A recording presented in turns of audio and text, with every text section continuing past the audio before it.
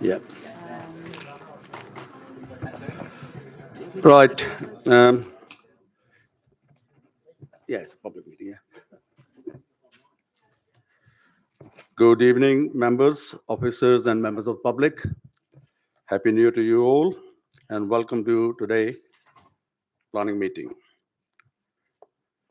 First of all, I would like to welcome our Director of Planning and Building, Mr. Vincent Lecovara. Welcome. Thank you. Thank you, Chair. Okay. And everybody has seen addendum report. There is one item there to be noted. I'll declare that towards the end, yeah? And one item has been withdrawn, that is item 7, Dukes of Meadow has been withdrawn. So if somebody is waiting for that item, you can go if you like, or unless you want to wait and see, it's up to you. Item 7, Dukes Meadow has been withdrawn. And there's going to be a very short item towards the end. Any other business, I'll pass on to Matthew when it comes, and he will explain to us what it is. Right. Item 1, apologies for absence. I had 2 apologies, Councillor Gzalabat and Councillor Asim. Any other apologies? Yes, I would like to apologize for Councillor Farhan Rahman. Okay. Thank you. Item 2, declaration of interest. Members? Yeah, Joe? Yeah, I've received correspondence on a number of items from both applicants and objectors. Good. Yeah, Councillor Mir? Likewise. So bye. I think most of us have received that. Yeah, I've received all the emails, I'm sure everyone else. I would just like to draw your attention to item 9, West Middlesex University Hospital. That's in my ward. I do meet semi-regularly with the hospital director to discuss general issues about the hospital. He has talked to me about the application, and also several residents from Heppel Close, adjacent to the site, have also contacted me to make representations. Okay. Councillor Atwell? Done it? Councillor Atwell? You done it? Yeah. Okay, Tony? Sorry, Councillor Luke. With this current application and the previous application at Oakley Close, I have met with residents. It's in my ward.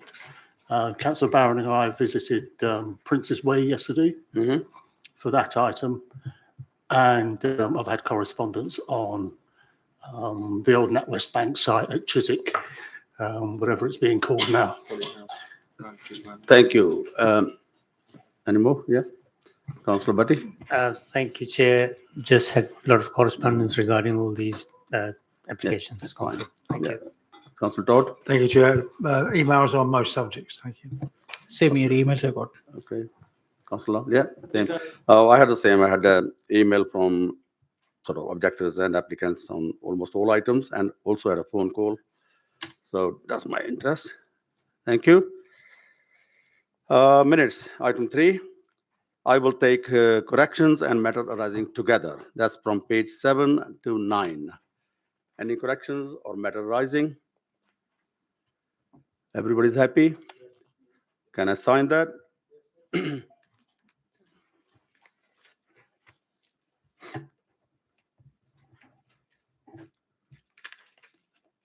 Thank you. Right. I'm going to make some changes to the agenda items. I'm going to take 4 items with the speakers first. So in that case, we will take item 7 first. Item 6. 6, sorry? Item 6. Oh, sorry, 7 is withdrawn. Yeah, item 6 first. Yeah. Sorry, Matthew. Who's taking it? Item 6. Okay. To you.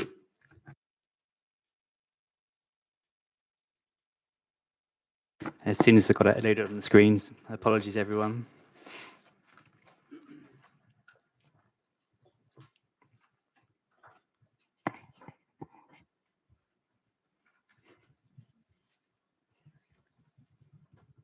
So while Matthew is thinking, I'll just tell you the order. We'll take item 6, The second item will be item 9, then item 5, then 4 and 8.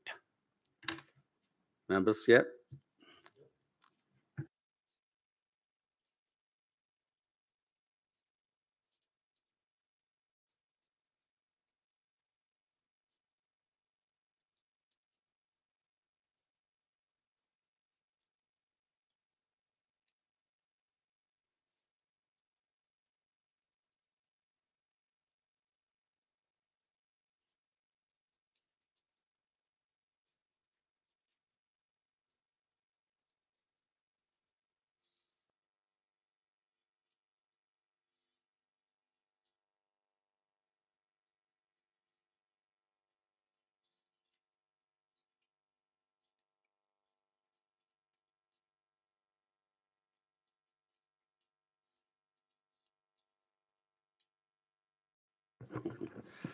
Another one, members, it's very long agenda in front of us, so I will request people to be to the point.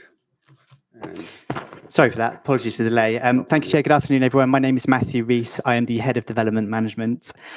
So the first application tonight is on Chiswick roundabout.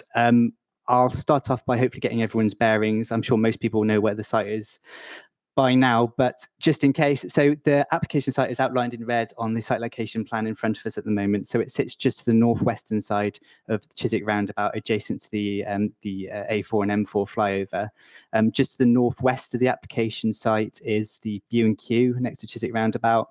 Further to the northwest, towards the top left of the screen as we look at it, is Gunnersbury Cemetery and Gunnersbury Park. To the southwest is the redevelopment sites that are happening around Capital Interchange Way. So that includes the Citroen site, Capital Interchange Way. And then to the southwest beyond that is Brentford Football Club, the new stadium, together with the wider sports-led redevelopment. And then, sorry, to the east is the Power Roads area, in Gunnersbury Avenue runs just to the left, to the right-hand side of the site as we look at it. Not on the screen at the moment, but of pertinence is also to the southeast is Strand of the Green Conservation Area. It fronts the northern side of the River Thames, and then further to the south, as I'm sure most of you are aware, is Kew Green Conservation Area and the Kew Gardens Conservation Area. So the application in front of us tonight is for a 24-storey building containing 252 new homes and 5,628 square metres of office floor space. It is 35% affordable, so that's at a 70-30 split. So this is a fast-track application in accordance with the Mayor of London's guidance. It's got 62% carbon reductions. There is parking at basement level, and there is also an advert proposed on the building. So what we're effectively asking tonight is for 2 votes, two resolutions. One is for the building itself and one is for the advert, which we'll come back to. Many of you will know the site due to previous applications on it. It's had several different incarnations. Each time it comes forward, it's got a different name attached to it. So I think it's be called the Tricorn the Octopus building, but most pertinently to this committee is when it was called the Chiswick Curve site. So that application was for a it was for a taller building, so it was for a 32-storey building. Sorry, that was something that members refused. It was called in by the Secretary of State and subsequently refused there. It was refused on grounds of heritage and failing to improve the planning balance, so that there wasn't the benefits of the scheme attached to it to overcome those concerns. Actually, yeah, no, I'll quickly point out the surrounding developments as well, because there's obviously quite a lot going on around this site. B&Q, there's a 16-storey permission approved just to the northwest of the site. On Capital Interchange Way, there's a 16-storey building there. On the Citroen site, 18 stories, and Brentford Football Club is 17 stories. So it probably gives you a fair idea of how much redevelopment is proposed ongoing around this site. I've chosen some aerial photographs, sorry, instead of on-site photographs to give a better impression maybe of what's going on around the site. But you can clearly see the application site with the red arrow there. B&Q is just below and to the right of the application site. And then you can see Brentford Football Club to the right-hand side with the regeneration around that area. And Capital Interchange Way is just to the northern side, southern side of the flyover to the top of your screen. To be constructed, but with planning approval in place. And then you can see Gunnersbury Park to the bottom right-hand corner, the Gunnersbury Cemetery. And then just the other side, so this is now looking north with a clearer view of Gunnersbury Cemetery. and then a photo of the site. So again, you're probably aware of the site, but it's currently an open area of grassland, which is hoarded off. So I'm moving on to the proposal now, and this is the ground floor as you look at it. So you are looking at what is essentially some landscaping to the front of the property and the entrance to the building shared parts. To the left, you will see there's car lifts leading to the basement level. So the access comes from Larch Drive, which is the northwest side of the site, the vehicular access, sorry. And now moving on to a typical office floor plan. So offices are on the first from ground first floor up to the 5th floor, and that's generally what they look like. This is the 5th floor, which has got office and an internal garden area. And now I'm moving on to a typical housing floor plan. So housing is from the 6th floor to the 24th floor. Just to point out, draw your attention to the amenity space attached to the scheme. So it has an atrium which is 3 stories in height every 3 floors, which contains the landscaping that you can see in this plan at the moment. And then the housing is set off the A4 M4 frontage in a kind of V shape. These are the elevations. They are pure elevations, so they don't actually show the corners, but the picture on the right-hand side is what you would see if you were stood literally on the M4 looking back to the building. The picture to the left is the eastern side, so looking from the east, and then the northern view, so that view is where you to stand by B&Q, look back onto the site, and then the western view also has a section there. I'll point out again, so you can see that every 3 floors, the right-hand pictures are showing it fairly well, is the atrium gardens, and then there's 3 individual floors within each of those 3 stories, which contains the residential dwellings. So some CGI views. So this is the one on the left is looking back up the M4 flyover, so you can see the proposed but not yet constructed B&Q site just behind the Chiswick curve there. And then this is a view of the front, the office entrance, and a view of the roof. I've got a few more CGIs. And then, so I'll talk a little bit more about the reason for refusal for the previous scheme. So essentially, the reason for refusal were that it was too tall and causing harm to heritage assets in the area. So contained within the report is an assessment of each of the heritage assets within the area, an assessment of the impact on them, and then there's a balancing argument made towards the end of the report as to whether the harm caused to heritage assets outweighs if the benefits of the scheme outweigh the harm caused to heritage assets. So I think you've probably heard this before, but there's a specific test that a development has to go through, which is, first of all, you define whether there is a significant harm to the heritage assets based on the how the building appears in relation to it and the importance of the asset. If you find that there's substantial harm, then to refusal of the scheme. If you find there's less than substantial harm, then you go on to do a balancing argument to discuss whether the benefits of the scheme outweigh the harm. So that's what's happened with this report. It's been found to have less than substantial harm on heritage assets, and we have found the benefits to outweigh that established harm. So first of all, this is Gunnersbury Park, and what I'm going to show you are these wireframe drawings. They're verified views, but some of them aren't very clear. This one is quite clear. What they've done here is they've shown you what the B&Q scheme would look like from the cemetery area of the Gunnersbury Park, with the Chiswick Curve building peeking up behind it. Capital Interchange Way is to the right-hand side of that picture. Then I'm going to move through Q, but you probably can't see this very well. They have illustrated through wireframes the proposal in the background, but you can fairly clearly see that there really isn't much impact on these heritage assets as a result of the scheme, by virtue of the fact that you can't really make out the building behind the trees in the buildings. In this case, Historic Union have been consulted. They did not raise objections to impact on Kew Gardens. They have raised objections to impact on the Kew Green Conservation Area and the Strand and the Green Conservation Area. I have a few more views. So this is a long view looking east along the M4. So you can see it in the background. I'm not sure how clear that is to everyone, but the building is visible there. And then again, this is looking east along the junction 1, and you can see the building just off centre to the left-hand side. Also, as I said, there's an advert being proposed as part of this scheme. So the advert isn't necessarily very clear here, but you can just see there's a square box around the red advert. It's 4 meters tall, so obviously it looks quite small in this context. It isn't insignificant in scale, but it's positioned to the bottom left-hand corner due looking at the plan views to basically look out onto the M4 flyover as cars approach from the west towards the site. So it would be clearly visible from there. So yeah, so I mean, as I've suggested, I've suggested that the key issue is the impact on heritage assets, the design of the scheme, how tall it is, and I think some arguments are going to be made on that basis. That's not to say there aren't any issues here, but hopefully they've been considered within the report. So the basis is that we believe that there is less than substantial harm, but we think the benefits outweigh that harm. Benefits being new housing, affordable housing, jobs, commercial redevelopment, and we believe that the design of the scheme is an improvement on the Chiswick curve, and indeed is a well-designed scheme. So I think that's covered everything I was going to say. In which case, if that's okay, I'll leave it to questions. Thank you, Matthew. Members, questions to Matthew? Yeah, Councillor. Hi, Matthew. You mentioned 35% affordable. What's the split and what types is it? So that's so it's 55% by habitable room, and it's a 70-30 split in favour of social rent. So that's what we require as part of the fast track. Councillor Dadmore.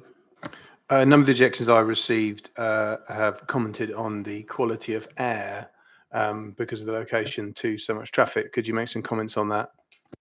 Yeah, so the general approach is that you elevate the residential section of the property. So they start at six stories. There are certain features installed, so mechanical ventilation, and then the outer facade has a purge vent. So there's these features that have been installed, fed into an air quality assessment, and obviously we've sent off through experts to assess what the air quality of the units are going to be. So they're satisfied that due to it being elevated above the street level by a sufficient distance, and the measures installed to suggest it's acceptable. Sorry, so it is acceptable, the air quality? It is acceptable, they've decided. Yeah, Councillor Todd. You say the benefits outweigh the harm. That's a very subjective statement. What do you look to confirm that? What evidence have you got? It is broadly subjective. So I should stress that we are making a recommendation that the benefits outweigh the harm of the scheme. That's obviously your judgment to make. That's for the decision maker to weigh the benefit. Yeah, absolutely. Yeah. So I've just coming to that point. So obviously I've listed the benefits of the scheme, and I will maybe add to how heavily we weigh those benefits, because of course we've got very strong policy seeking additional homes in the borough. There's a housing crisis. There's a desperate need for affordable housing that weighs very heavily in our considerations to schemes. But also again, having gone through the pandemic and economic recovery is very important. That's not necessarily embedded within policies. Notwithstanding that, again, the jobs that be created, the office space that be provided weighs quite heavily in the benefits of the scheme as well. In a wider basis, it is a sustainable scheme. It's got a good carbon reductions efficiency, and it meets the affordable housing. So again, it's to your discretion how much you weigh them against impact on heritage assets, but on the weight of the policies attached to housing, new jobs, offices, we believe that weighs very heavily in our consideration.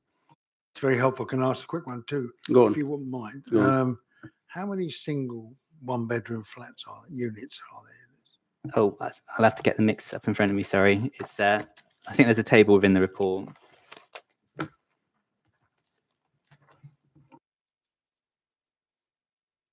If it's helpful, it's page 79.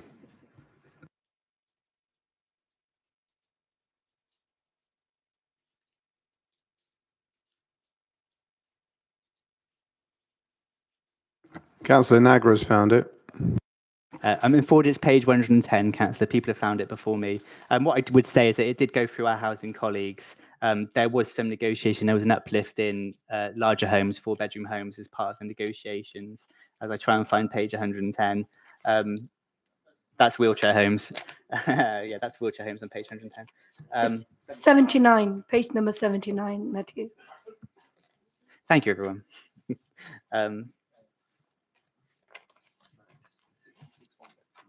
66 one-beds. Thank you, Ed. Have you got it in front of you? In the context of what the borough wants, Matthew, you've alluded to a shortage of housing and things like that. Given what we require, or housing department requires, is that an appropriate percentage? If it's okay, can I yield to my housing colleague who is an expert in these matters? Hi, Pratima Sood, affordable housing. So in terms of need, the 1 bedroom is required. So in terms of looking at our housing register, the need for single 1 bedroom units is significantly high. Okay, thank you. Any more questions? Councillor John Crowe, yeah. Yeah, the applicant may be able to answer this a little bit more clearly, but I don't know whether you've got any information on it. But there's retail space as well being provided on the ground floor. Is there any indication of what that's likely to be, what the mix is going to be, etc.? So not at this point, no. I mean, it's not unusual for us to define an area for retail. So I think it was a cafe at ground floor level. I think that was the intention. But yeah, of course, you can ask what their intention was. But purely in planning terms, it's fine to have the use class in there and then to subsequently determine what does go in there. Councillor Luki. Can you tell us what policy tells us about heights of buildings for this location in the borough? So we have now 3 policies on tall buildings to refer to. The 2015 policy suggests that tall buildings should be in town centre locations, but it does allude to, well, it doesn't just allude, it states that sites will be identified within the Great West Corridor for tall buildings. Subsequently, the London Plan policy also states that tall buildings will be acceptable on a plan-led basis. So if you define an area within your local plan, your site allocations as to where tall buildings can go, and that did lead to a site allocation on this particular site. It wasn't for a building this tall, the site allocation. I think the site allocation was for 120 homes. So this is an uplift on that. So it has been identified as acceptable for tall buildings. The site allocation does not state this tall, but obviously we've now gone through the avenue of testing a building this tall and found it to be acceptable. What was the third one? Sorry, so the local plan review for the Great West Corridor, so it also points towards tall buildings within the Great West Corridor as being acceptable. Yeah, I'm a short bloke and I know some tall blokes. How tall is tall? What's the maximum for what's the maximum heights we're looking at down here? What is the policy, the maximum height policy for around here? So anything over 6 stories is tall within our local plan. So sorry, Matthew. Yeah. Meters, not about stories. Stories. You're talking about a 3-story atrium there. Yeah. How many meters high? So 6 stories is approximately 20 meters. We are talking. I think this is to the upper end of between 90 and 100 meters. I think the height of this building is.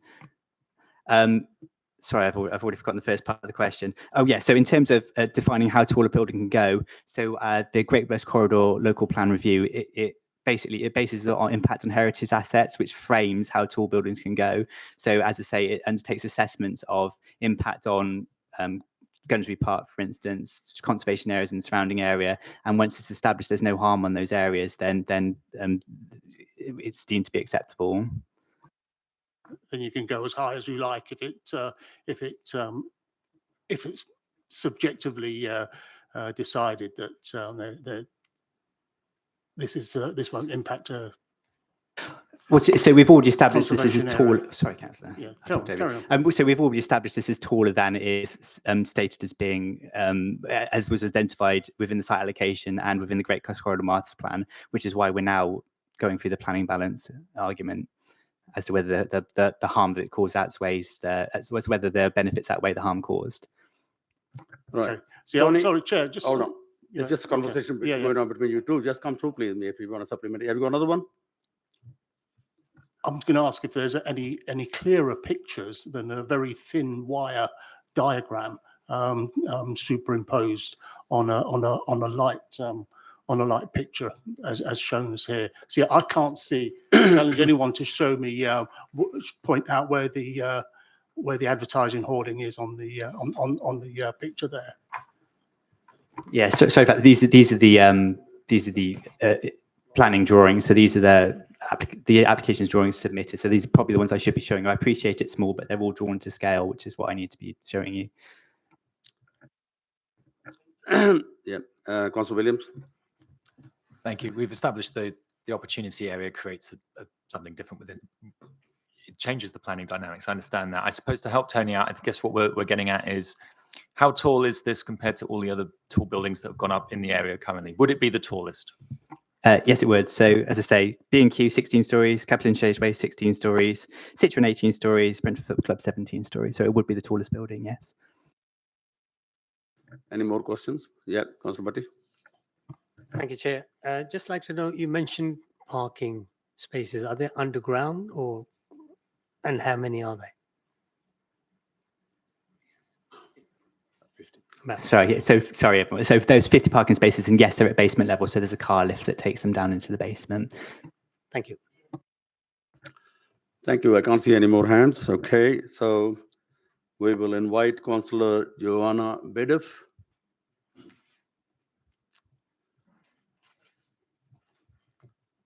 Councillor Bedef, you'll have 5 minutes.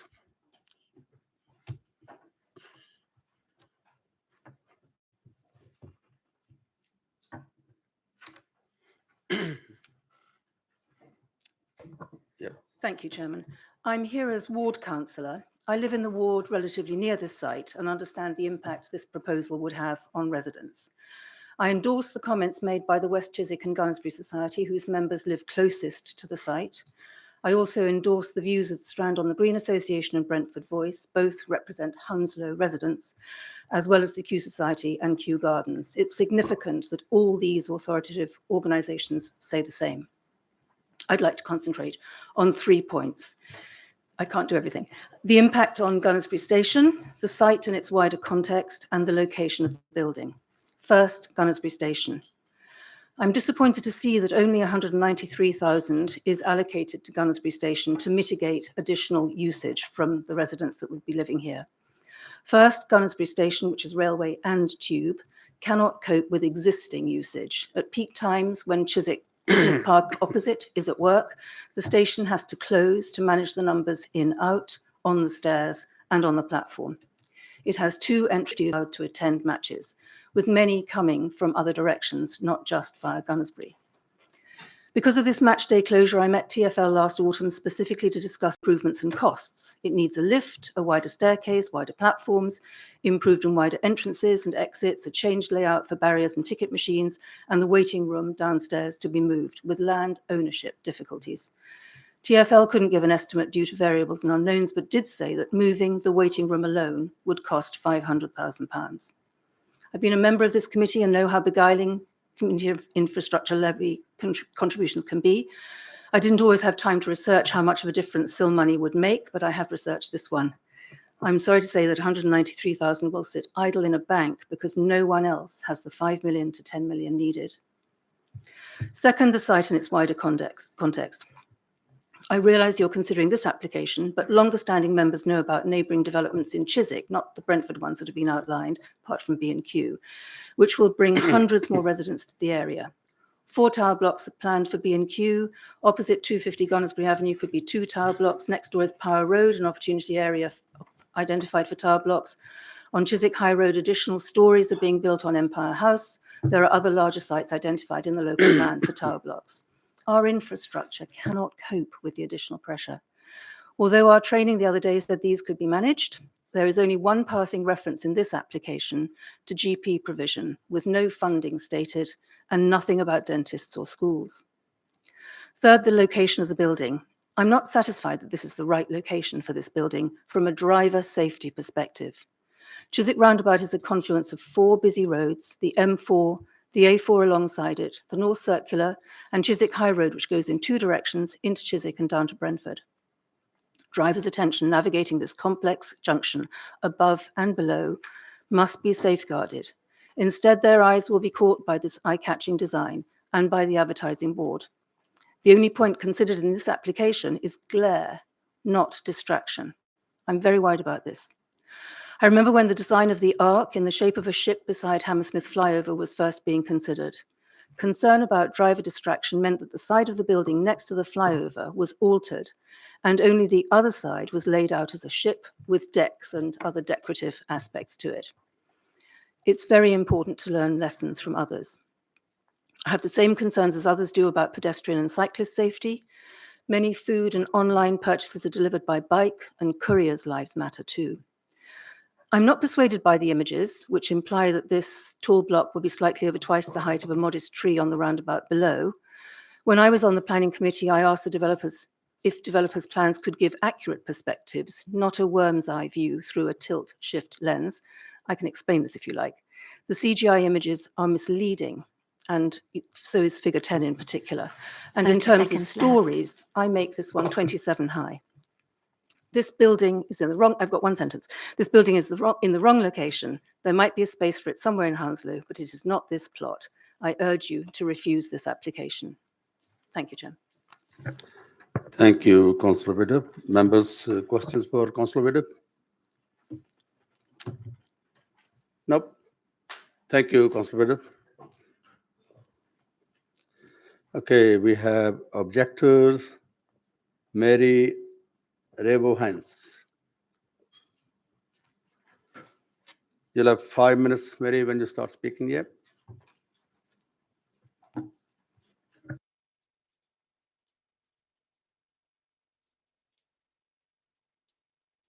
When 30 seconds left.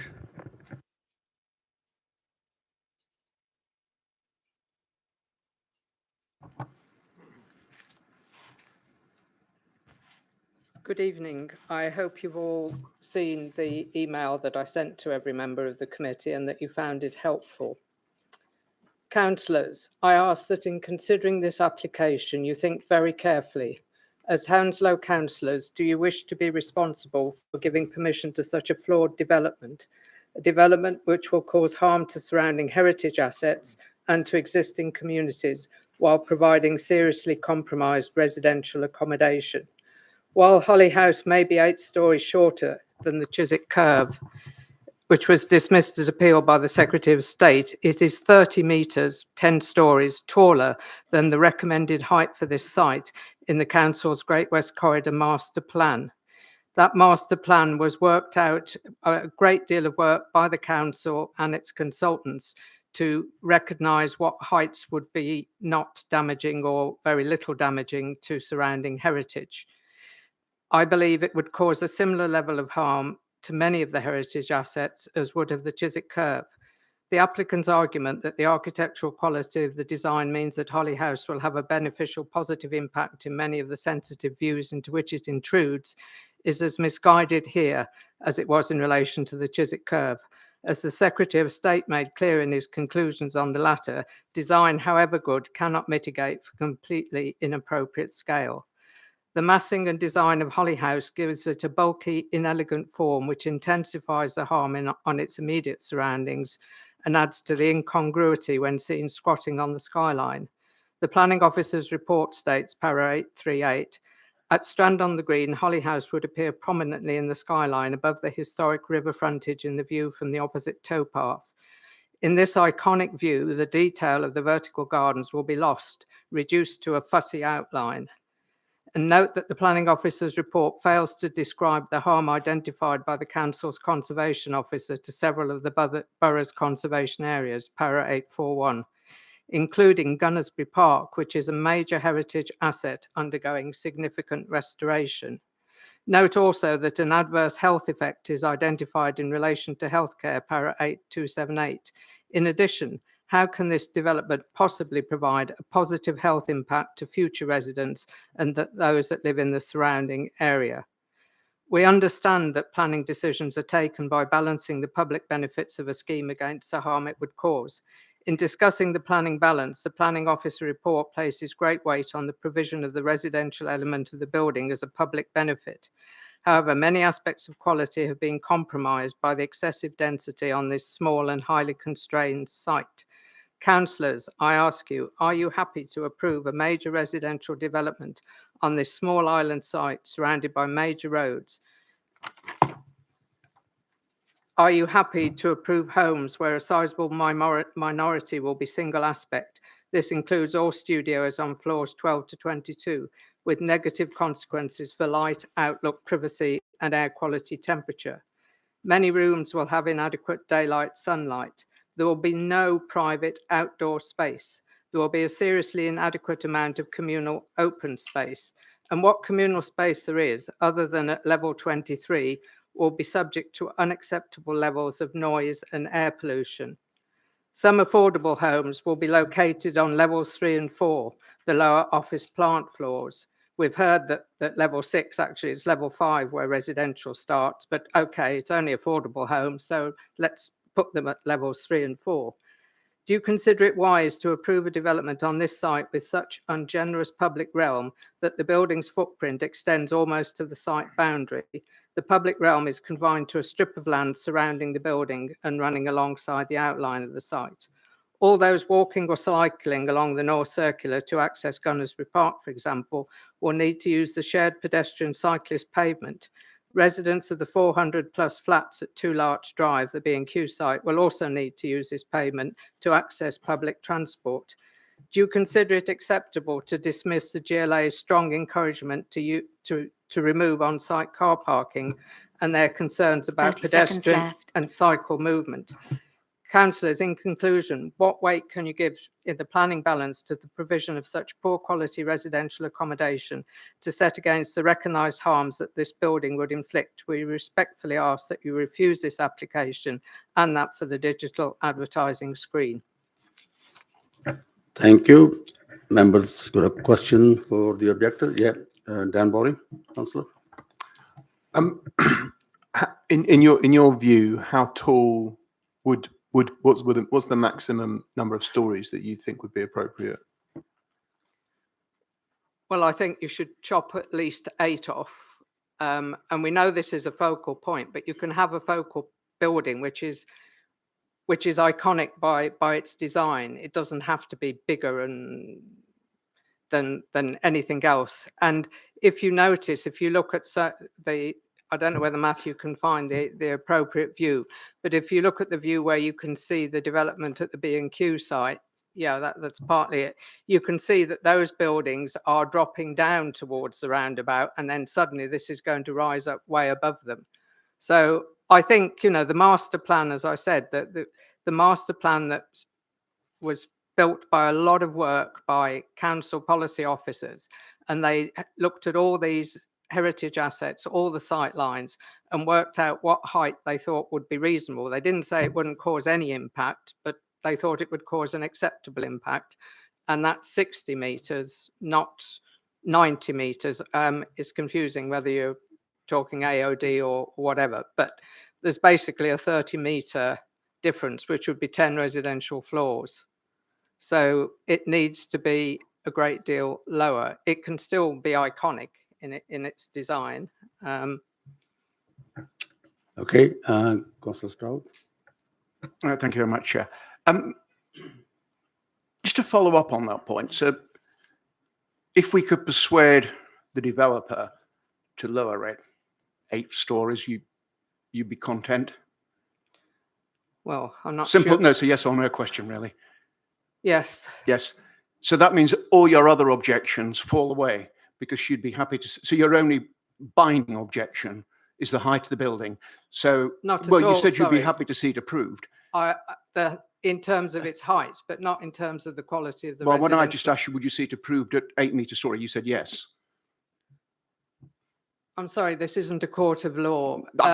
It was a simple question. Would you see it at 16 floors? You said yes. I would see that as a reasonable height of a building. I didn't say anything about any of the other aspects. Okay, let's just move on a little bit. This site's got a sad history, and it seems to be a problem to every solution.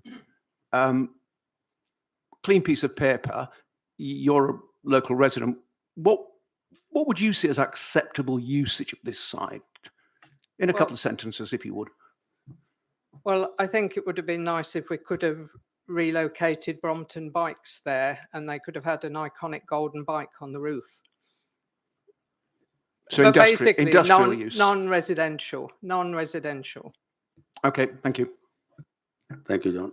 Any more questions? Yeah, Councillor Todd. Yeah. I think you're here to object to a particular item, not to give views. Is that correct? Yeah, I'm Yeah, objecting. okay. I thought that was inappropriate. There we are, digress. Sorry? I disagree, councillor. Well, good, but I've got the chair at the moment, okay.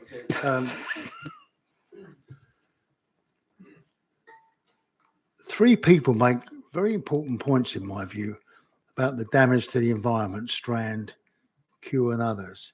Yeah.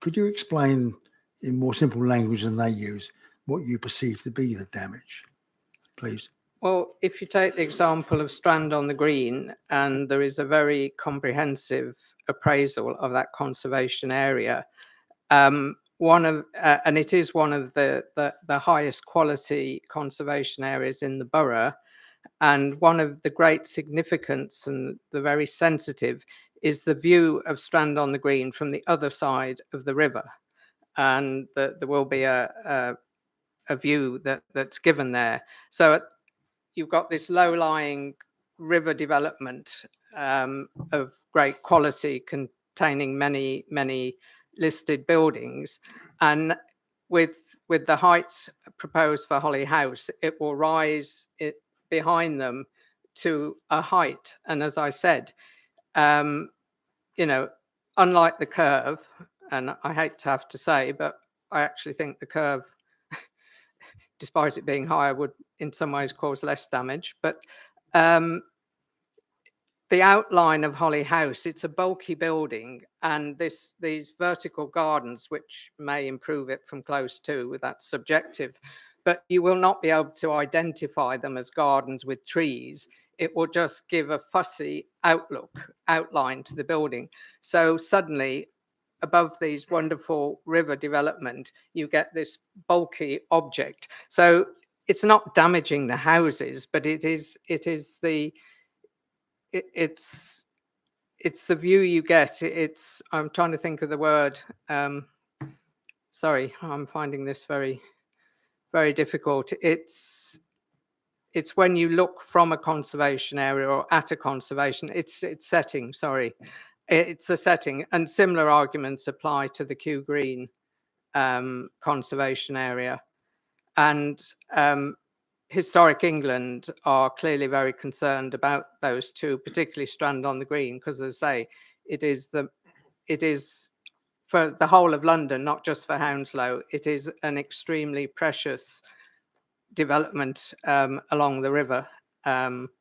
And there's also the issue of cumulative harm, because we know there are other developments that are under construction, some that have been constructed that already cause some harm.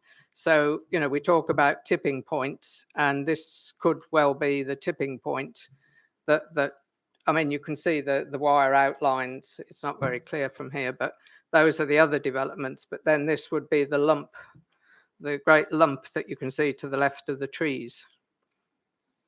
Okay, thank you. John, just ask question, please, not argument and conversation with the other councillors. We are asking question from the objector. So no conversation with the councillors or no argument, please, okay? Both of you. Thank you. Councillor Luki. So whilst we've got that picture up, can Matthew enlarge that, please, so we can see not the bucolic from south side of the river. So where is the tower from there? Sorry.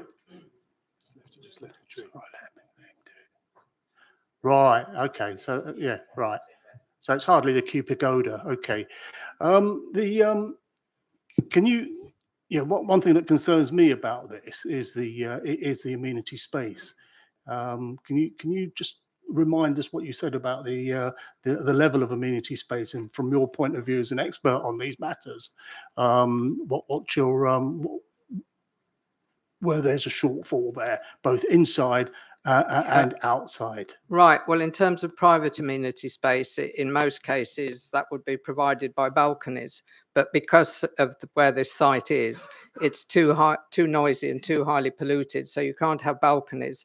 So then the fallback position is winter gardens, but these don't even actually have winter gardens. They have the possibility of a winter garden, but it's clear in the report, in the planning officer's report, that if you actually have a winter garden, so there's 2 layers of glass, you know, with the space in between, you'll be cutting down the light, and you may also have problems in temperature control. So I think it's quite likely that the majority of residents will opt not to have a winter garden. So, okay, they'll have a slightly bigger living room, but there will be no private amenity space. So you think, well, they can rely on the communal amenity space, but the communal amenity space is these vertical gardens. There's a huge deficit. I think it's 6,000 square meters deficit. And this is all justified because of the density and because of the constraints and the position of the site. But that's turning things totally upside down. What you should look at, if the site has these constraints of its environment where it is, then that means you should reduce the level of development, not say, oh, well, you know, we can't do any better on this site, so you'll have to put up with it. And the communal space, other than the roof garden at floor 23, none of the other spaces meet the BS standard for noise. And it's described in the planning officer's report as that all these spaces will be very uncomfortable, except for floor 23. So, for example, the terrace at at level 5 will be the most noisy, most uncomfortable, most polluted. And it's for the affordable homes, but it also includes most of the play space for the whole development. And that is why I'm asking you, is this the sort of development in the 21st century that we want to offer to Hounslow residents? And because of this lack, like many of the other developments in the area, they are putting it saying, well, it's not far to Gunnersbury Park, but you know, getting to Gunnersbury Park from here for young children will be quite a nightmare. And Gunnersbury Park you can't offload every development onto Gunnersbury Park. So yeah, so very, very poor. And you know, there's no space round the edge. The site, the footprint of the building is almost at the site boundary. There's a little corner, and they're going to add an extra metre to the pavement on one side. You know, that's the green space. Thank you. Last one, just one last one, Chair. Okay, go on. You're a local amenity society. You sat through the planning application for the B&Q site, and this wasn't considered as part of the B&Q site. You and your members, to what extent would they consider an amalgamation of these sites for a more considerate development, perhaps? Well, unfortunately, that's what's not been put forward. But I remember when this first came up and when the B&Q came up, our MP, Ruth Cadbury, also commented that the only sensible thing to do with these 2 small compromise sites was to put them together. But there is no mechanism, as far as I'm aware, that can force 2 separate developers to work together. But it is a major issue because, you know, one of the issues with not putting them together is Larch Drive, which is a cut through from the A4 to the North Circular. You're going to have all the ins and outs of vehicles. Okay, only 50, but you note that the GLA strongly encouraged that there should be no car parking. They don't believe there should be any car parking on this site because B&Q site will have over 300 car parking spaces also driving out of Larch Drive, which is the road the children have to cross to get to Gunnersbury Park. Okay, thanks. I'll So come just back to John. Point of information. Just a moment, John. Sorry. Anybody else before? No? Okay, There John. was a point of information or a question. Yeah. You just made reference to something in the report which I can't find, which about the poor quality of the outdoor space. Could you direct us to it, please? Sorry, I couldn't find it. Bear with me, I'll try and find it.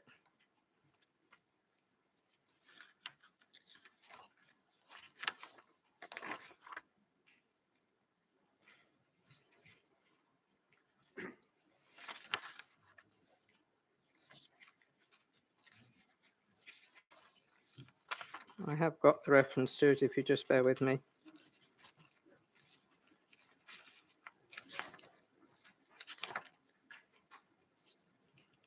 The community amenity space, it's paras 8 point, Can help you, It- sorry.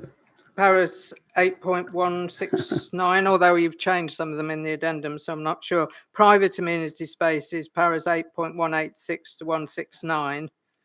Community amenity space probably follows on. 8.143. Yeah. Para 8.188, the scheme is under providing communal amenity space against those standards. That's the local plan policy. This is primarily due to the constrained nature of the site, which predicates a relatively small building footprint. 8191, there would be a notable shortfall in on-site communal provision of about 6,000 square metres.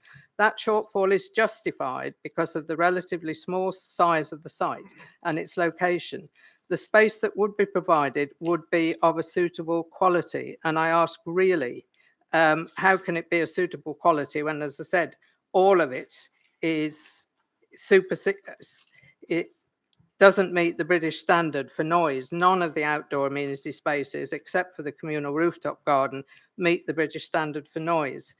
And the level 05, I'm quoting again from the report, the level 05 garden is largest in area, but is likely to have the least comfortable and most polluted microclimate due to its lowest position on the building. And level 05 garden, as said, contains the main play space.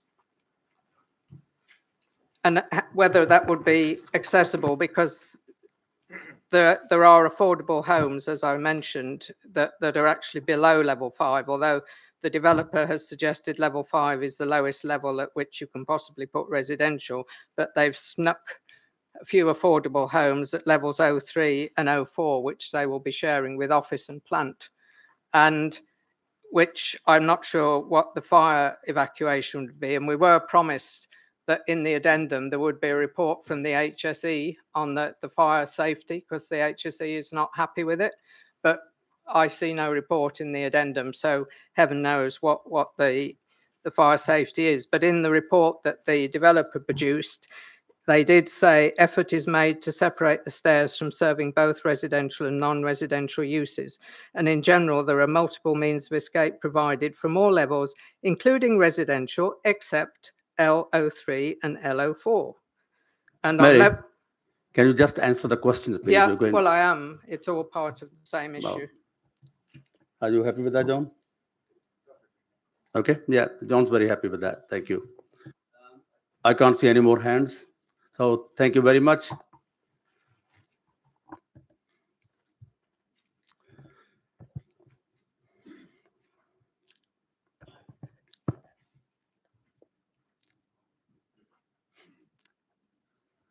Thank you. Now, can I invite applicant Kim Gottlieb, please? Yeah, that's fine. And you'll have 5 minutes in total, yeah?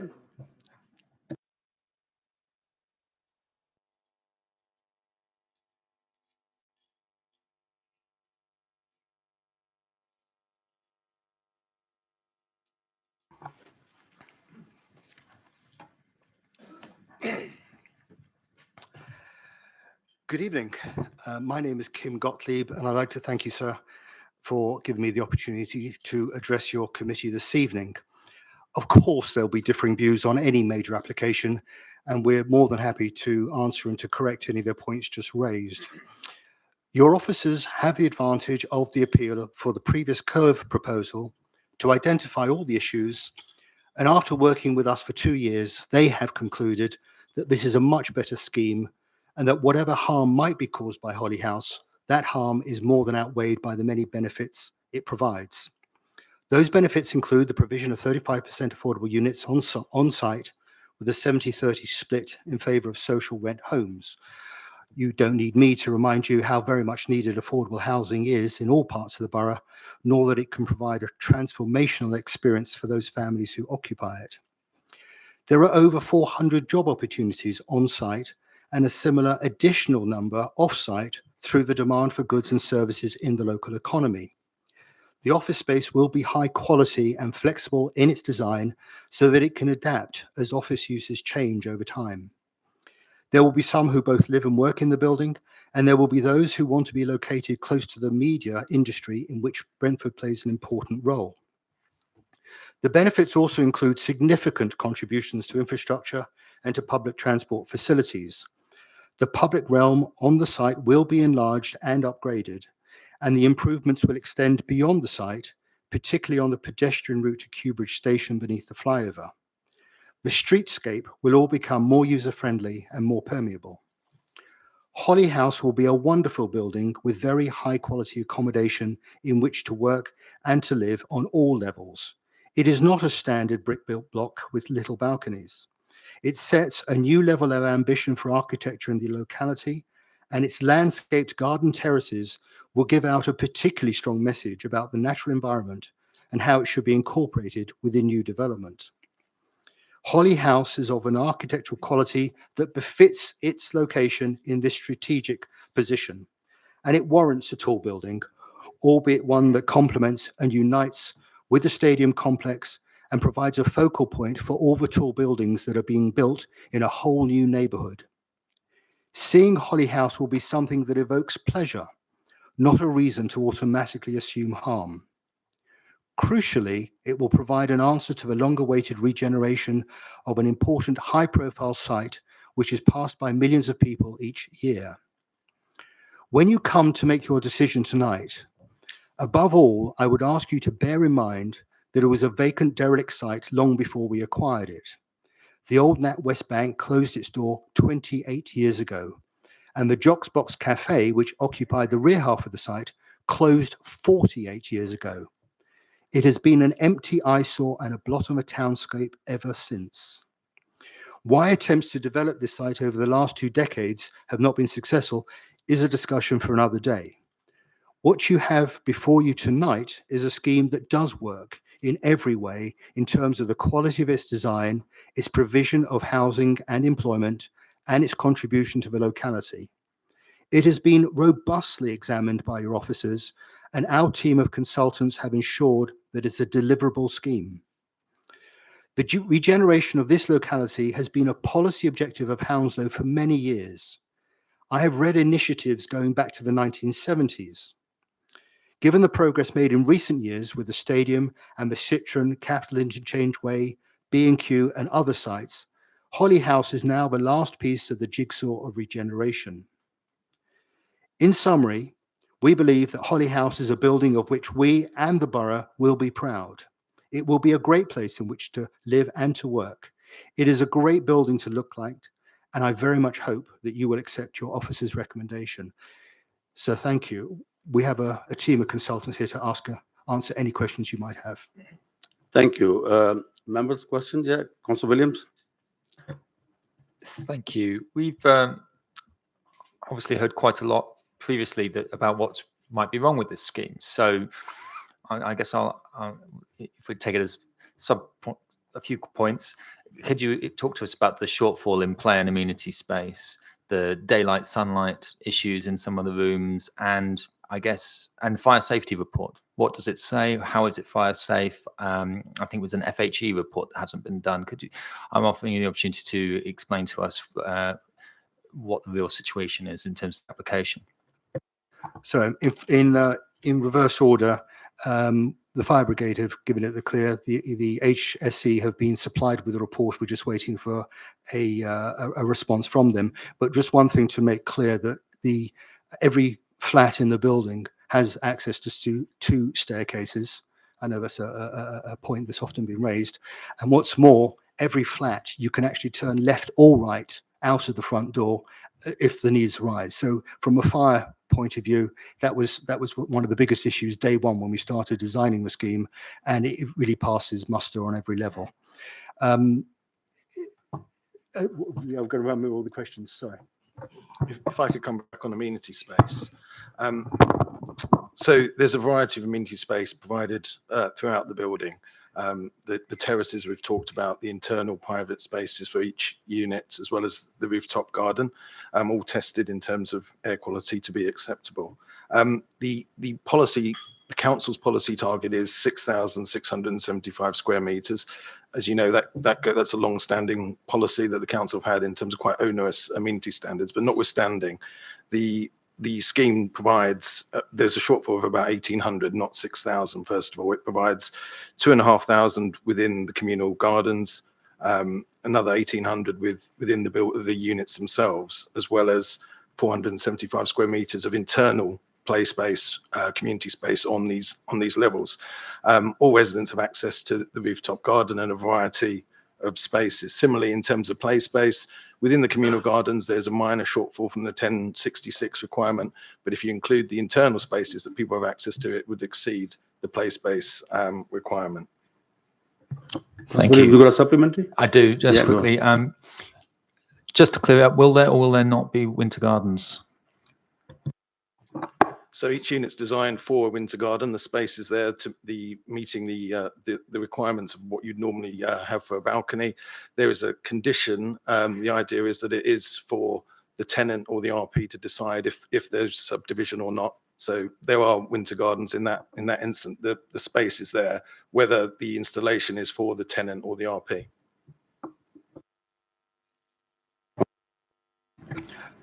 Yeah, thank you very much. I'm sure you were listening to what was said by some of the objectors quite closely. One of the issues raised was that the affordable homes were being pushed to the lower levels where the air quality was poor, and the amenities were less, use a better word, less ritzy, as it were. I mean, what's the answer to that? Is the quality throughout the building? Is the air quality throughout? As are we pushing the affordable down to the tween decks? Hi, so Jennifer Tester from Trium Environmental Consulting. We coordinated the environmental impact assessment. So in terms of air quality and noise, the way that we assess, we don't differentiate between private and affordable housing. The assessment criteria and methodology is consistent throughout. And that assessment found to be air quality and noise were acceptable at all levels, regardless of tenure type. So we looked at kind of key pollutants, nitrogen dioxide and particulate matter, and both of those were found to be acceptable on key levels. Can I just add to that, sir? Can I just add to that answer? It was slightly misleading to say that those lower level flats are of a lesser quality. The quality is maintained throughout the whole building. The quality is tenure blind. Those at the back of the building, they're on Larch Drive, they're further away from the A4. I just as one supplemental, you quite rightly say acceptable. Well, not an expert myself, but where's acceptable sit on the range? I mean, one presumes that if it's a government guideline, acceptable is well within safe tolerances that people should be living in. But where are we? I mean, does it present any permanent or residual health risk to tenants and people using the building? No, so the way that we look at the assessment, we look at the baseline for the future year of occupation, which we took to be 2027. Air quality does improve within the future, but we don't take that into account. We want to look at kind of a worst case conservative approach. And even with that worst case conservative future scenario, air quality is achieved in kind of national government objectives. So we don't really differentiate beyond its kind of meeting objectives and policy targets, but it does meet those criteria and it is acceptable for residents. Sorry, could I just, one of Councillor Williams' questions I think we missed, in terms of the internal daylighting, 95% of the units pass the required guidance. So I just wanted to make that clear. That's what you want to ask? Okay, Mr. Borg, yeah. So firstly, thank you for your very comprehensive answer on the amenity space. I was sort of following along, trying to add it up and got a bit stuck on the maths. Could you just in layman's terms, or percentages, what's the shortfall? Is it 30% under, 20% under? So the target is 6675 and there's a shortfall of 1802. So 60, so it's probably a 40%, less than that shortfall. So maths is not my strong point. All right, hold on. but what I would say, that's not uncommon for developments that have been approved in the borough, because the 1997 standards are very difficult. There is obviously space. There is, Hudson Square will be located directly next door. The new square is part of the B&Q scheme, and you've got Gunsbury Park as well. So the target's 6675, and the actual is 4873. Thank you. I've also got a question on the construction logistics plan. Is someone able to answer that, do we think? So in the construction logistics plans, I know that you've got a further one to come if permission is granted. The construction logistics plan I saw, it showed ingress off the A406 right by the roundabout, then the egress onto Larch Drive. Could you explain to me why the ingress wasn't also put on Larch Drive? And if there's any sort of analysis about what that's going to cause to the traffic on a very busy interchange? So I don't have that data to hand exactly, but the way that construction planning works at this kind of pre-planning stage is it is indicative. So there is room for those kind of further discussions on access and egress, which will be part of the detailed construction environmental management plan, which will be produced. But in terms of kind of the traffic assessment for demolition and construction, we found no significant effects on kind of severance, pedestrian amenity, fear, intimidation, accidents and safety, and all of those kind of different, components of traffic and transport. So it is a safe working site. You're unable at this stage to say why ingress couldn't be done on Larch Drive? I'll pass over to Kim. I can't give you a proper answer to that, but what I can say, just to try and reassure you, if I may, no roads are going to be closed in the process. Only roads that will be closed is when they're actually being upgraded. That's not my concern. It often goes with it. One of the impacts of construction, because it is a tight site. Obviously, we need to liaise closely with B&Q, looking at timing and deliveries and all that sort of thing. So it is obviously a major process, and the council will obviously be in receipt of a fully, very detailed construction management plan in due course. Thank you. Councillor Williams. Sorry, yeah, I was just wanting to come back on what I was talking about earlier. I was just mulling over in my head. So, okay, the winter gardens, they don't have to do them. So I guess the follow-ups are the winter gardens, do they count towards the private amenity space for the residents? And if you don't have winter gardens, then what do you have? Well, what will it be? So if you don't have, there's a condition requiring details of the winter gardens to be provided. So there is the control the council has to, impose those if they so wish. It's designed so there would be a separate area that could, physically would be the winter garden. If you chose not to have a winter garden, you would have the 5 to 7.5 square meters of additional space within your unit. So it would just be walled and then there'd be windows. Yeah. To be additional internal space. Yeah. Okay. Thank you. Any more questions? Yeah, Councillor Todd. Yeah. Hi. Can I go back to you, young lady? You mentioned air pollution. Can I and standards in government? Yeah. What's the level of PM 2.5? I don't have the exact figures to hand, but are you what whereabouts are you referring to? Because it varies throughout the site, so at different levels and in different environments, air pollution does change. But the point that we want to make through the assessment work that we've done, and we've got air quality specialists who have worked really closely on sites within the area, so they know the environment really well, and we do meet the targets. But I don't have the exact figures to hand, but we can get those for you if you want them. I mean, I readily accept what you say, that air pollution in that area must change, but it's adjacent to a motorway. And you've got no figures here. So they're all detailed within the air quality assessment, which has been carried out. Like I said, there's a lot of figures. The tables that they come in are kind of huge documents for different levels. I think it's a fair question to ask. Okay. You heard at the outset, officers, their view, that the benefit outweighs the harm.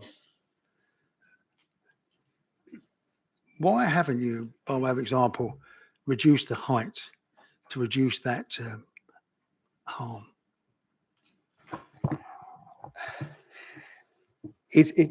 Well, it's a complicated thing because we don't necessarily agree that height is a question of harm. It's not something to automatically assume. There's a lot of taller buildings all over London, which would look ridiculous if they were truncated.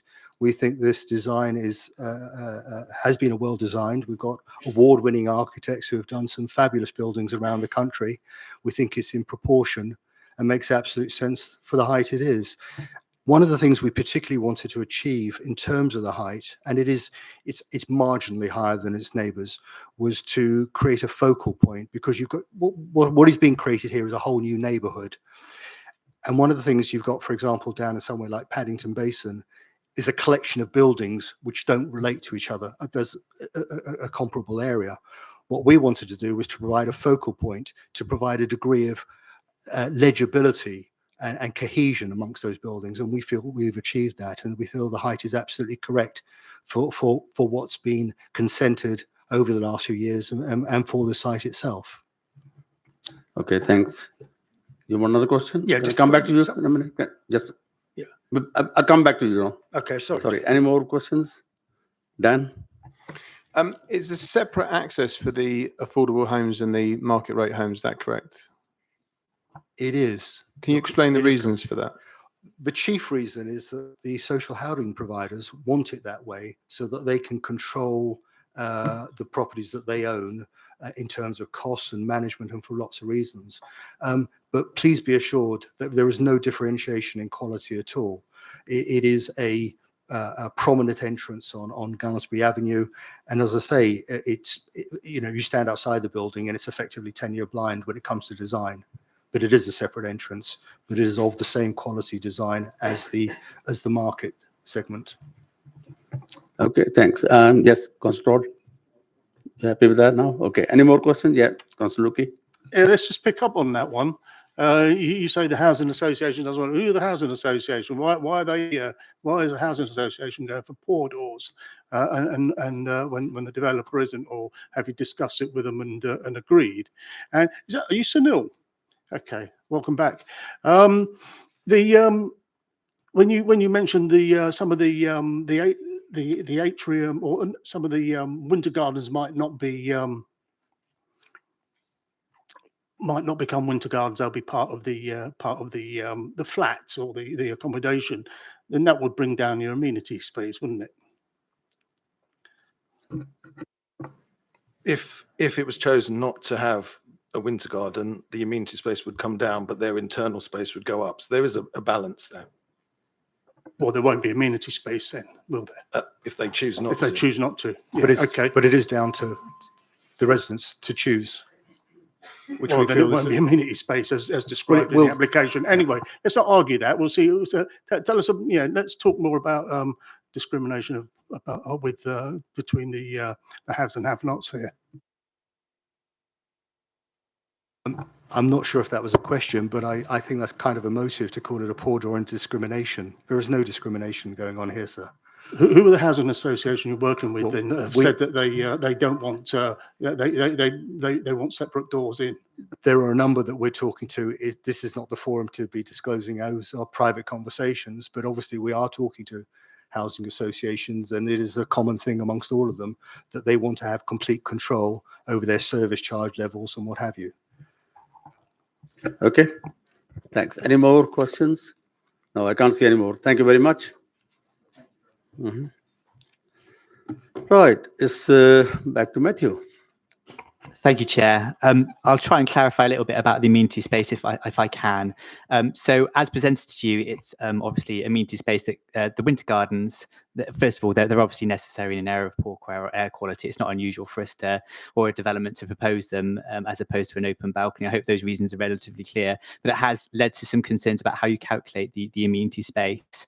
So should members feel very strongly on this, that then it would be possible to condition winter gardens if they are provided as winter gardens, because of the way that we calculate a communal amenity space and private amenity space, which is how SC5 dictates we must do.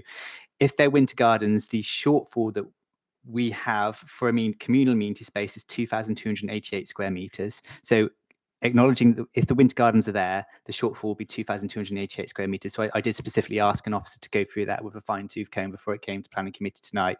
That obviously shortfall would go up if those winter gardens, if the winter gardens were included into the properties. But as the developer suggests, that does increase their internal area.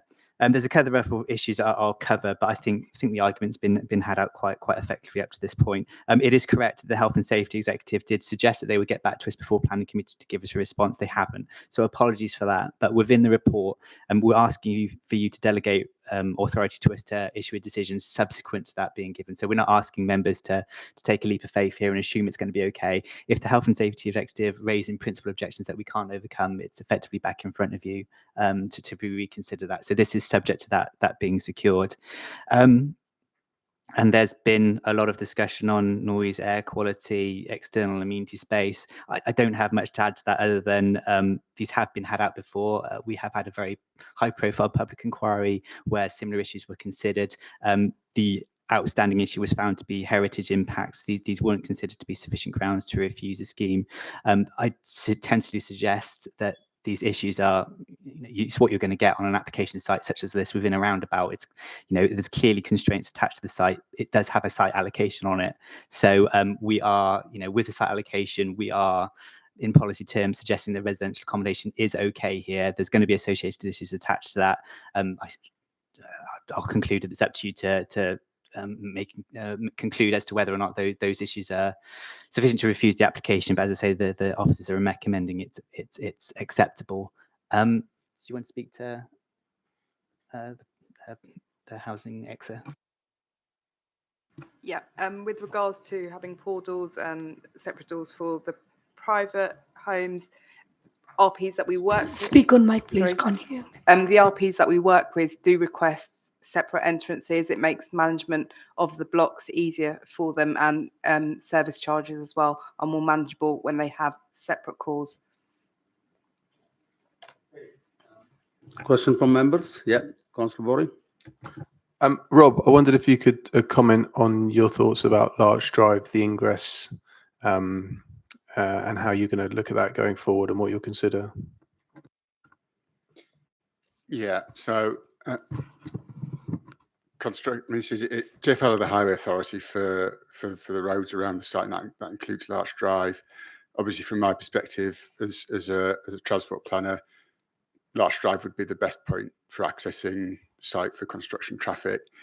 However, there might be specific reasons why that can't be done at certain times or for certain vehicles, which is why we have the construction logistics plan, and which is a living document, it's a live document. It will need to be approved by, it will come to us obviously, and it will need to be approved by TfL. TfL, I don't want to put words in their mouth, but they wouldn't want anything that affects, they wouldn't approve anything that affects traffic flow at the roundabout because of the strategic nature of the roads. So that will have to be agreed with them, and if that means that the developer has to change or the contractor has to change the way they operate to meet those requirements, they will have to do that. But the way that the condition is worded gives us that flexibility to make sure that it doesn't cause any obstruction to traffic or any road safety concerns, which are obviously key, the key things in this location. Okay, Councillor Williams.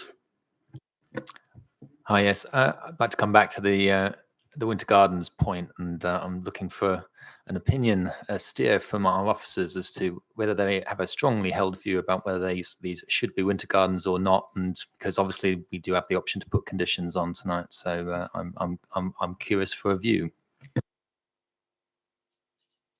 Obviously, you have our recommendation on the basis that they could be either, but notwithstanding that, we do have a policy to provide a certain amount of private amenity space. So it would be well within your rights to assign that condition. It'd be well based in policy. So were you to decide to add that condition, I'm going to suggest it's fair.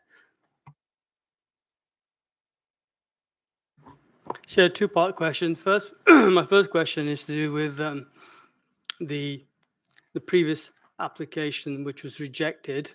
I'd just like a little bit more information as to the process in which it was rejected and clarification on the grounds in which it was rejected. Sure. So it's a very long appeal decision, so I'll broadly try and cover it. We, as a council, refused it. It was called in by the Secretary of State at the time.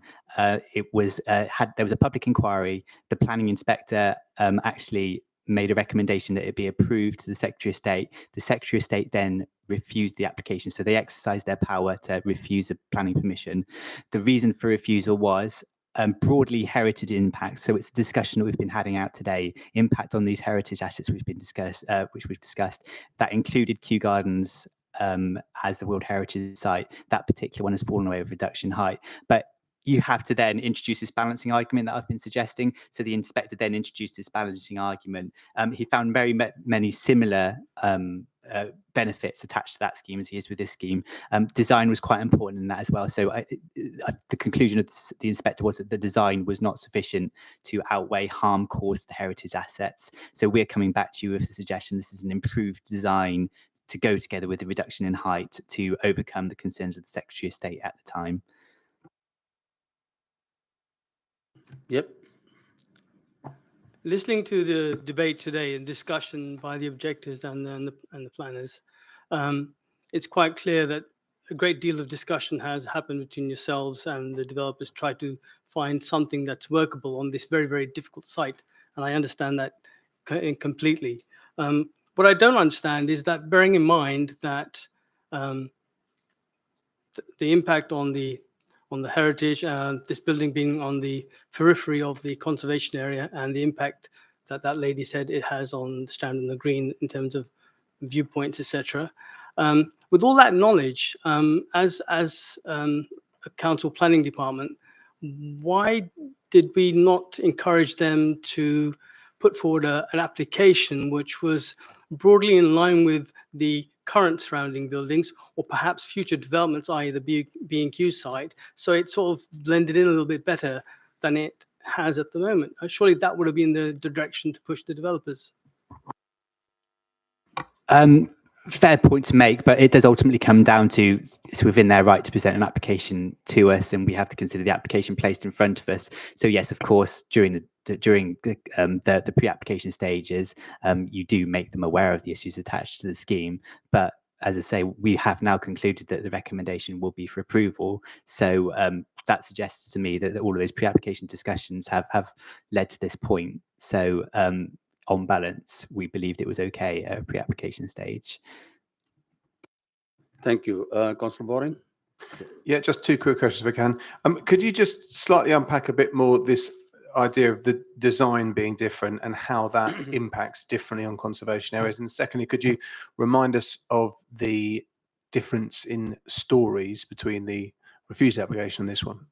So 8 stories is a relatively straightforward answer. In height. Sorry, how many? 8. 8 stories. There is within the report, there is the design of the Chiswick curve application. I'm going to rely slightly on the report itself. It goes through it quite a lot of length in terms of why the design of the new scheme is acceptable. Sorry, I just made a general, Sure.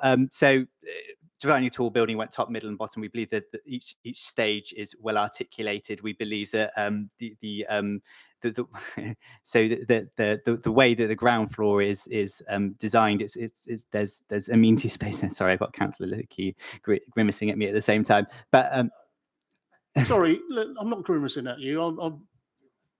What you know what I'm doing, do you? What's going on in my body? Tony, just come to the point, please. Yeah.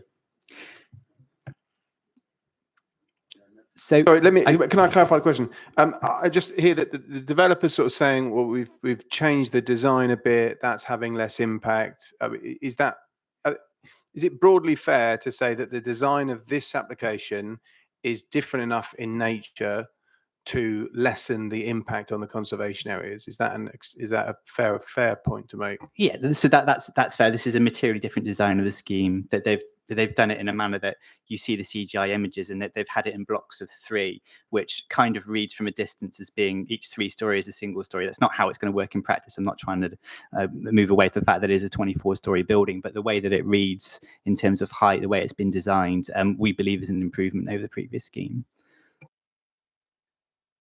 Tony, you want to question? Yep. Yeah, I do. I'm concerned people think that I'm grimacing. That's not funny either. Okay, can you please? So stick to your question, yeah. my point is, and Councillor Lal raised it, at your discussions, at your pre-planning discussions and you do have a lot of them. Well, at what point, what height did you start out at, or did the applicant start out at, and where did the local authority start out at, in terms of height, and how did you arrive at this beyond planning policy level height? Sorry for this. I don't actually have a firm answer to that in terms of the actual pre-application stages. They were undertaken by an officer and not myself. So I joined at a slightly later stage in development. But notwithstanding that, as I say, it's born around they're presenting a scheme to us. We undertake an analysis of whether that's acceptable. So that's how the design evolves. That's how pre-application discussions work. If they'd presented this with this design and we'd found it not to be acceptable and the benefits not to outweigh harm, then yes, of course, we would have been stronger on reducing the height and or indeed recommending refusal of the planning application. Right. Any more questions? I can't see any more. I'm going to open it for debate. No? Yeah, go on. Councillor Stroud. Yeah, thank you, Chair. It just strikes me that this is a site which I think I said earlier, it seems to have been a problem to every single solution that's been thought of it, and it's been lingering there. If we listen to the developer, this is an iconic landmark. If we listen to the objectors, to use the King's words when he was Prince of Wales, and a monstrous carbuncle. I mean, clearly neither of those are true. Every planning application, every building has merits, and they also have downsides as well. And the job we've got is to try and find out whether the merits outweigh the downsides or the downsides outweigh the merits. Some of the objections raised, such as road safety, the pressure on public transport, etc., we all know that those can be addressed afterwards. They're not showstoppers. That can be dealt with. What we've got to look at is the actual building itself and whether it fulfills the function that we want it to do. And the function we want it to do is severalfold, but primarily to provide homes and the highest percentage of affordable homes that we desperately need in the borough. The other thing we want, and that site, I think, from a personal point of view, is asking for some sort of a landmark entrance. It's part of that development. It's part of the opportunity zone. And whilst design is a matter of opinion, this is certainly an adventurous design. It's pushing the boundaries, and it's not a slab-sided concrete monstrosity that we quite often see. It's attempting to give people a place to live. I mean, there is obviously an issue with the place that it's in, and as I think one of the objectors said, if we could pick it up and put it somewhere else, it'd be brilliant. But we can't, and it is where it is. And I fear that we're never going to find anything that fits that site that people are going to be happy with. And I think that this comes as close as we can. And if we take what officers are saying, yes, it's got drawbacks, yes, it's got problems, but it does meet the majority of the needs of the area, and the pluses outweigh the minuses. And that will be not good news for some of the objectors, but that I'm afraid from their point of view is the opinion that I reach from listening to both the pros and the cons on this. Thank you, Chair. Thank you. Councillor Luki. I've known this site since I was a kid. I know that it's had its ups and downs. I even used to go and do the family business banking there. But the thing is, just because this is what we've got in front of us right now, I do not believe it's what we should approve. At this height, we have policies on heights of buildings, and for this small space, going up to that extent, some people might call it iconic, or it's going to be well designed, or I don't. Yeah, in my opinion, I don't think it is necessarily the right design for this location. Neither is it the right height for this location. It will hide a lot of stuff going on behind it. It will not show off Chiswick or the borough, to be honest. It won't show off Chiswick or Brentford. And I do believe that the loss of we've just been through a long public inquiry on a development in my ward, and that was all down to a lot of that was examining the historic and the heritage from a very wide area. Here, this will impact, and not everybody here knows. Not everybody here knows Strand on the Green. Strand on the Green because that's where we went to school. But not everybody knows it, and not everybody knows how much it's appreciated as a vista, whether you're on our side of the river or whether you're on the Richmond Mortlake side of the river. So this is not the right height.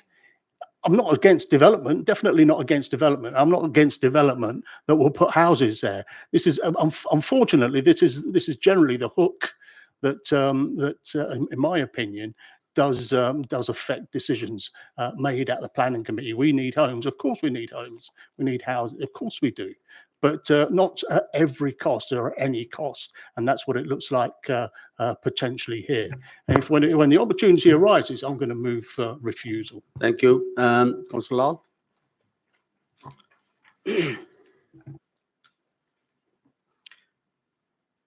I don't live in that part of the borough like Dan, but I can appreciate the sentiments by the objectors regarding the Strand on the Green and the visualization that I've seen. So I can sympathize to some degree with what they're trying to say.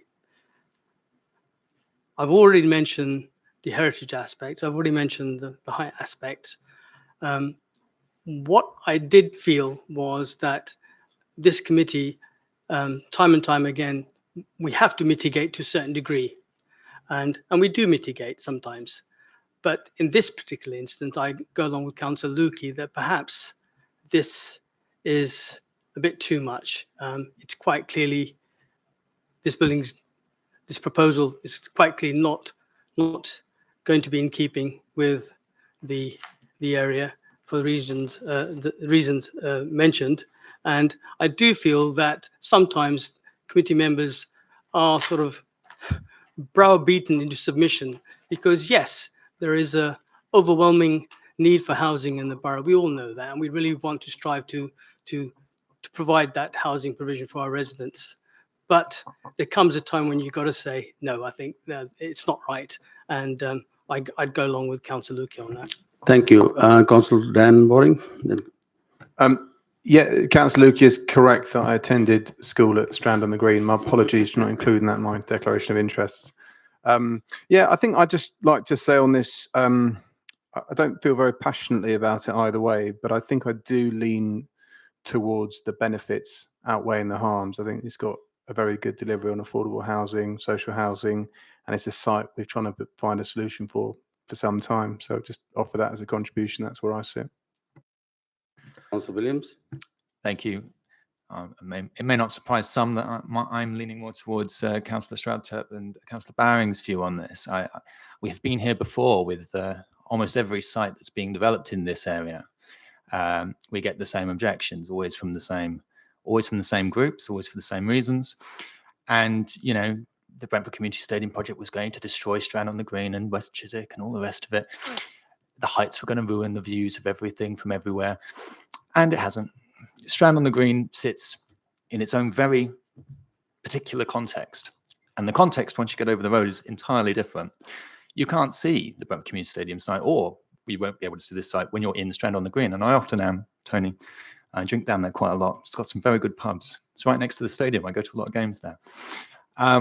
And what we're talking about is the impact from having a look at the view from the other side of the river, not the impact of the people who are actually living there who won't see it and who aren't really impacted by it. Meanwhile, this is in an opportunity area where we're trying to improve what has been a pretty bad space. If we hadn't built the stadium, it would still be a waste transfer facility. If we don't build this, it's still going to be this derelict piece of land that's sat there for 30 years and will sit there for another 30 years. The other point I'm minded to bear in mind, and you know, the reality is that there is a planning inspectorate and it takes a view, and whatever we decide, there is always the opportunity to appeal and reject. The inspectorate approved the curve scheme. It was the Secretary of State who decided to overturn it. This is lower. Historic England has not objected to it for the impacts on Kew Gardens. It feels to me like this time they may have found, finally, something that will work in planning terms, if not work for everyone in every circumstance. But I'm also more minded to care about the people who are going to live in the buildings and the people who are going to get the homes than I am about the people walking up the Kew Green, the Kew path, tutting that there's a tall building on the horizon. Strand on the Green still looks beautiful when you walk up there, even with the Brentford Stadium site in the background. I actually quite like the new buildings in the background too. I don't think it ruins the view, and I would recommend approval with a condition, because it is about the people in the buildings. I think they should have the outdoor amenity space. I think we should have the winter gardens, and I would move approval with the condition that those winter gardens are provided, and that's what I would like to do when we get to the point in time. So are you proposing, or somebody proposing anything? Well, I'll propose. I know Tony wanted to propose refusal, but I would like to propose. I would like to recommend approval. Okay. Sorry, this moment. Okay, yeah, so somebody seconding it, who's? Okay, so it's been proposed and seconded. Can we have a vote? Sorry, Chair, which one was being proposed? The approval. Officers recommended approval, and Councillor William has proposed, Councillor Atwal has seconded it. So we're taking a vote for that approval. With the condition. With the condition. Can we have the hand up for that, please? Yep.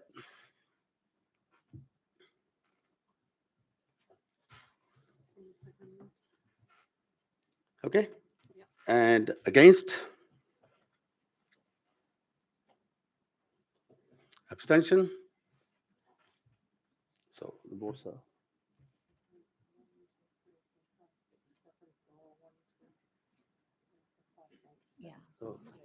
So it's 7, sorry, 5 against, it's been approved. So it's been approved. And we've got to do the advertising. Sorry, hold on. Sorry. Sorry. We've got a second application, the votes. Yeah, hang on a minute. There's a second application for advertisement as well. Can we do the advertising horning? Yeah. Yeah. Yeah. Okay, right. Matthew, you're going to speak on that, or? Oh, hopefully I covered it broadly in my presentation. 4 metre tall advertising panel. It's around fifth floor level. It's facing the M4. We're recommending approval. Okay, so somebody approved for the advertising. Somebody proposing that? Interestingly, I would object to the advertising. Okay. I object to the advertising. I think it's distracting to the M4. Okay. It's the pictures we've seen do not do it justice. It's 4 meters high, and it has shades of Blade Runner attached to it. Before we know, we're going to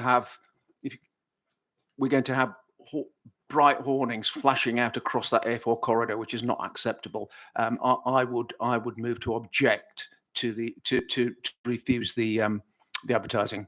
Okay, can we have a seconder on that? Councillor Mir? Sorry? You got 2 seconds, that's fine. Sorry, is it okay if I clarify? So in terms of an advert application, the grounds you can refuse are on amenity and impact on the highway. Well, broadly what it looks like, impact on the amenity area and highway safety. You've mentioned both there. So you're suggesting 2 reasons for refusal: impact on the amenity level of the area and impact on the highways network. Okay. That's very helpful of you, Matthew. Okay, can we take a vote for that, please? Refusal for the advertising? Yeah? Go on. Yeah. Yep. Yeah, I'm voting as well. Yeah, so anyway, sorry, now it's the other way. Yeah, he's already proposed that. Shouldn't be. Yeah. Okay, so it's 1, 2, and. Sorry, but can you do that?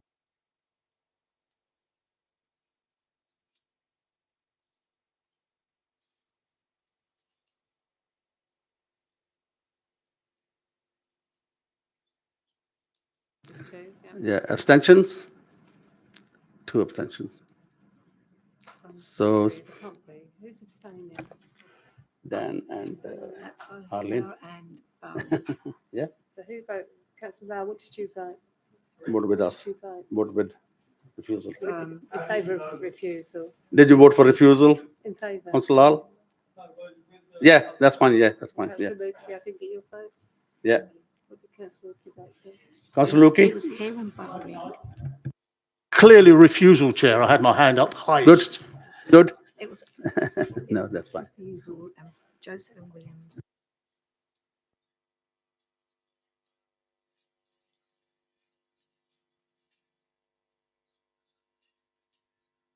Did you vote anyway? Actually, there's one missing. Refusal, yeah. So how many votes for refusal? 2, 3, 4, 5, 6, 7. Oh, 7. So, yeah, it's 7 for refusal and it's been refused. Yeah. Yeah, so it's been refused. So it's been refused. Thank you.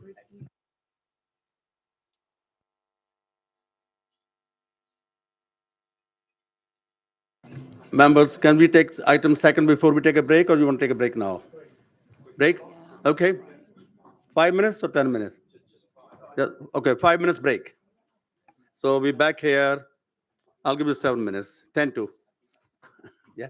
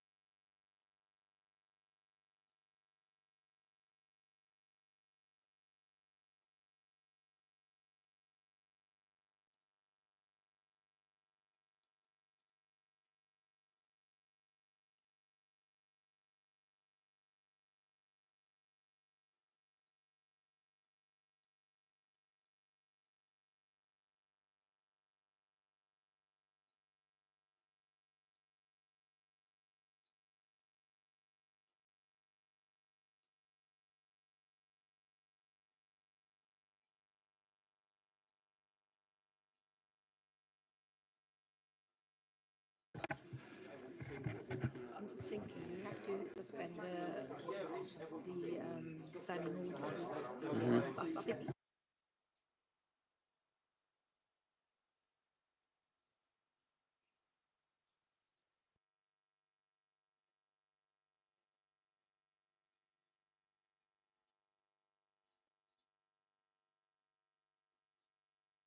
Right, members. Are you ready back? Yes? Okay. Yes. Right, welcome back. Can we, before we start, can somebody propose the suspension of standing orders, please? John Waring, seconded. Are we happy with that to finish the business? Thank you. Chair, sorry, is councillor Todd gone? Yes, he has. It's his birthday today. Is it, well, yeah. He's 93, you know. Um, Right. Okay, item 9 is next, page 229. And who's taking it? You are? Yep. Hi Okay, there. okay. Edward Nash, just to introduce myself. That's to you. Yep. Principal Strategic Planner, part of the Strategic Development and Regeneration team. Mhm. So, just to start, this is a planning application for at the West Middlesex University Hospital. It's for a Part 4, Part 5 story building, and it is to basically incorporates imaging and diagnostic radiology, oncology day unit care, renal dialysis unit, as well as education and training for the clinical staff. It's going to provide 70 full-time clinical jobs on the site.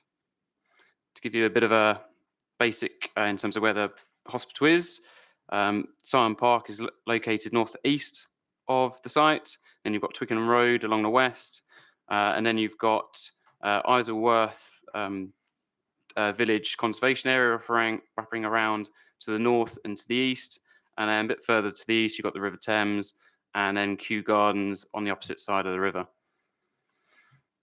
So the blue line outlines the whole of the West Middlesex University Hospital, but the red line on the plan shows the actual specific site of the proposed development.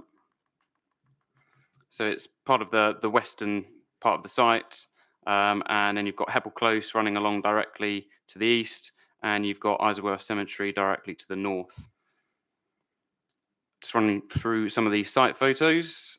So this is a photo from the north looking towards the site, and you've got an existing 3-story building that offers patient care.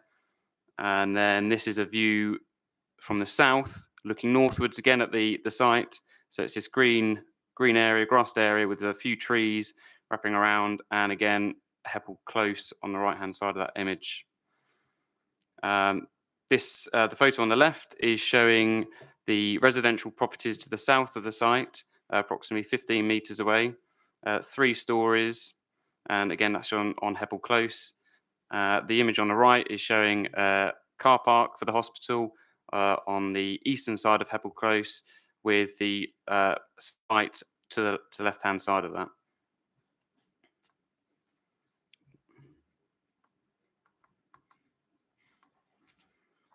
And again, the photo on the left is looking looking west into the wider hospital site.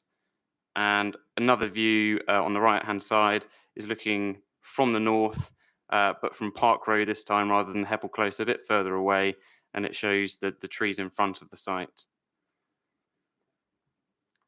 Bit more of a wider context. The application site is in the bottom left-hand corner of this image.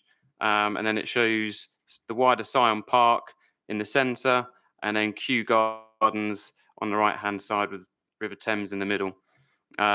It's worth pointing out here that the proposal would be visible from one specific location within Syon Park, which is a Grade 2 listed parks and garden, and that view is view 5, and it's the image that I'm just circling with my mouse now from the lake.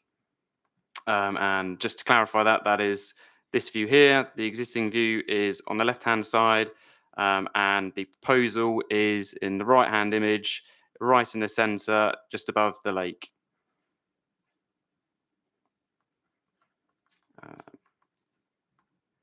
So just to give you a bit more of an understanding and the layout of the site, the site is outlined in red with the existing hospital buildings to the left-hand side of that, with the Isleworth Cemetery to the north and the residential properties to the south. Running through the proposal now. So you've got number 16 and then 9, which are the existing hospital buildings, which range in height, with the Marjorie Warren building directly to the west of the proposal, which is 3 stories, and then you rise up to 5 and 7 stories. The proposal here is part 4 and part 5, as I said before, with it stepping down towards the east and also closer to the Hebble Close residential properties.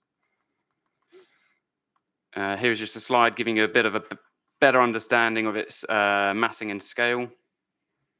And here are 2 images showing the entrance of the building. So it's northern elevation. And here is an elevation of it from its east, so along Hebble Close. The proposal would result in the loss of 5 category B trees and 6 category C trees, so 11 in total. It will also retain 2 category A trees, which is the most valuable, and overall it will result in the provision of 44 new trees. As part of the application, it will be also be looking to make improvements for pedestrians and cyclists to the north of the site within the hospital site itself, and then along the south through the hospital site would be the delivery and service access arrangements.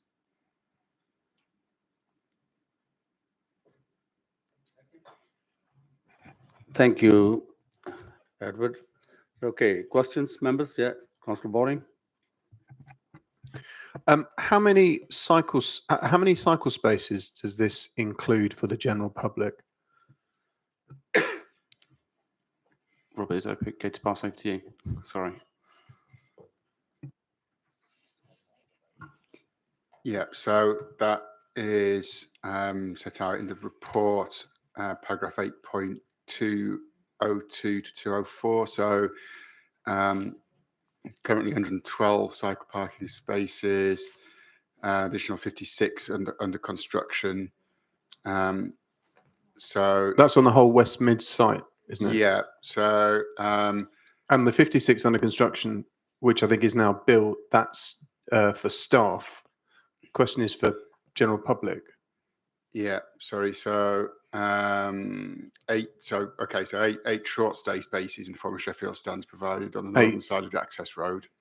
And judging, it's a very large 5-story building. I imagine there's going to be quite a lot of people. Is there a reason there's only 8 for the general public? It's in accordance with London Plan standards for cycle parking. There's a condition that requires details of the cycles parking to be provided. I suppose it's up to members to decide whether that's the number that's proposed is acceptable, or whether the condition should require a review of the number of cycle parking spaces.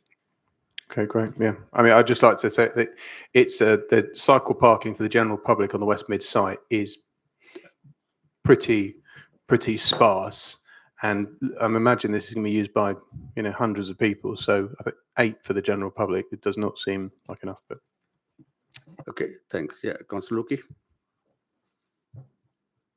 Thank you, Chair. And on the same on the similar to Councillor Bowring, Rob, 20 parking spaces for the public there are not enough. When I know of when we know that our residents that go up there, and particularly some residents will go up for renal testing or dialysis and various other stuff.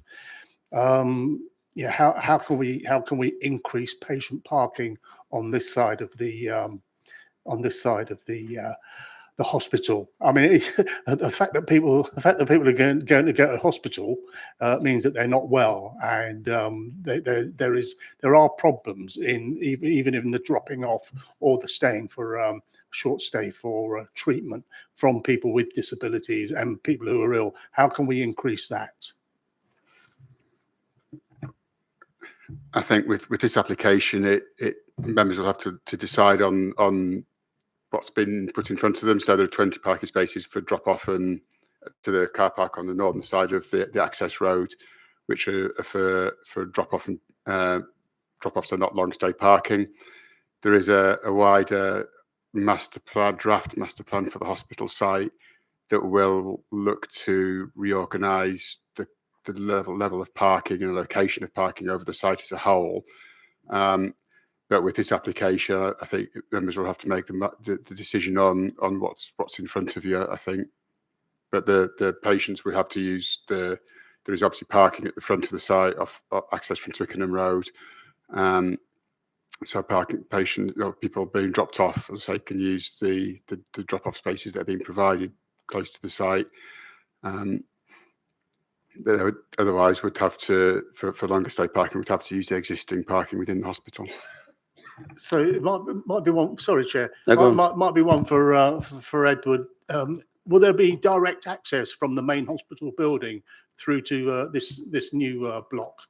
So internally, no. There is a passageway linking the proposed building with the existing Marjorie Warren building directly to the west. But that direct link will only be for staff only. As I said, there will be an improved pedestrian and cycle link around the north of the site with improved widths and planting to improve safety as well. So no, there isn't a direct internal link between the hospital, but there will be an improved pedestrian and cycle link around the north of the site. And sorry, one more. What about the route for buses? The buses at the moment they collect down and terminate down at Lakeside at the mental health unit and down that end, the further end from the hospital.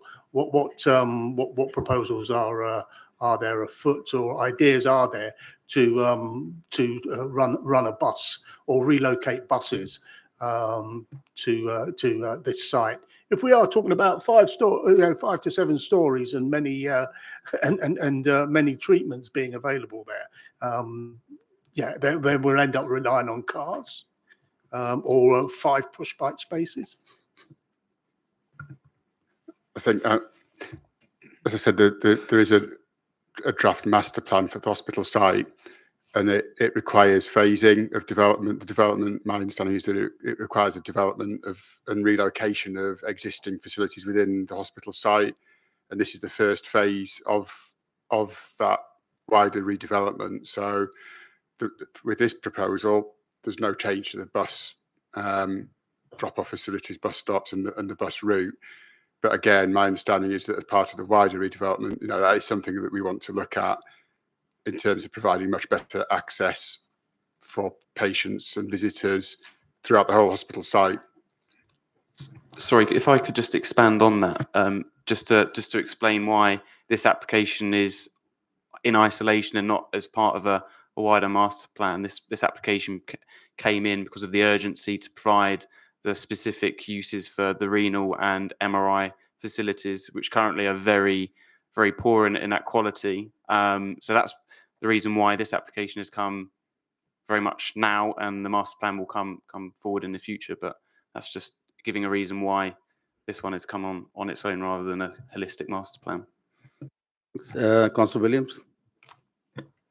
Yeah, I spent a good amount of time at this hospital last year in the maternity ward. My partner was there, so months going back and forth. And my question is about what the proposed improvements are, because having walked from the east back round through what isn't really great access through what is basically the back end of the hospital around through to the front, I'm just curious what improvements in accessibility and routes amounts to really. It's not just going to be a painted line on a road for the cycles, is it?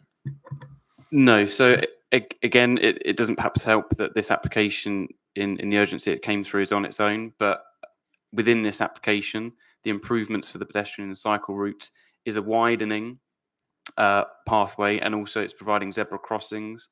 And there's also an additional zebra crossing going to come from the car park on the west of the site, or adjacent to the site, into there. So Just to clarify, because you reminded me, large sections of that route around the back don't have any pavement at all, and you're just sort of in the road, sort of hoping there are no ambulances coming towards you. There'll be pavement running the whole length of it.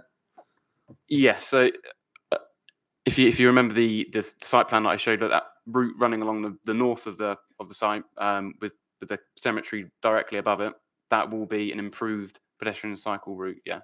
Thank you. Okay, thank you. Councillor John Stroud, please. Yeah, Edward, thank you very much. You've touched on some of this. Clearly, I don't think anyone's at all against the building and what it's going to do. And you touched on the master plan. And I apologise, I can't find it in here, but there's some bit of a throwaway line in here that it's where it is and not elsewhere on the site because it fits in with the master plan. I mean, how convinced are you as officers, having obviously had a sneaky look at the master plan, perhaps, that this is the best place for it, and because obviously there's some downsides to it, which we're no doubt going to hear about, but that it is the best place within the West Mid site that this particular building can be placed? Yeah, so thank you for that. So yes, unfortunately, the master plan is an informal master plan. It's not submitted as an application, not being approved, and therefore we can't really share that with you. And that master plan is subject to NHS securing the right amount of funds, and we know what position the NHS are in at the moment with that. But yes, there has been numerous iterations of this master plan with lots of different uses for the various parts of the site, including an improved maternity ward. There's multi-storey car park hopefully going to come forward.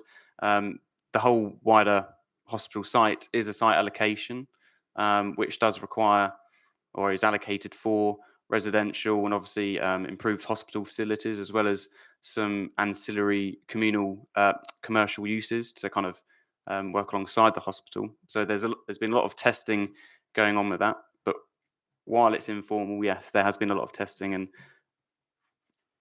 this particular site is very Sorry, Seth, but in short, you are happy that this is the correct place for it to be.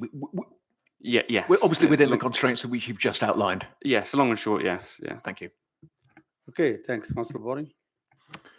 So I'm sure you're aware that the residents of Heppel Close are not in favour of this. I've looked at all of their concerns in detail. The one that I think has the best chance of having any legs is the properties right adjacent to the southwest corner of the building that look like they could be in risk of overshadowing and overlooking. Do you have any comments on those concerns?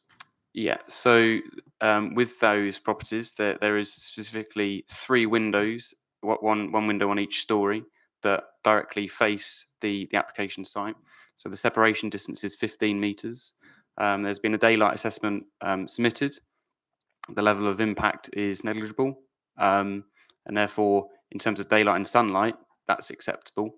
And given that it's only 3 windows, and the windows within the hospital building, there's only I can't remember the specific number, but there's only a few windows within the southern elevation that would face towards the Heppel Close residents.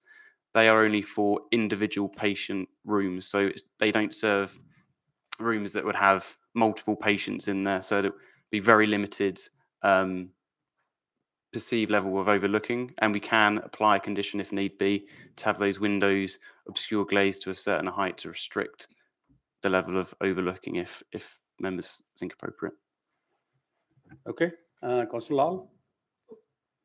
Chair, my questions have been answered to some extent for this iconic building with mitigating circumstances for a much needed facility on that site. So I'll rest my case. Thank you. I can't see any more hands. So can I now invite the objector, Daniel Vandenberg, please? Mr. Vandenberg, you've got 5 minutes.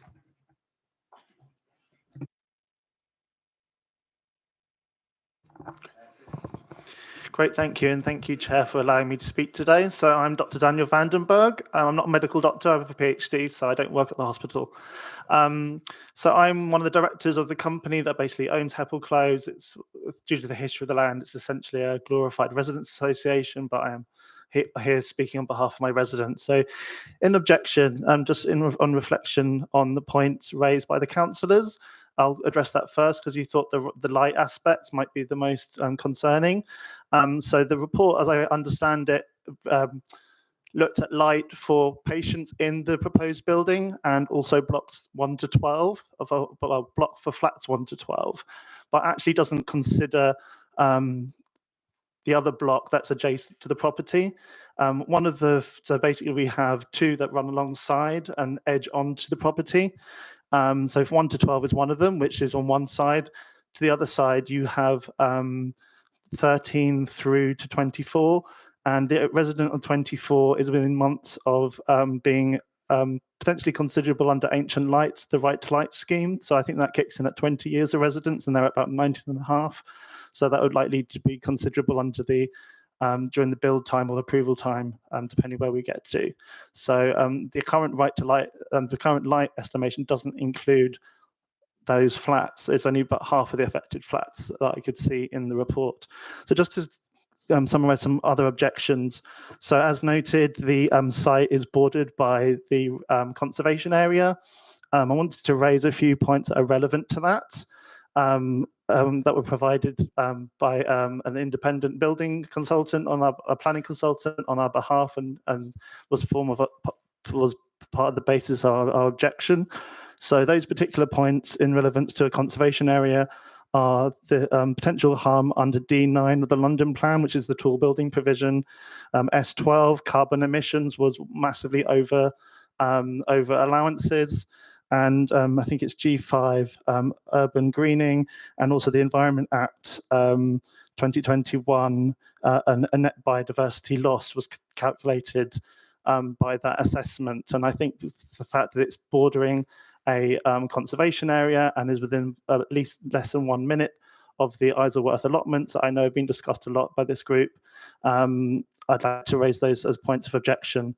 So also, I believe the building is 6 stories, not 5. It has 5 floors in parts. That would be 6 stories. So I just need a moment to gather myself, sorry. So also, part of the site will be viewable from Scion Park, and we join Historic England in their concerns on that.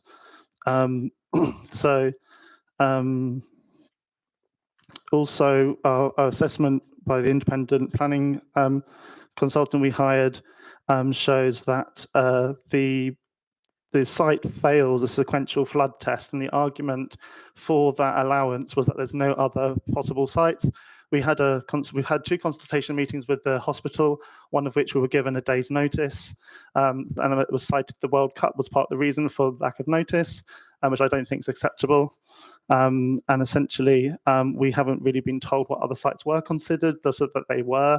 And also, I'm concerned that the points raised about car parking could be used in future planning applications for a multi-storey car park opposite the proposed site. So there's local residents have heard about this through rumour or backwash. In the last residents consultation meeting with the hospital, that was confirmed that they have plans for a multi-storey car park opposite the proposed site on the other side of Heppel Close. So I'd worry that if this is proposed and allowed, then the subsequent plans could actually then rely on that to further build up the area around the conservation area, citing that as a need now that there's greater demand. We also have concerns about privacy. So we are 48 residents and flats, and we have communal gardens that we enjoy, and we believe that the overlooking of the building will affect our enjoyment of our own land. Also, the footfall, I think, thank you. Footfall has been noted, and we already have hospital staff make use of our grounds without permission. We are a private estate. We have history with the hospital, but it's currently a private estate. So we would have concerns of increased trespass, not in the legal sense, but in fact that there is currently a solid border in the form of a fence between our land and the hospitals. I believe that's going to be softened in terms of benefiting the public realm, but we would like there to be a clear physical barrier that shows the demarcation between Heppel Close and the hospital. And in the recent plans we saw, we don't think current plans are sufficient for that, and we would worry that we would have further trespass in ruining our enjoyment and privacy. Thank you, Mr. Wetton. Yeah. Time's done. Thank yeah? you very much. Thank you. Yeah. Okay, members, questions? Yeah, Mr. Balding. The question of trespass from hospital staff, is that coming from the northern side of Heppel Close or the western side? Yeah, so Heppel Close is accessible from Park Road. So I believe that's the northern side. I'm not very good at geography, sorry. So we often have hospital staff make use of our grounds. In the summertime, we've had nurses wheel patients around our grounds. And so basically the only possible way that currently we have that trespass is basically from the adjournment to Park Road here, Heppel Close going that way, and the sort of corner of that service road that you were alluding to about having no pavement. So people take their breaks there. Occasionally we've had So patients. do they walk down Heppel Close, basically? Yeah, they walk down Heppel Close, past a sign that says no access to hospital private road, past a barrier that we obviously don't block the pavement on. And we're just concerned that the several hundred more patients per however long that this site will allow will basically, and the lack of physical the lack of that fence that currently exists there to give a prompt would actually mean that we have further trespass, which I use on a non-legal basis. And where are you? So you're talking about the fence that's, if you were coming down Heppel Close, just before you get to Heppel Close, it's just on the right there between the West Mid site. Yeah, so what you've got Park Road, so you're coming down Park Road from Twickenham Road boundary, you turn right onto Heppel Close. You've got that service road, the North Service Road shortly afterwards, so you sort of turn a bend. There's currently what we call the spinney, that was like a green area to the left, and there's a thin wire fence green barrier, which actually needs repair. And then on the other side, there is the service road. Then you have the current portable MRI units. There's a small bank. And then you have the start of a wire green fence on that side. So that wire green fence on that side shows the legal boundary between Heppel Close land and the hospital's land. And I think actually it's quite a well-maintained fence that goes all the way along down Heppel Close along the pavement side, and then goes all the way showing, cutting off the other end where our two into the car blocks are. park. No. So you got can you bring up the plan of the site? So you're walking down Heppel Close. On the right-hand side, there's that nice fence that will not be there any longer. And then basically you turn right on our grounds, and the fence goes along. I think I'm with you. And where are you wanting the physical barrier to be put? Where do you think the need for that is? Well, we'd like the current barrier to be maintained in some respect or form. So basically, I think I can't see that very well, sorry. But where the current green fencing is, we would like that to be maintained on concerns of privacy and the fact that we're private grounds, essentially. Okay, Councillor Boring, thank you. Yeah, Councillor Luki. Yeah, thank you, Dr. Vandenberg. You've got the cemetery on the other side. Would you think that access to the cemetery from the development might reduce the number of people recreating on Heppel Close if they had access to the cemetery, say? Yes. So I think that was proposed that currently the Twin Chapels has been renovated and used by men's sheds, I think it is. And I think there were some plans to have a cafe in there that the hospital were quite keen on. And I don't think that plan has happened. I don't visit the Twin Chapels very often. I can't comment on. So I think already patients I alluded to, nurses reading patients, I don't understand why they take us then onto Heppel Close. They already have we have smokers as well. So there's already a smoking kind of hut on the proposed site that will be built over, and there's grassy bank round the back of the MRA grounds. That's much nicer than some of our grounds, and there's a nice lake on the other. If you go further down towards the mental health unit, there's a beautiful lake. And so I don't understand why people feel the need to use our space. In terms of access from the hospital to the cemetery, I'm not sure on that. I know that sometimes at night the cemetery is used, recreational drugs, some crime issues. I think once or twice there's been a murder on Park Road. I remember I used to walk past someone who maintained a memorial. I don't know how old that was, but I'm not sure that access to the cemetery would help because the hospital already has that nice lake and other areas that people can use. Thank you. Thank you. Dan, can you switch your microphone off, please? Okay, Councillor Williams.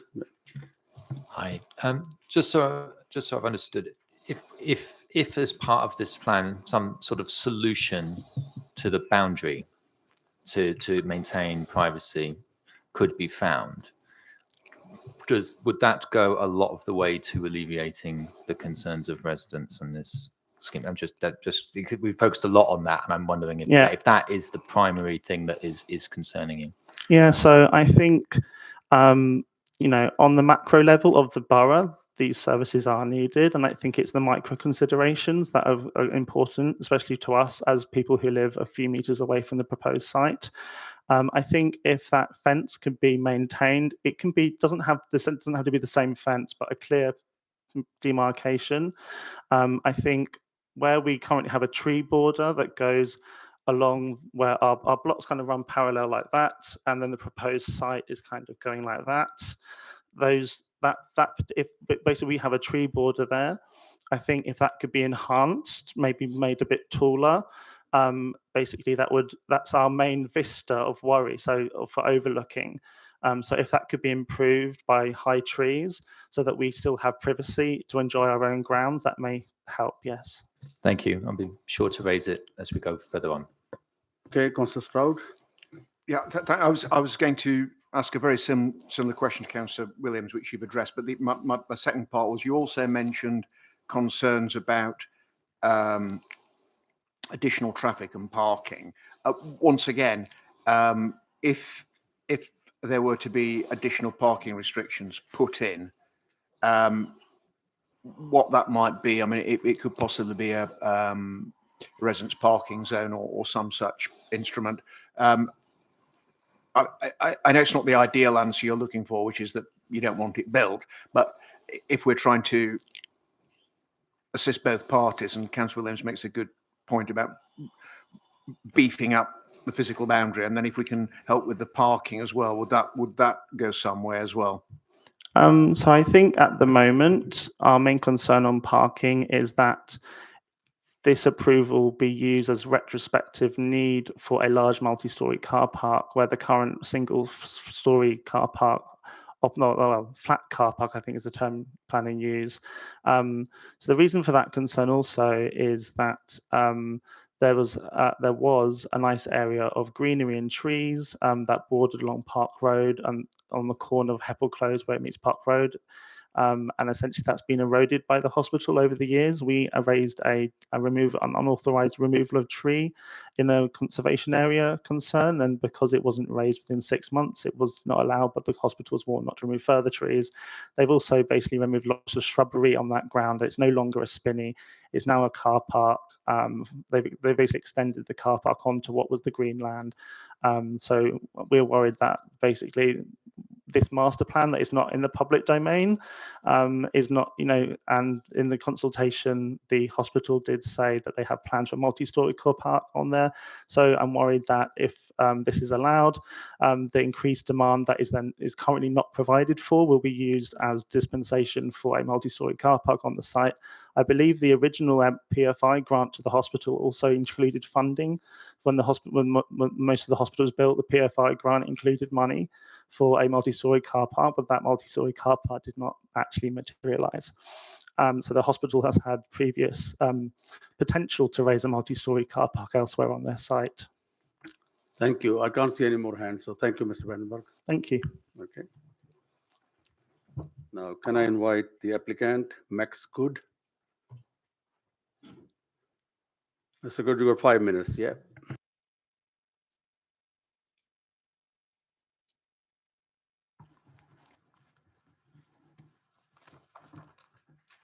Good evening, Chair, and good evening, members of the Planning Committee. My name is Max Good. I work for Carter Jonas and I'm acting as a planning consultant. Firstly, I'd like to apologise on behalf of the Trust that they are unable to attend the committee tonight in person. I'm sure you can appreciate the pressure that they are under at the moment. As set out within the Planning Officer's report, the planning application being heard before you tonight complies with the policies contained within the development plan. I do not intend to go through these policies. However, I do intend to summarise how we've reached this point. I will also provide practical examples of how the clinical services provided by the state-of-the-art facilities for elective ambulatory imaging, medical oncology and haematology treatments, and renal dialysis within the proposed ADC will ensure capacity to serve the growing needs of the residents of Hounslow. The development is the result of 18 months collaborative work with officers at the Council and key stakeholders. Across 5 pre-application meetings, the proposals have evolved to ensure that the clinical needs of the Trust and the priorities of the Council are achieved. This has included a comprehensive scrutiny and analysis of the development options and discussions with officers about how these would address the competing constraints on this site. Periodic consultations with local residents have also taken place, and the Trust has sought the views of local community groups such as the Isleworth Society and Men in Sheds. Leaflet drops have taken place at major project milestones to keep the local community updated of the proposals, and the Trust is keen to continue working with residents, the local community and the Council to deliver a successful development. The proposals are of a high quality design and, given the unique clinical requirements of this building, perform to a high standard in terms of energy and sustainability. If approved, the proposals will provide state-of-the-art clinical facilities for the residents of Hounslow. To provide some further context to why this development is needed, the population within the catchment area for West Middlesex University Hospital is projected to increase by around 5% over the period 2020 to 2030. However, there is projected to be a disproportionate growth in older people, which is estimated to increase by 28%. The ADC will ensure that capacity remains in line with locally increasing demand, and therefore timely access to clinical services can be maintained. The ADC will be used by outpatients and day patients, and whilst direct links to A&E are established for emergencies, the intention is to keep the clinical services separate from the acute and long-term services also offered by the hospital. This separation is essential for the successful operation of the wider hospital site and will free up capacity elsewhere on the site for the use by other clinical services. When compared to the rest of the North West London area, residents in the London Borough of Hounslow currently face a below average access to cancer, renal and imaging facilities, and subsequently outcomes for cancer fall below North West London benchmarks. Although at a national level, cancer survival rates in the last 40 years have doubled, its treatment still remains at the forefront of healthcare strategy. For example, breast cancer diagnosis at West Middlesex have doubled since 2002. While survival rates have also doubled during the same period, this means that more patients are receiving further lines of systemic treatment and ongoing surveillance, resulting in a fourfold increase in the number and complexity of these treatments. A lack of existing capacity at West Middlesex University Hospital means some patients currently receive their treatment at other hospitals outside of Hounslow. Through the delivery of the ADC, patient experience will improve whilst freeing capacity for more complex cases at specialist cancer facilities. As well as improving access by providing these clinical services within Hounslow, the indirect benefits of the proposed development will be seen through removing unnecessary travel outside of the borough and the subsequent environmental benefits that this will have. The development will offer much needed new ADC, providing valuable clinical infrastructure to improve the health of patients in the local and regional area. This will provide the state-of-the-art facilities for elective ambulatory imaging, medical oncology and haematology, renal dialysis and training and education, ensuring capacity to support the expected growth in demand for local healthcare and services, and enhancing the patient and staff experience. Supporting this application shows a clear commitment by the Council to respond to the health inequalities in the borough. It is for these reasons that the application being heard before you tonight should be considered in a positive light and planning permission be granted. Thank you. Thank you, Mr. Good. Questions from Mr. Yeah, Councillor Williams. Hi there. You mentioned a 5% increase in population. You've also mentioned the increased amount of services. I don't know if we're going to quantify this a little bit. Exactly what sort of area does the hospital currently serve? And also what's the current capacity and how much does it grow by? How many more patients will this facility unable to be treated? I'm just trying to get an idea of the scale.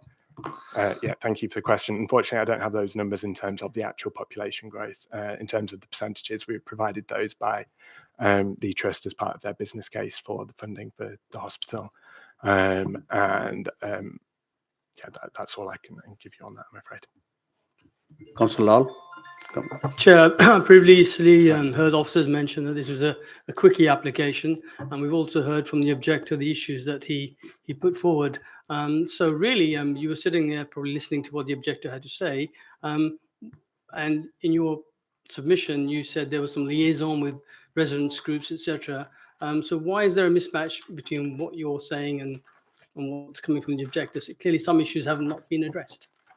So meetings have taken place. Sorry, I'm just trying to find my notes from when the objector was speaking. Meetings have taken place with the local residents and other key stakeholders throughout the pre-application process and also during the determination of the application. At these meetings, a number of points were raised. Some of those have been mentioned this evening.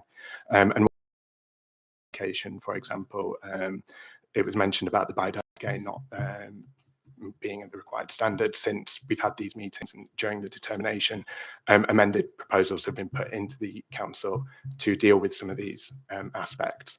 Some of the other points that were raised are more to do with the operation of the existing hospital. And I know that the trust are having conversations to try and make sure that, as I say, operation of where staff are taking patients that was mentioned, is minimised in the future and completely removed from Heppel Close. So I think whilst those comments are still relevant, they're things that we're trying to resolve, or the trust is trying to resolve, but I think fall outside of this planning application in terms of the some of the operational points.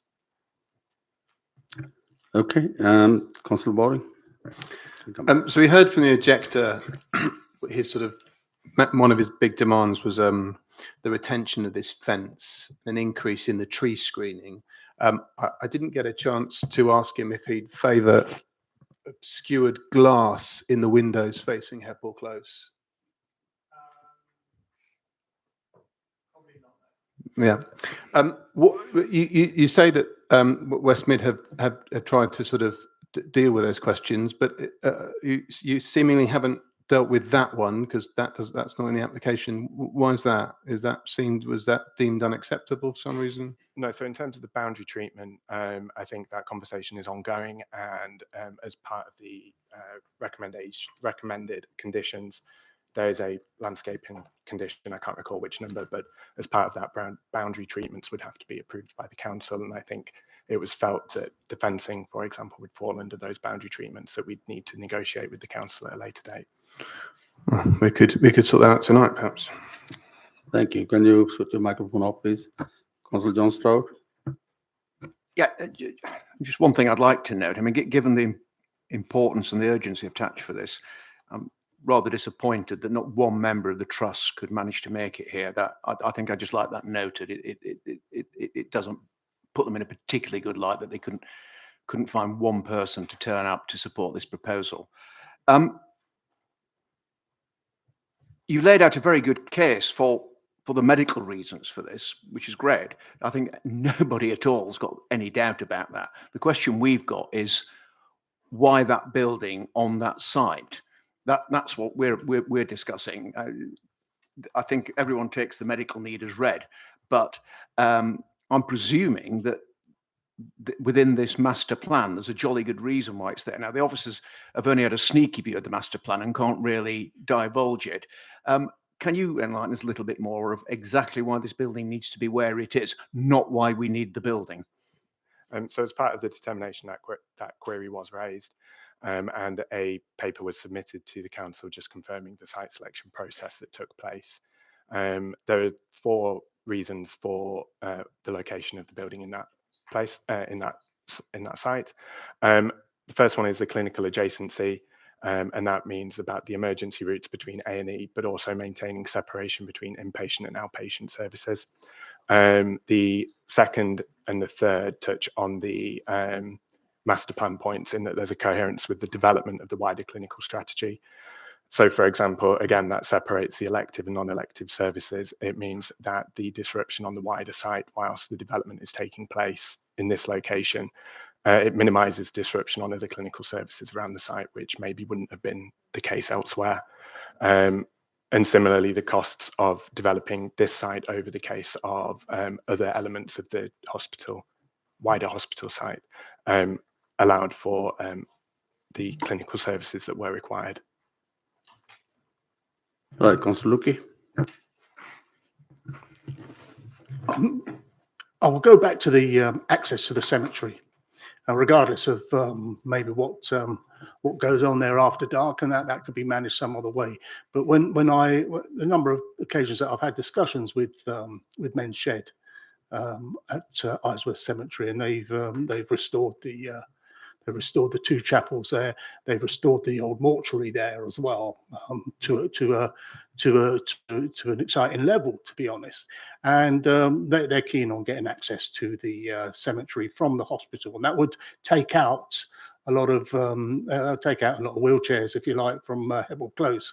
But it would give people access to a well-managed, a very well-managed open space and cemetery within view of the hospital. It's there are that is it. The mortuary and the chapels they were used when the hospital, as it is now, used to be the workhouse, the Brentford Union.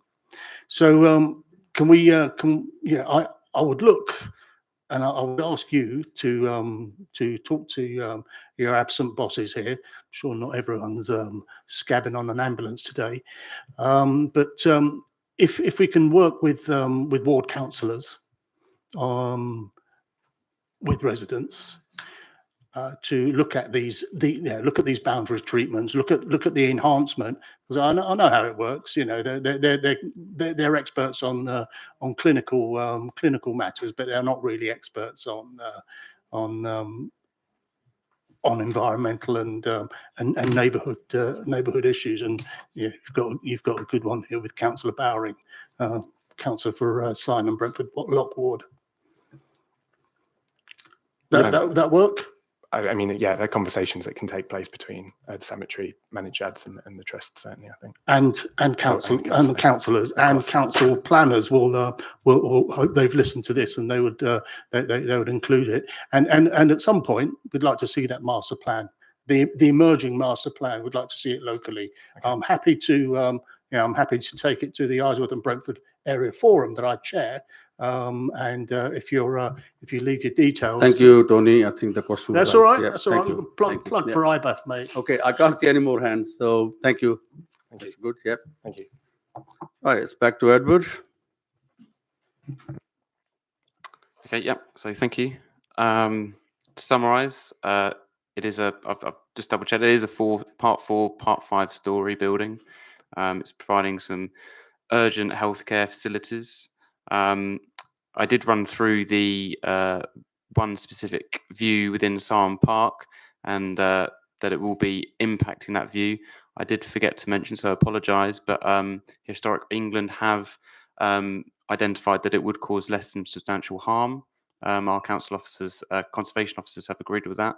But again, similar to the application before this, on public benefits, well, we considered the public benefits essentially to outweigh that less than substantial harm, given that it's one specific view and it's just behind some tree lines. So just thought I'd flag that now. Sorry for that.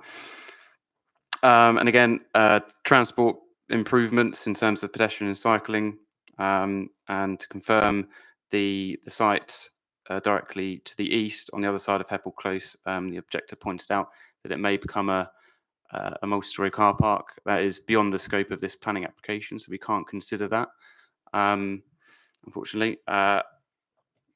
And in terms of the landscaping, we have worked through with the applicant to considerably enhance that in terms of the urban greening factor and the biodiversity net gain. And I'm sure we can include within the condition boundary treatments to that.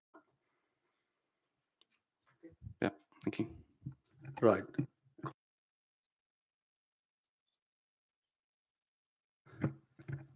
Councillor William, you got a question? Yeah, go on.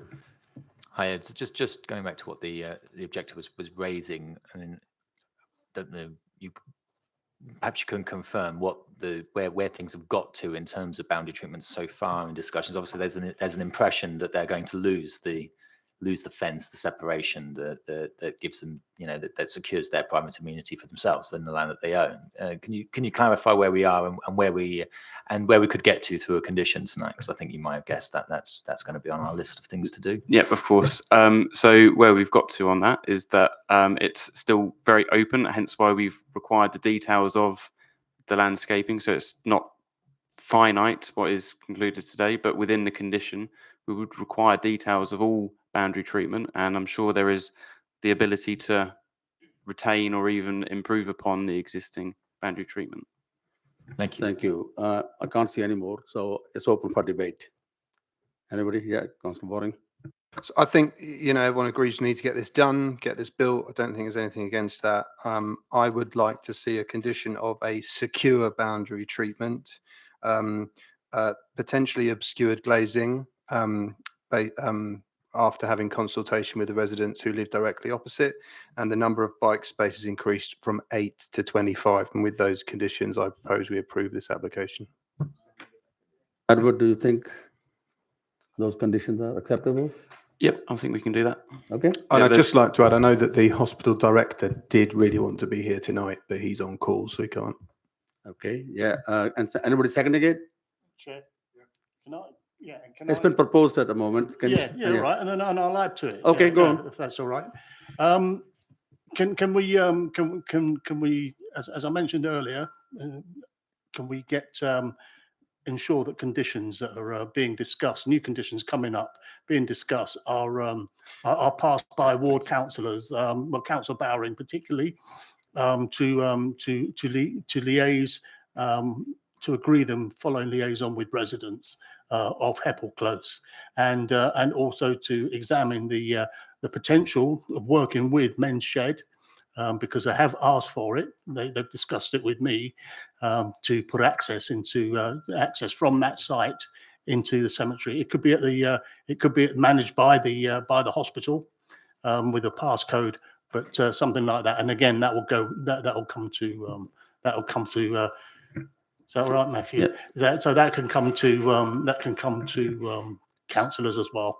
So the conditions regarding boundary treatment, increased cycle parking, and obscure screening to the windows, that can be passed around. I'm very happy for that. But the boundary treatment to the cemetery is outside this planning application, can't really be brought into that. I'm sure an additional planning application could be submitted to do that, but that is outside the scope of this application. I think there are a couple of things that we've already mentioned that are outside the scope already, but perhaps a discussion between you can engage with a discussion on with the between the applicants and the owners of the cemetery, which happens to be London Borough of Hounslow. Yep. Okay. So in that case, we can add an informative to you know, require the hospital to engage with those people, with the cemetery to improve that. Yeah, that's fine. Yeah. Anybody seconding it? Okay, it's been proposed and seconded for approval. Can I have the votes for the motion, please? Yes, unanimous. Yeah. I don't think there's anybody against it. No abstention, so it's been approved.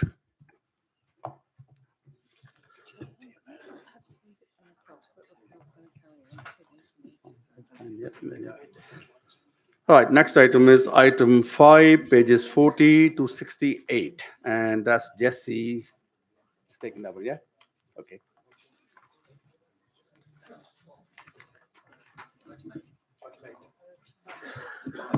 Item 5, page 40.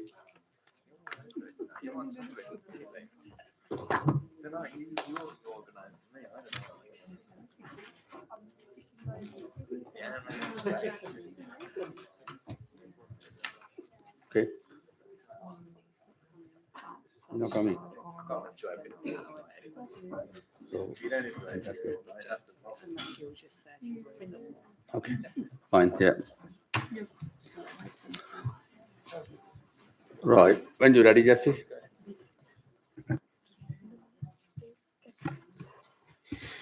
Good evening. This is committee item number 5, Princess Way Car Park, Gunnersbury Lane, W3.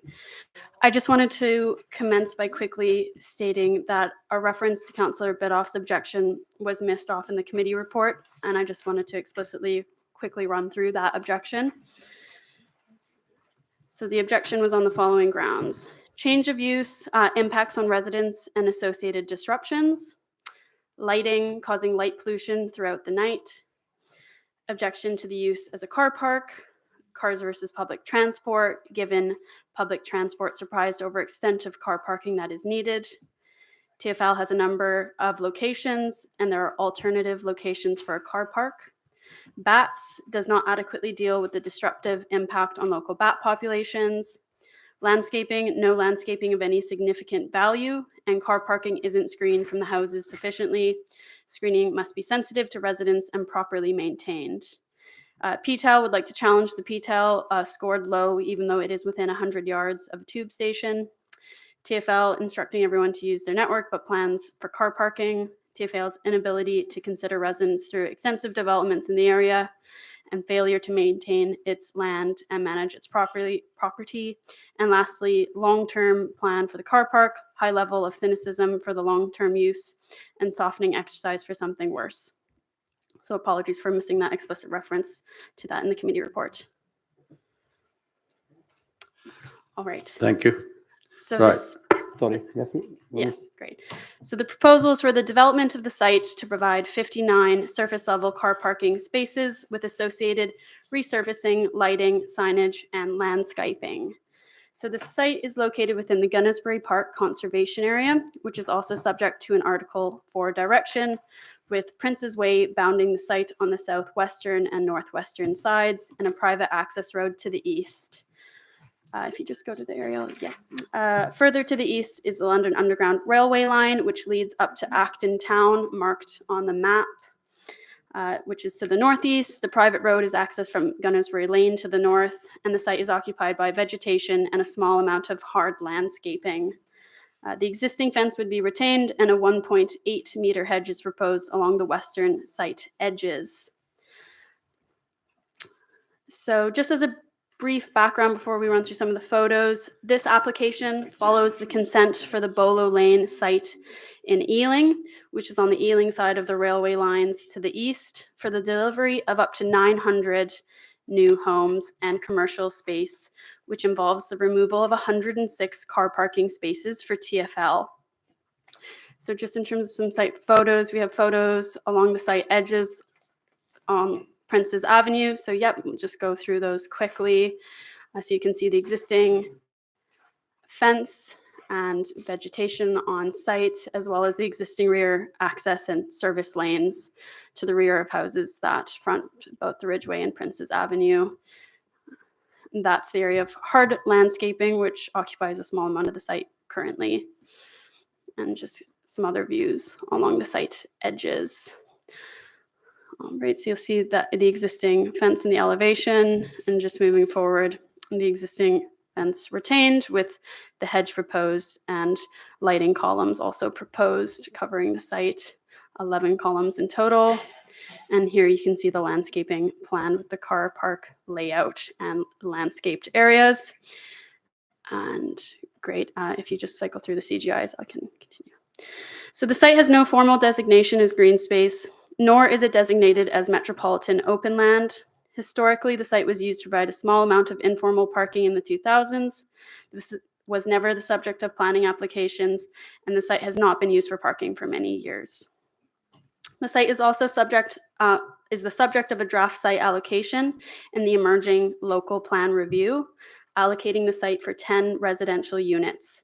However, this part of the local plan review has yet to go through detailed focused hearings as part of the examination in public phase. Additionally, the applicant, as the landowner, TfL, is still able to decide to not pursue the proposed use set out in the draft allocation for residential.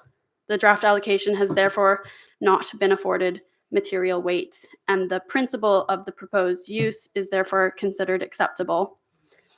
59 car parking spaces are proposed. 106 would be lost in the wider area due to the Bolo Lane consent. A legal agreement has been negotiated with the applicant, which would ensure that the proposed use of the site for car parking would not commence until the Bolo Lane car park is permanently shut, ensuring that at no point would there be an uplift in car parking in the wider area. Just to note, a minor amendment to the public highways works condition is proposed to secure details specifically of pedestrian priority to the access off of Gunnersbury Lane to the north. In terms of trees, 4 trees and 1 vegetation group is proposed to be removed, and 5 replacement trees would be planted across the site on a like-for-like basis.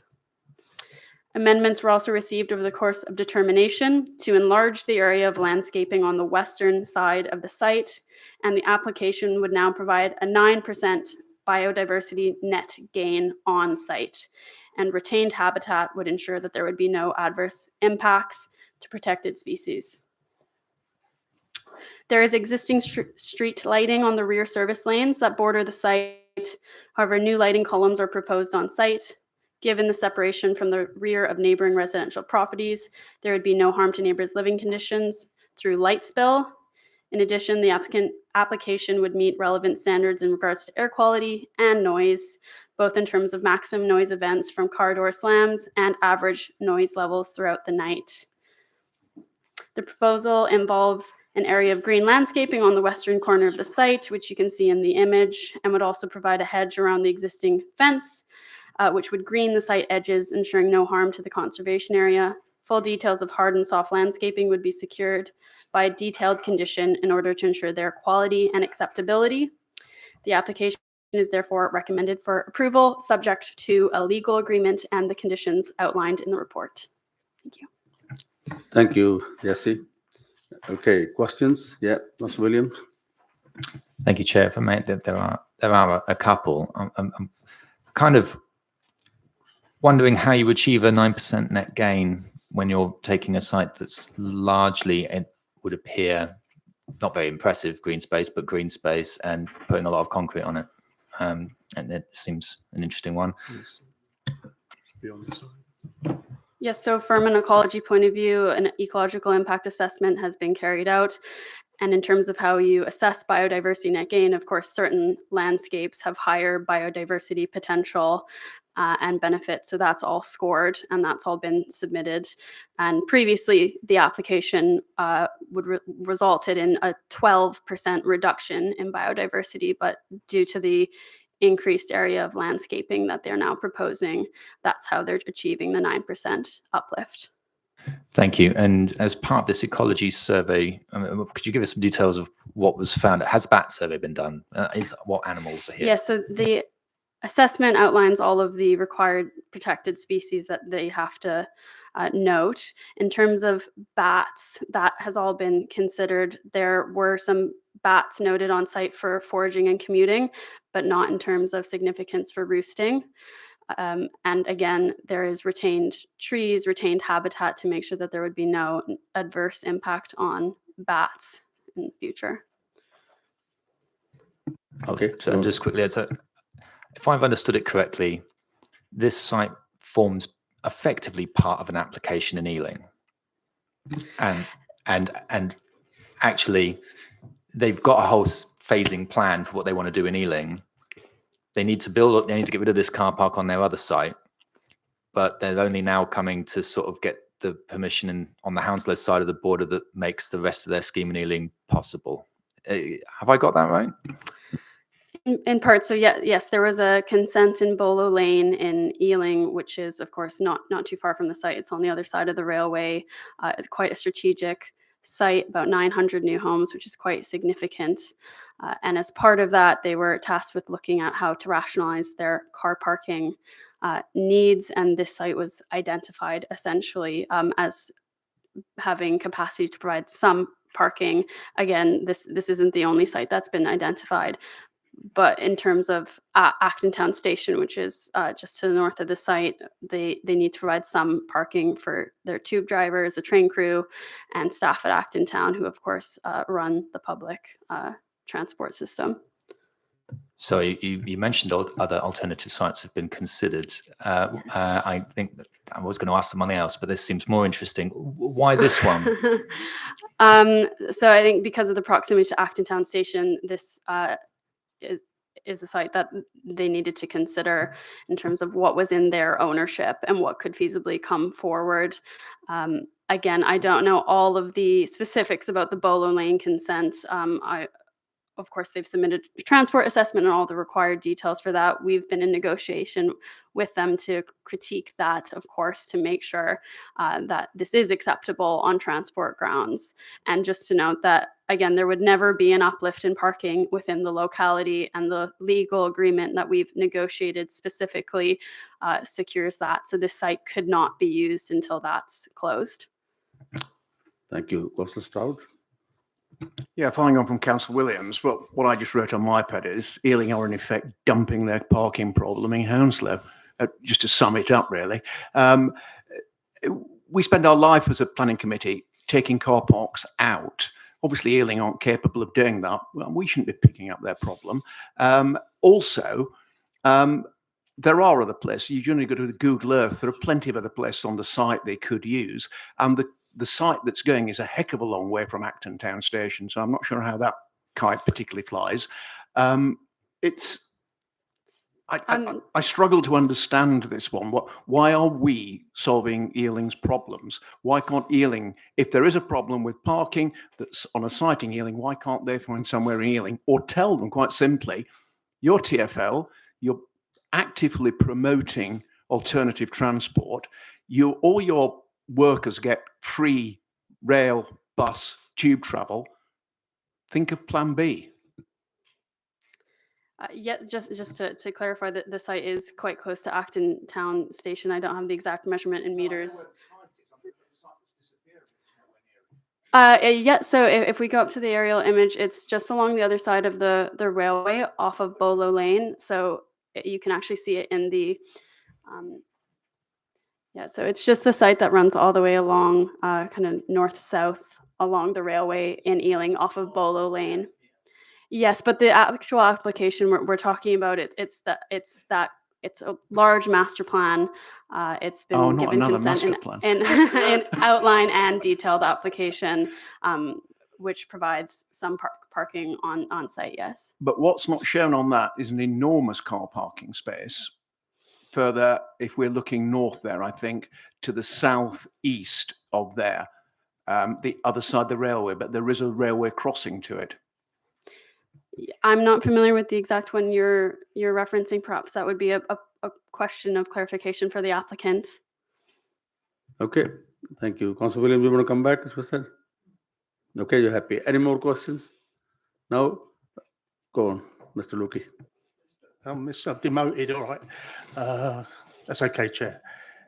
Tell us about those pictures you took, because those trees and that greenery, that for example, that one that doesn't exist at the moment. It looks like they've jumped the gun and they've torn a load of them down. Because when Councillor Bowring and I were down there yesterday, we saw one tree, that one on the left hand side.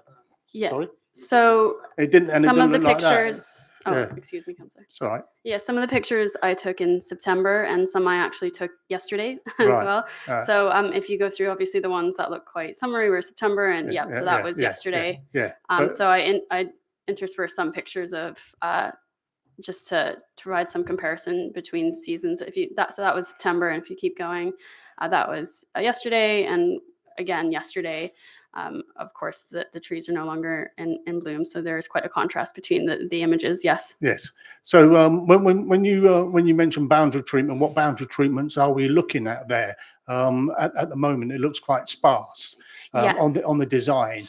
The other thing I want to ask you about is what are the proposals for lighting? We see on the graph in the report of the surge parking, and my next door but one neighbour is a district line driver, but he's based at Ealing Depot, Ealing Common. But they turn up about 4:45, or sometimes 3:30 to start to begin their shift. So are we looking at almost a 24-hour operation here, which would be lit at night?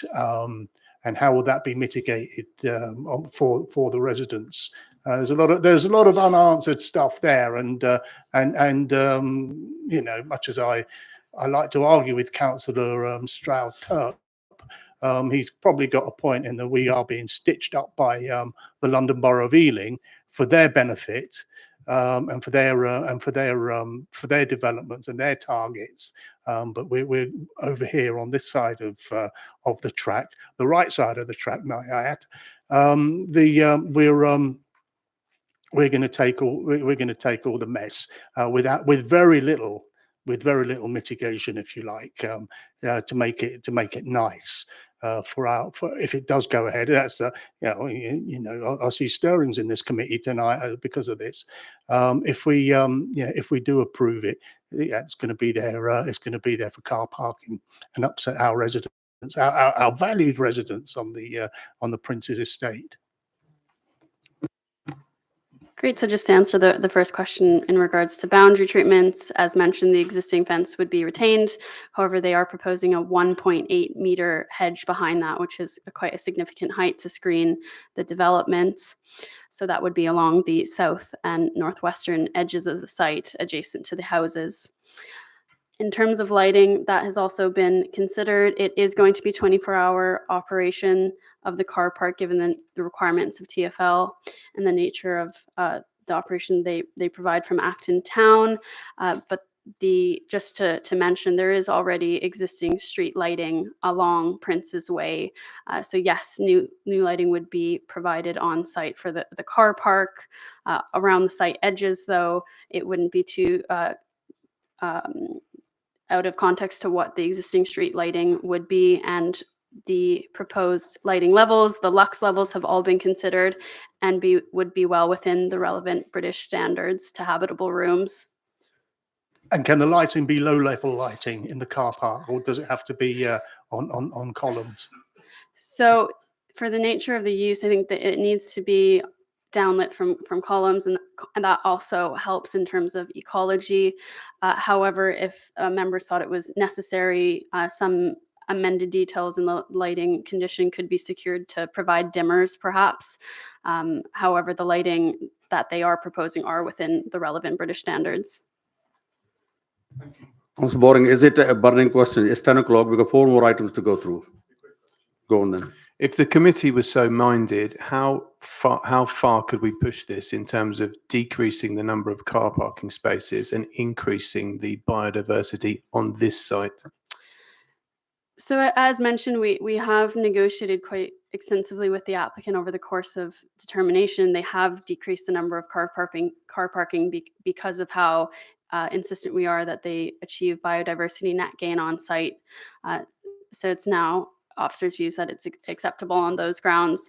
I think, again, that would be more of a question for the applicant, as from our assessment, it's considered acceptable on biodiversity. I'm asking you specifically, how far can we push that as a condition? As a condition, we can't. So we're here tonight to assess the application that's in front of us, and it's our view that it's acceptable on biodiversity grounds. One final question. There's the applicant and the objector to come. For important context, I suppose, and also just so I'm unpopular with all sides of the debate on this. Normally, if something is allocated in a draft plan, that carries weight. And obviously, we build a lot of houses in Hounslow. We get rid of a lot of car parks. Why doesn't it carry weight this time? Yes, it is quite an unconventional scenario because of the context of the Bolo Lane development. TfL are in quite need of the car parking within the locality here to serve Acton Town Station. And as the landowner, they can decide not to pursue the proposed use in the draft allocation. And that's why it's not been afforded material weight, because of the very specific context that we're dealing with here. So basically, TfL are almost a special circumstance. They're not allowed special circumstances, but they are the owners of the site and previously put forward an intention to develop it as residential. Of course, now they haven't, and as the landowners, they can decide to not pursue that use. Thank you, Jesse. Can I now invite Councillor Johanna Widdop, please?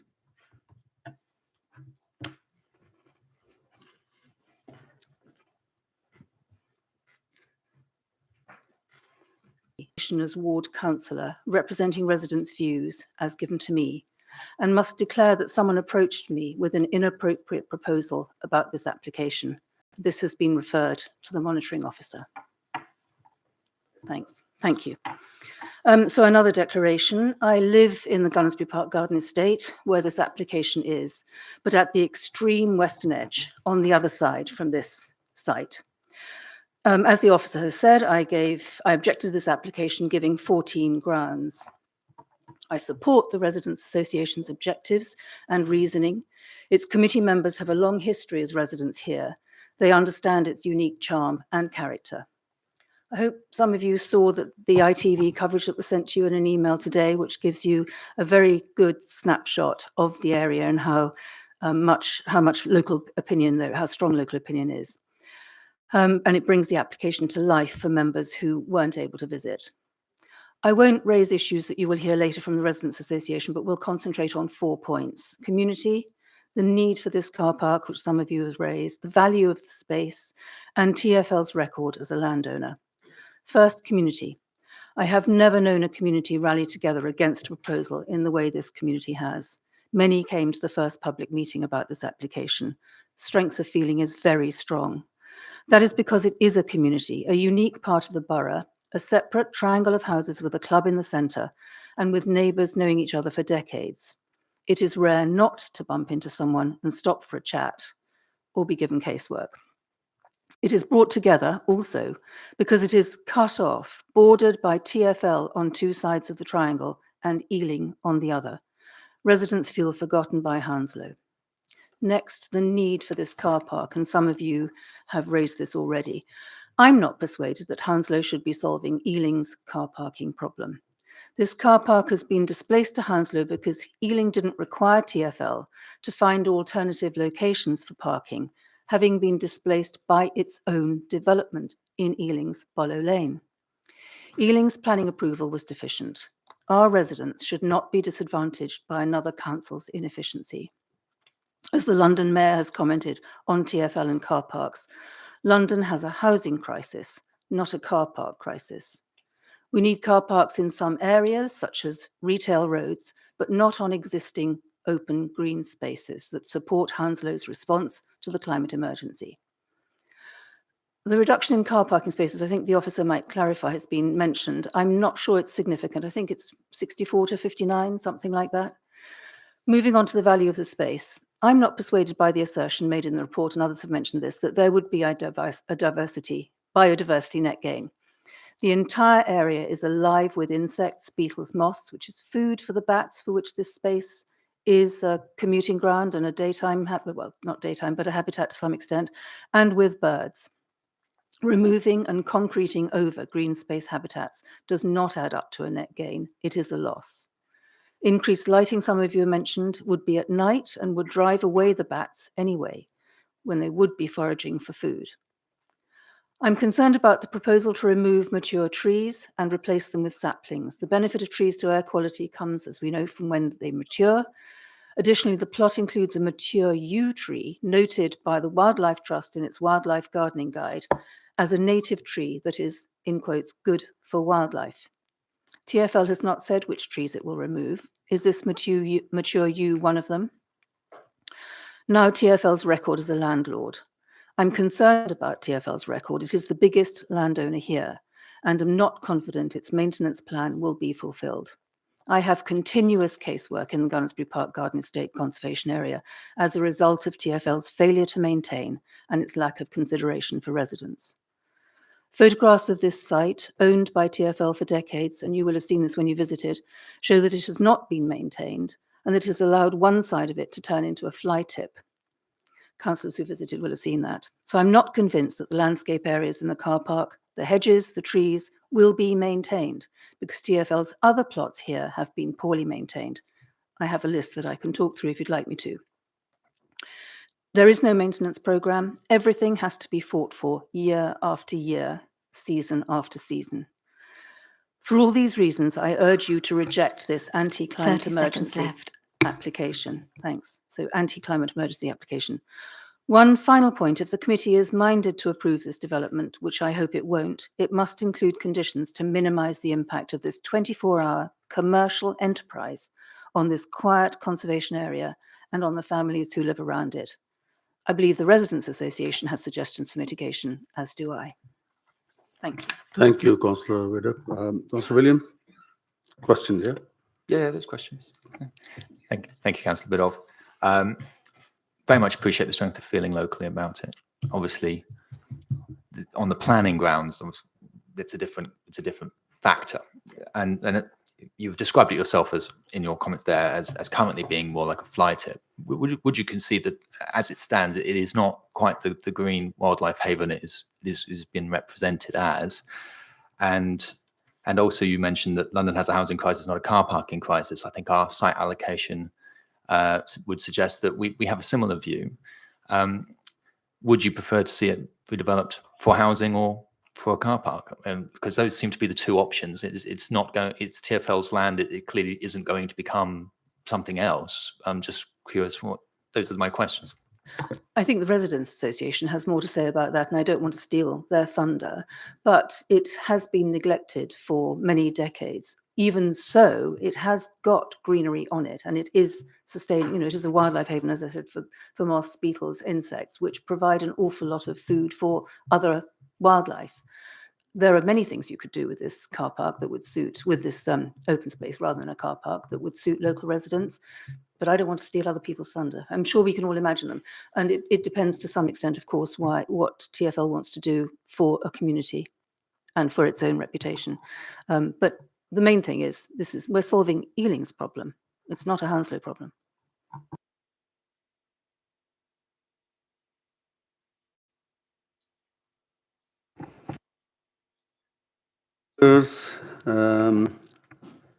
Chair, may I add something at this point? Sorry, it's going to be quite pertinent.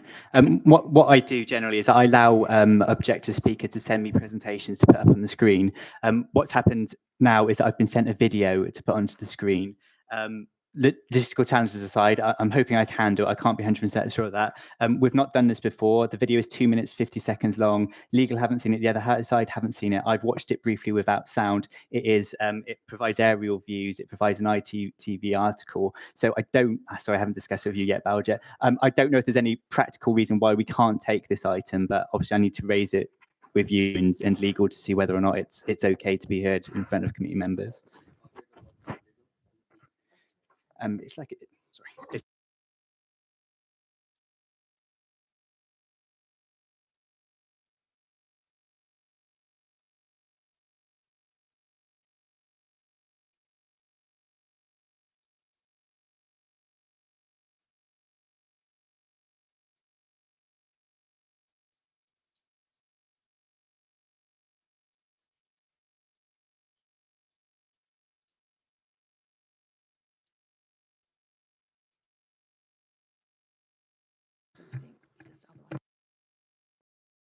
Right.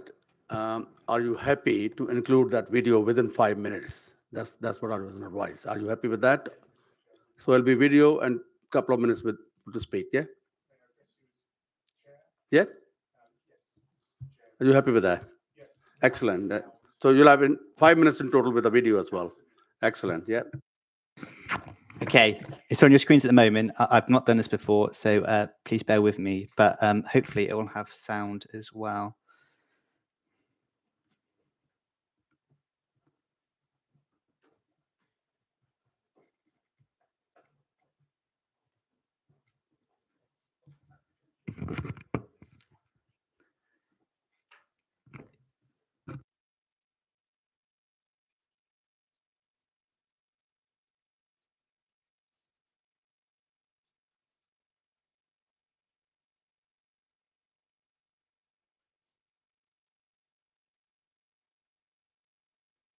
Yes, sorry. The children of the area do not want a car park. The residents of the area do not want a car park. TfL say it's a car park and it's always been a car park, but that's wrong. It was never a car park. The pictures you see here prove that. What else is wrong? TfL told ITV News that building a car park would improve biodiversity, but that's wrong. TfL say they need car parking spaces, but there are already 12 spaces at Acton Town Station, so that's wrong. The car park will damage biodiversity, safety, air quality, and heritage.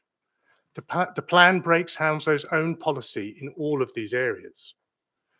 We, the voters, support Hounslow's drive to encourage walking, to encourage cycling, and to discourage car use.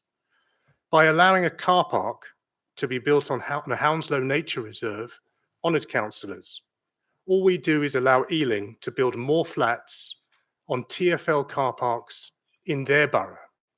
There is no planning gain for Hounslow. Residents know budget cuts have hit our council hard. Hounslow has been trying to hire an ecological officer for more than 7 years. In the meantime, planning officers are essentially doing 2 jobs, one of which they are not expert in. TfL say their ecological report is independent, but they paid for it, so that's wrong. The TfL report was done in July 2022, but TfL contractor Morgan Sindel informed residents that the site would be cleared of all vegetation in December 2021. And that's what happened. As you can see from the pictures behind you, the site was left untouched for decades, and it was raised 6 months before an ecological assessment.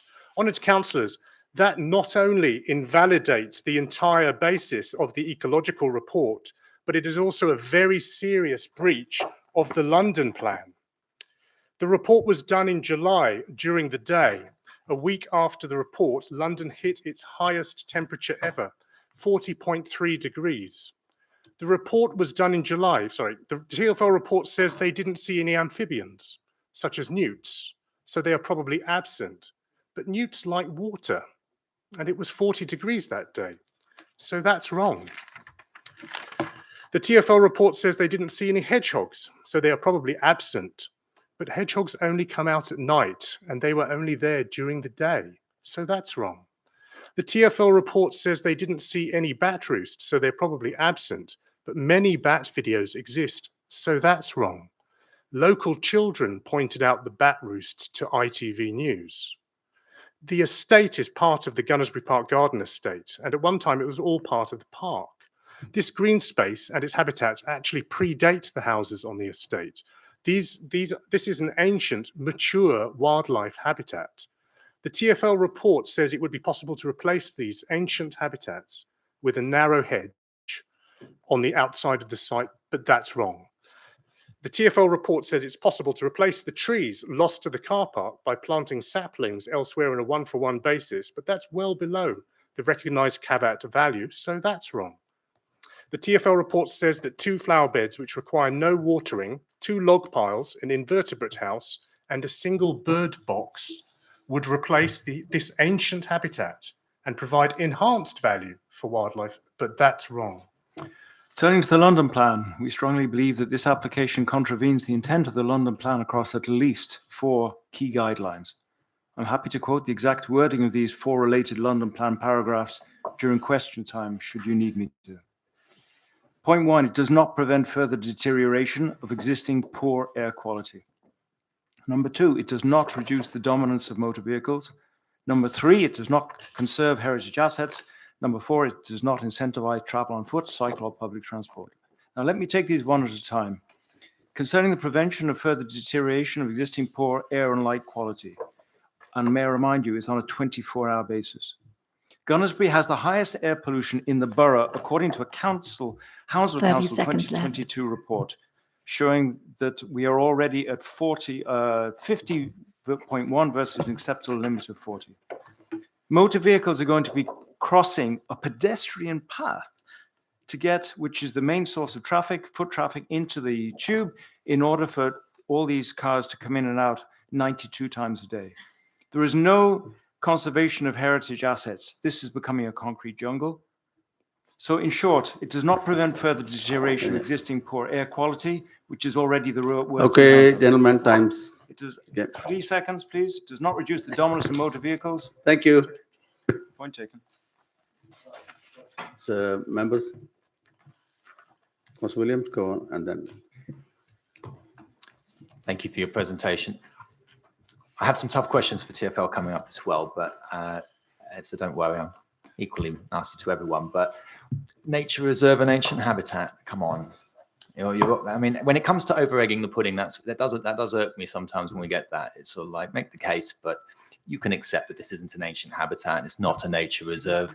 It's got horrible Harris fencing around it that anyone that would try to climb over it would skewer their arm off. It's not a very attractive site. It has it has had greenery on it that we can all see and accept, but it is not a nature reserve in either a classification of any kind or in just looking at it. We can see that it's not, or an ancient habitat. Would you concede that point? I don't think it's whether it's for me to concede it. I think it's for whether the animals will concede that, whether the birds that land there during the summer, I don't think they really care that it might be surrounded by big fences. All they see is a big green patch where they can rest. I think if you ask the bats, is it a natural habitat, they would say, well, it's where they eat, it's where they come. If you'd ask the hedgerow habitats such as hedgehogs, I think you would find that they say it is a place for them to be. So I'm not saying, I don't think anyone's saying it's a perfect natural habitat, but I would definitely state that within the bounds of London where we are, there is a lot of nature that is making use of that habitat. Thank you. Well, then I'll come to the second question, which is the same one I asked Councillor Biddulph. In reality, TfL own this site. We don't own this site, Hounslow. So it's allocated in the local plan for housing. Which would you prefer, a car park or housing? Neither. So I would actually revert back to, if you want to become legal, you can allocate it in your plan, but you should also know it is within a conservation area. I think you saw how the last application went on that one. So I'm not a lawyer. I'm trying to reply to your question. So I would stick with the conservation agreement that is in place across that area, but I think that's outside the case of this room. Any more? Councillor Boring, yeah. Do you know how long the metal fencing has been there? It used to be different. So there used to be a gate. I think TfL have slowly eroded it over a period of time, and I think that's part of the plan to change it into housing or car park. So whilst there has been a linked fence in the past, and I grew up as a little boy in the estate, so children used to pick blackberries off the hedges that were on the side of that fence. And a young mother just wrote to me the other day. So I know just because it's getting late, Yeah, but sorry. the fence has been there many decades. I've seen. No, several years. Several years. Yes, the fence has been there, and before only several years. And before there was another fence. There was another fence and there were hedges. And a hedge. And a hedge. Where the Okay. hedgehogs lived. All right, thank you. I can't see any more hand. Thank you very much. Oh, hang on. Sorry, Councillor Luki, yeah. From your knowledge of the area, yeah, that service road that comes out of from Gunnersbury Lane down to where does it go? Goes down to the North Circular somewhere towards there. Where else could you? Where else could, if TfL wanted to park their workers to park cars, where else could they park cars? Both on that side of Gunnersbury Lane and the other side where the museum is. They could park cars all along Bollow Lane. The entire stretch of Bollow Lane has always been traditionally the place where they park cars. They've got a gigantic car park down Bollow Lane. There are 12 places at Acton Town Station. So in terms of drivers for the underground, there's enough parking already at the station. So I would suggest that I would agree with Councillor Stroud-Turp in his assessment that this is actually a problem in Ealing that's being shifted over to a conservation area in Hounslow. Okay, thank you. Can't see any more hands. Thank you very much. Thank you very much. Okay, can I invite the applicant, Brandon Hodges? Mr. Hodges, you got 5 minutes, yeah? Yes, if you could, please.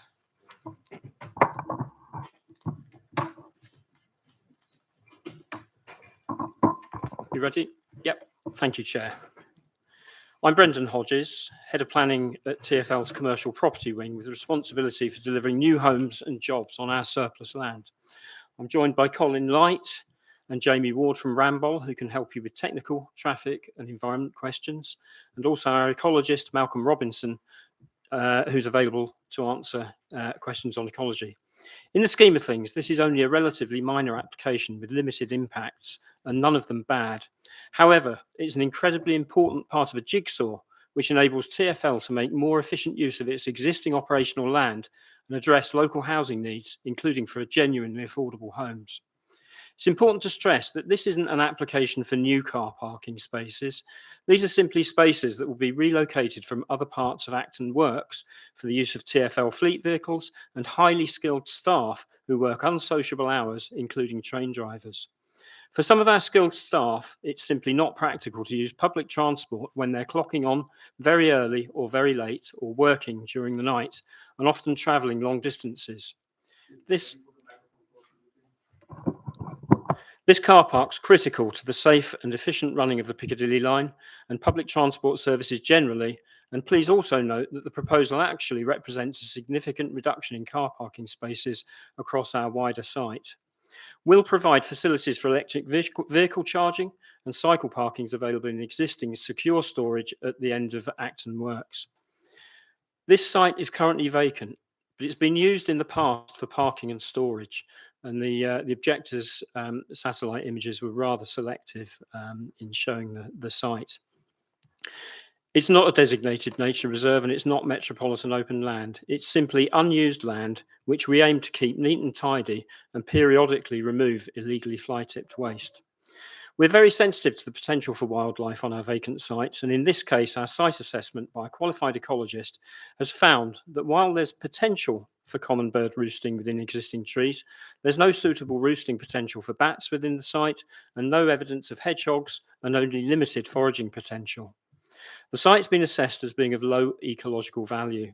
Furthermore, and contrary to some of the objections raised, this proposal will actually deliver biodiversity improvement by increasing the number of native trees, by providing bat boxes and log piles, by delivering net biodiversity gain of 9%, and having listened to objectors, we could also provide bat boxes to encourage roosting.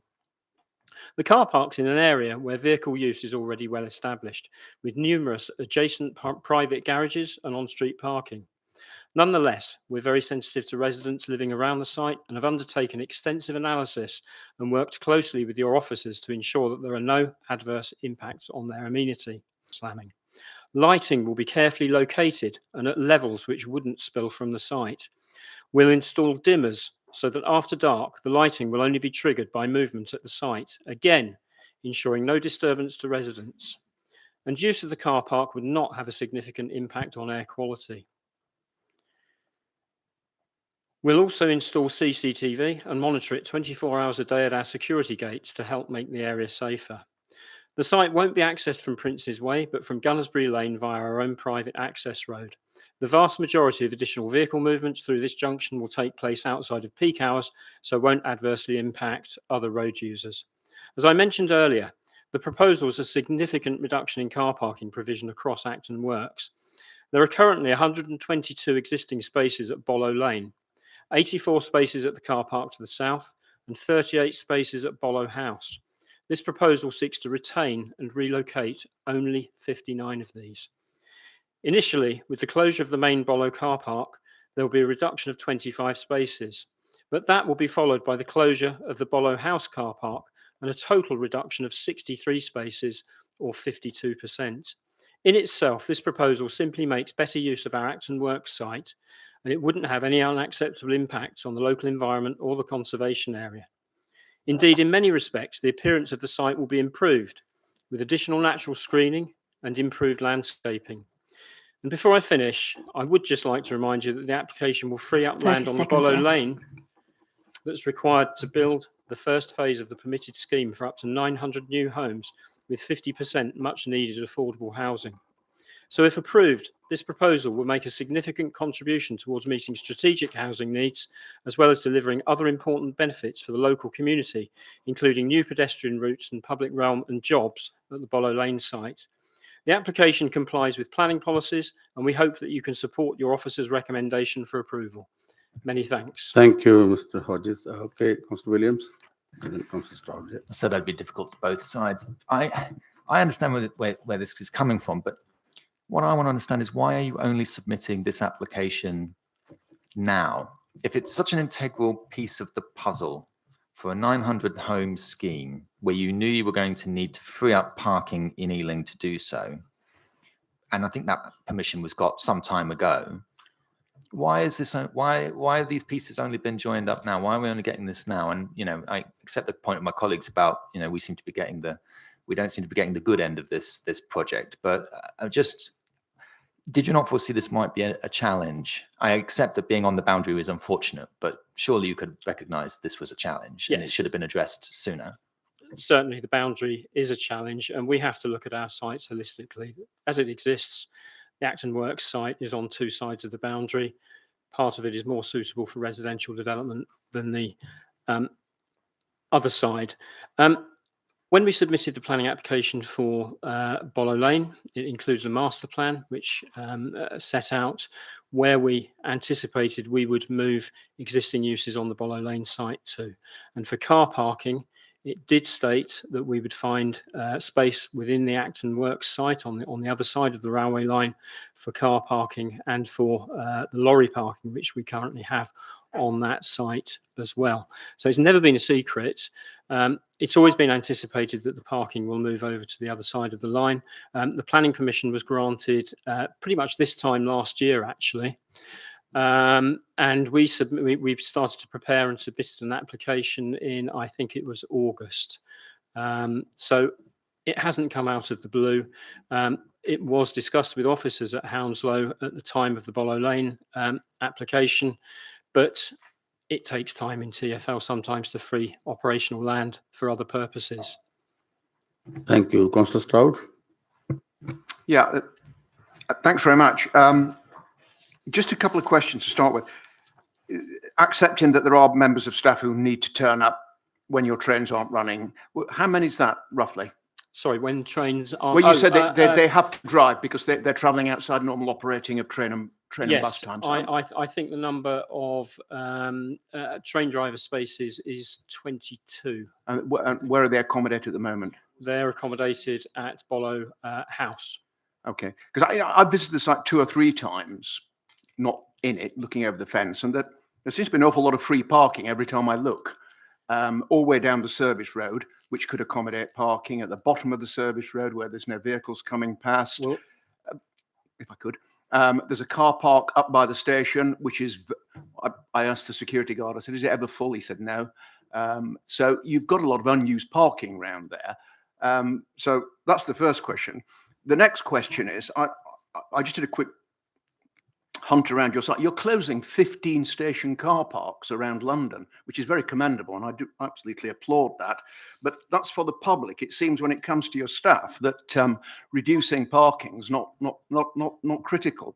Given that you're looking to reduce car trips by 80% in London and encourage active travel and use of public transport, and given that your staff do get free or subsidised travel, I am struggling on this one, and I don't think it really chimes with what TfL's telling the rest of us to do, quite frankly, and I find it somewhat disappointing.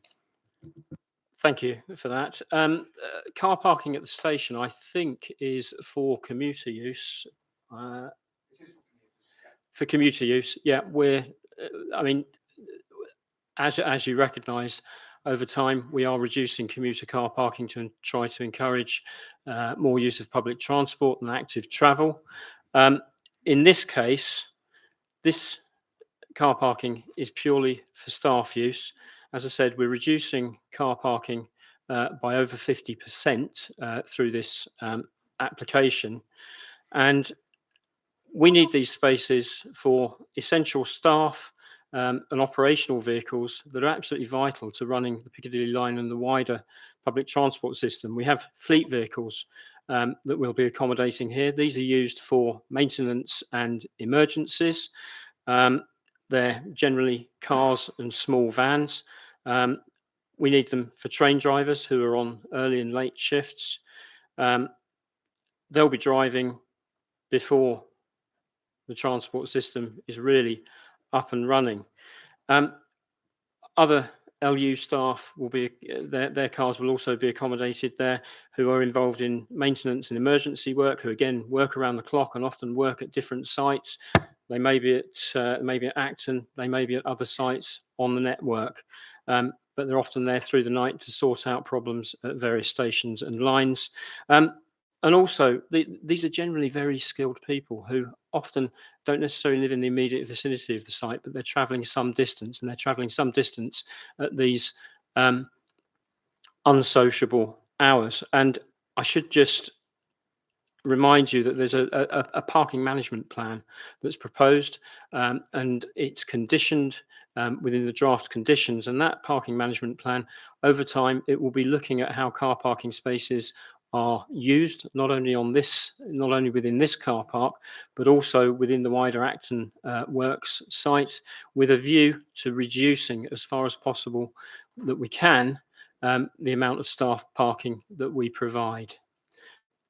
It'll also look at how we improve provision for cycle parking and other measures to encourage our staff to use public transport and active travel, as we would expect anyone else to do. Thank you. Mr. Lukey? I'd forgotten there's a car park at Acton Town. Why can't you just close that to the public and put the space give the space to your employees down there? The other thing is that we've you mentioned that it's possibly a linchpin for a 900 unit development.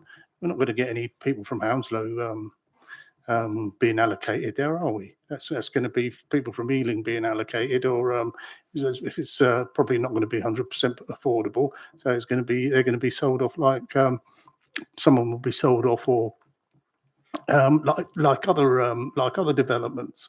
But we've just got the potential of losing a couple of hundred spaces at Hounslow West car park. This is a kick in the teeth for our residents in the London Borough of Hounslow. We are not doing this on an equitable basis. Maybe your comments on that, particularly with this relatively small space in Hounslow. And also you have got that wide service road there where you can comfortably park vehicles along there down towards the North Circular Road. Thank you for those questions. In terms of closing the station car park, it is only, I think, 12 spaces. And of course, a significant proportion of those are for blue badge holders because the station is step-free access. So we need to keep those blue badge spaces. Once you've kept the blue badge spaces, there's actually very little space for our train drivers, station staff, and others who need, for those reasons, to drive to work. In terms of the new homes at Bollow Lane, of course, the private for sale housing would be available to Hounslow residents. I think the social housing will be for Ealing residents on their council housing waiting list, but I would anticipate that Hounslow and wider West London residents would have access to the intermediate housing that's provided there. And let's not forget, this is a 50% affordable housing scheme. And of course, this time last month, we brought an application for 350 homes at Hounslow, which was 100% affordable. So we do, we're absolutely dedicated to providing 20,000 homes across London, with 50% of those affordable.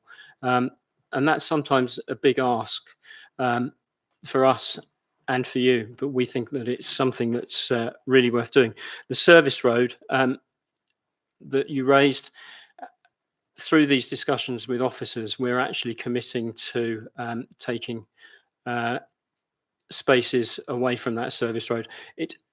It's actually mostly double yellow line down there. Obviously, it's not enforced by the police or local authority. It is on our land, and we should be enforcing it, and we will do. Through this application, we've actually got dedicated routes for pedestrians marked out on that service road now, so that car parking will go, and that's a further reduction in car parking at the site. In addition, Okay, thank you. I can't see any more hands. Thank you very much. Okay, thank you. Right, back to you, Jesse. Just some quick clarifications on the points raised by speakers. The reduction in car parking would be from the original submission, which was 65, now proposed at 59. The scheme would deliver biodiversity net gain of 9%, up from the negative 12% loss originally proposed by the submission. The ecological assessment has been prepared by a qualified professional and assessed accordingly. There would be retained habitat as well as new soft landscaping and trees, which would be secured by the landscaping condition. The site is not a nature reserve and does not hold any formal designations as green or open space.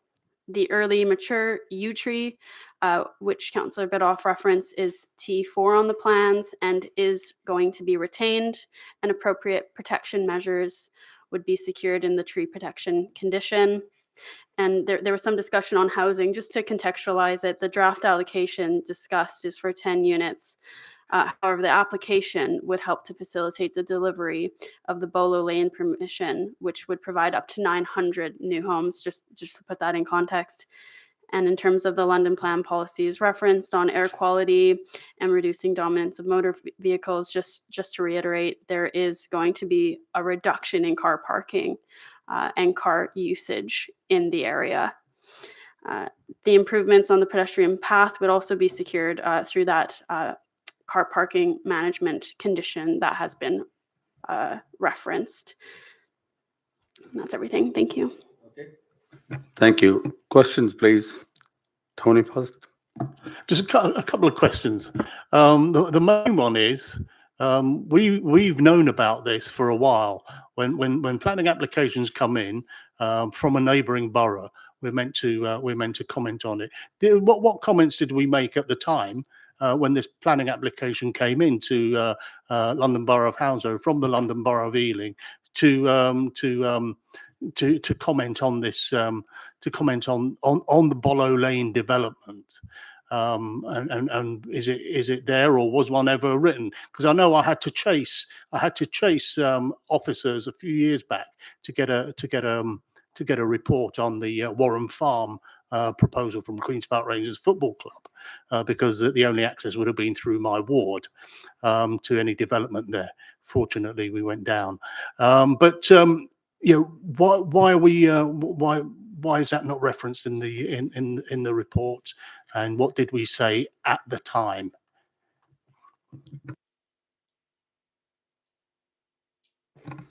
Yep. To be honest, I don't have that information in front of me in terms of a response that was given to them. Of course, Ealing would have, as the local planning authority for that application, assessed it accordingly. And here, obviously, tonight we're here to discuss the merits of this specific application within this context.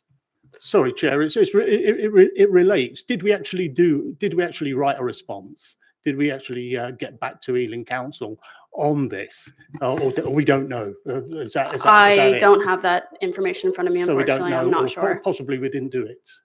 Okay. I'm not sure. What? Thank you. Yeah.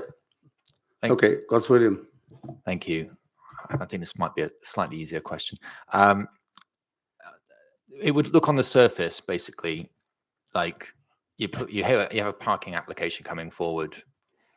You know, intuitively, you know, most people around this room know enough about London planning policies and London plans and all the rest of it, not necessarily. It does seem strange that it got an approval. Am I right to understand that it has been approved for parking in the context of the Bolo Lane application? and the context of the reduction in car parking overall. Are we taking into account the Ealing situation in the balance and the recommendation that's been made? Yes, so we have to have regard to that. That is the circumstances in which this application is coming forward in terms of local planning policies. We have to consider the impacts on the local highway network, and of course, we're right by the border with Ealing, so it is relevant here. And again, just to reiterate, there would be a reduction in parking and cars on the road in the locality. Councillor Stroud? Yeah, could you just clarify? The objectors mentioned that this didn't comply to the London plan and something else, which I can't read what I wrote now, unfortunately. But can you? What's your view of it conforming to the London plan or not? Where are we there? Yes, so the reference to the London plan made was in terms of air quality, reducing the dominance of motor vehicles, heritage, and travel on foot. Again, just to reiterate, in terms of air quality, there is less vehicles on the road in the locality, causing less pollution. Light has also been considered in terms of light spill, which I mentioned in my first presentation. In terms of heritage as well, you've seen pictures of the site. It's quite a variable character there. There is greening of the site edges, and it is officers' view that there would be no harm to heritage assets, and it would promote active travel in terms of facilitating the running of the public transport network, and it would therefore be in accordance with relevant London plan policies as well as local plan policies. Thank you, Jesse. It's open for debate. Anybody? Yeah, Councillor Williams first. Thank you. I'll make the unpopular case as always. I don't think I was going to win any votes in Chiswick anyway. Look, my commitment to affordable housing doesn't end at the Hounslow edge. It's sort of I'm in favour of it everywhere, and I'm in favour of us dealing with the housing crisis across London. And it's nice Ealing's doing its bit on its side. I don't like the circumstances in which it's come to us. I don't particularly, we've been given the sort of the sticky wicket here in Hounslow to sort of deal with this one. It would be very nice to turn it into a nature reserve, but obviously that's not the application before us. I don't know if everyone has noticed local government funding situations at the moment, but it's not like we've got a big pot of money to go and buy TfL sites to turn them into nature reserves. This is not a nature reserve. It's not allocated as a green space. It's not allocated for it doesn't look like a very nice site. I accept that it's an empty site. It has some greenery, but it's not serving a function that is doing anyone any benefit as it currently stands. And I had another point and it's sort of gone. Also I get the Piccadilly line every day to work. And I'd quite like to know that I'm going to have some drivers there to ensure that my train gets where I'm going in the morning. And it's not perfect. It's far from perfect. And it's annoying. It's fallen on our plate. But I'm not going to recommend anything. Don't worry, Tony, others can come in. But I don't like it, but I don't think we have grounds to reject it. Thank you. Councillor Boring? So there's a couple of things that sort of don't add up to me here. There seems to be the implication that if they can't get this car park, then suddenly these 900 homes that they've spent God knows how much money planning, suddenly that's all just going to evaporate. I don't kind of buy that. I'm also, if it was so important, if they need this car park to get the 900 homes, the logical thing to me would to have been to get permission for the car park first. So it feels a little bit like we're sort of being held hostage, and it doesn't make sense. And I accept it's a decrease in parking across the whole site, although it's an increase in parking in Hounslow. And as the Hounslow Planning Committee and Hounslow councillors, it's to us to look to Hounslow. And I think it was a very compelling argument from Councillor Stroud-Turp that we're having to solve Ealing's problem. So I asked how much we could push it in terms of conditions. I either didn't understand or didn't, I think, get a complete answer on that. I am minded, if we can, to decrease the amount of parking. The applicant said, I think it was a figure of 22 driver spaces they have. I'm minded, if we can, to decrease the amount of parking, increase the amount of biodiversity. And if we can't do that, I think maybe it will be the right decision. I'm not proposing it yet because I'm sure people want to speak. But if we can't put those conditions in, maybe the right thing for this committee to do is to refuse it and let them come back with a better application. Councillor Luki. Look, I think the 900 homes is the red herring here. Those 900 homes are going to go ahead anyway. It's a bit like Brentford Football Club. They needed X thousand car parking spaces for match days, and they went round, including in my ward, upsetting residents looking for parking spaces, and in the end, they didn't need them. Okay, they went away, and they've got very limited match day parking, and the sites here around Acton Town, Acton Works, Acton Museum, there's plenty of space around there. Ealing Common Depot. A lot of these trains don't come out of Acton; they come out of Boston Manor and Arnos Grove, for example. So again, it's a red herring. This is they've looked for reasons. 900 housing. How many car parking spaces are in that 900 home development? Okay, all right. Okay. Well, even so, whether it's zero or not, there is plenty of space around Acton, around the LT estate in that area. We know that. Even along that side road there, if it belongs to that service road, it belongs to Thames Water, another bunch of pirates. If it belongs to Transport for London, if it belongs to Transport for London, then they should manage it. They could take out those yellow lines, or put yellow lines in, or make it drivers only. So, if you're not going to, if anybody else wants to speak, but I would. If John's going to speak, but I'm going to park it. I'm going to park a refusal here. Okay, Councillor Stoutler. Yeah, we heard that there are obviously a small number of essential emergency staff who work all sorts of social hours, but we heard it was a small number. I think this is an idle application. They've taken the easy option. They've got a piece of ground. Bang, let's have that. There's probably, you can be inventive. You can get those cars on that site without doing it. It's just an idle application. It's a disappointing application as well, because TfL is telling the rest of us, walk, cycle, public transport, but not for our staff, really. They're a bit too precious. They can't do that. I understand that some of them have to get there when the trains aren't running, and there can be provision for those. I mean, TfL are closing 15 car parks around stations.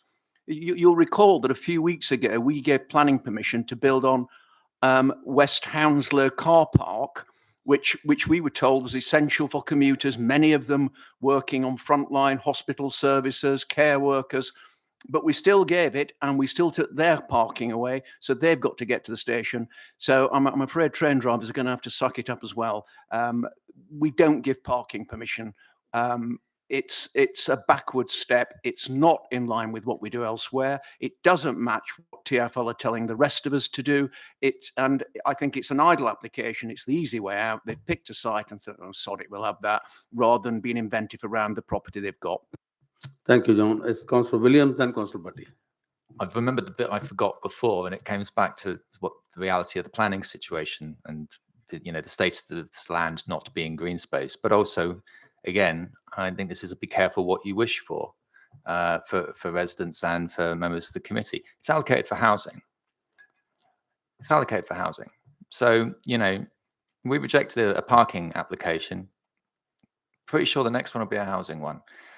I'm okay with that, but I have a hunch that residents would actually probably prefer the parking over the housing. But that's the reality of the situation. It's not going to become green space. So I will put that out there as be careful what you wish for, but people can propose whatever they like. Thank you, Councillor Butty. Thank you, Chair. Yes, I'm with John all the way here, because yes, we recently lost the Hounslow West car park to housing.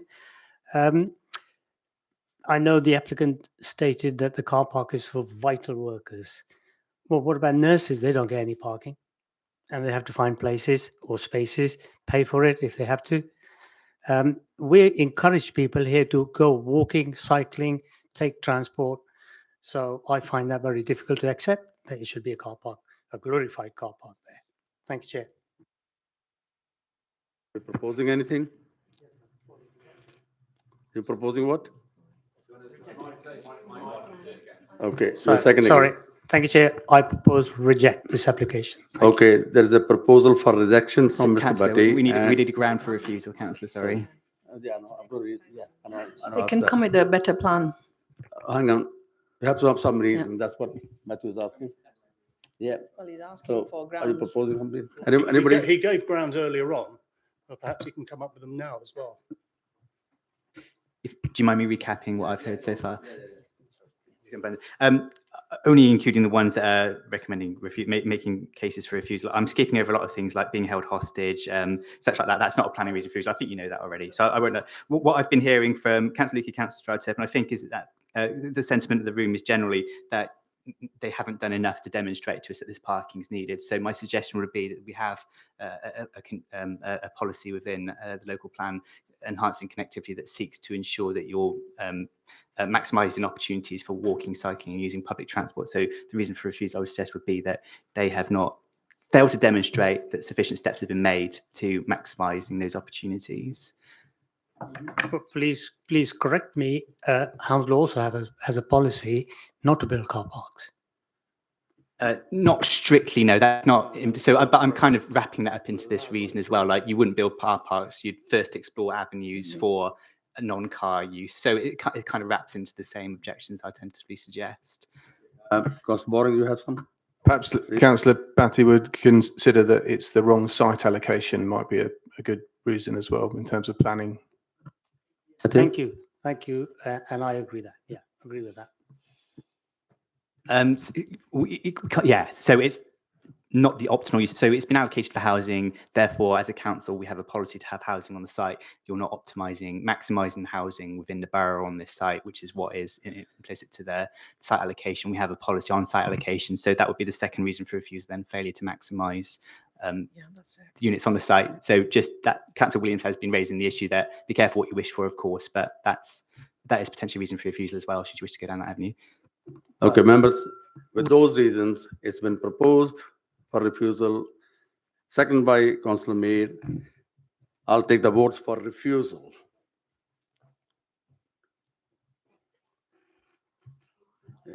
Yeah. Keep your hands up, please, for a second. Yeah. Yeah, and against? Abstentions? Okay. So it's Chair. been, sorry. Yeah, sorry. It's been refused. Yeah, Chair. Can we ask officers to have a look at the status of this site with a view to looking at potential for some green activity there. Yeah, I mean, obviously we will rely on the good nature of Transport for London, but how can we protect habitat down there? Or the possibility of an allotment site.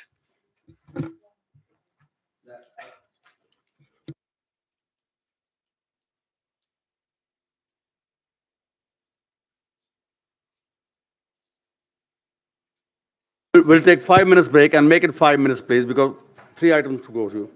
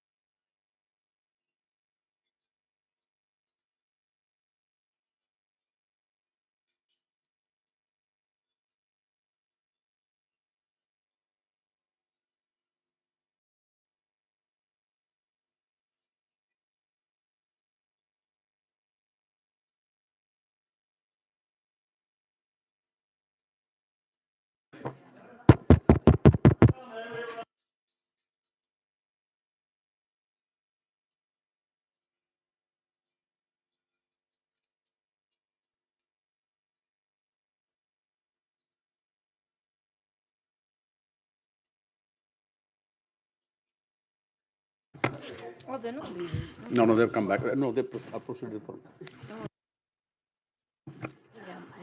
Right. Members, welcome back. Item 4, Oakley Close, Isleworth. And that's on pages 10 to 39. And who's taking it? Matthew? It's me, thank you, Councillor. Okay, I'm go going to bounce through this and let you hear from the speakers. So I'll go as quickly as you can. Just reel me in if there's anything I haven't suggested. So this is land at Oakley Close, but Sorry, are we waiting for Councillor Buddy? He's not here. Well, we started now. All right, okay. So land at Oakley Close, it's effectively, it's in the rear garden of 17 Burlington Road. That's a fault. The rear garden. Sorry, Matthew, carry on. Basically, it's in the rear garden of 17 Burlington Road with access off Oakley Close. This is the access off Oakley Close. These are the garages, and this is the property to the east of the site. But I'm going to jump to the site plan first of all. So what's happening is that the new building is the brown building to the left-hand side of this picture. It sits to the rear garden of 17 Burlington Close with 5. Sorry, can we?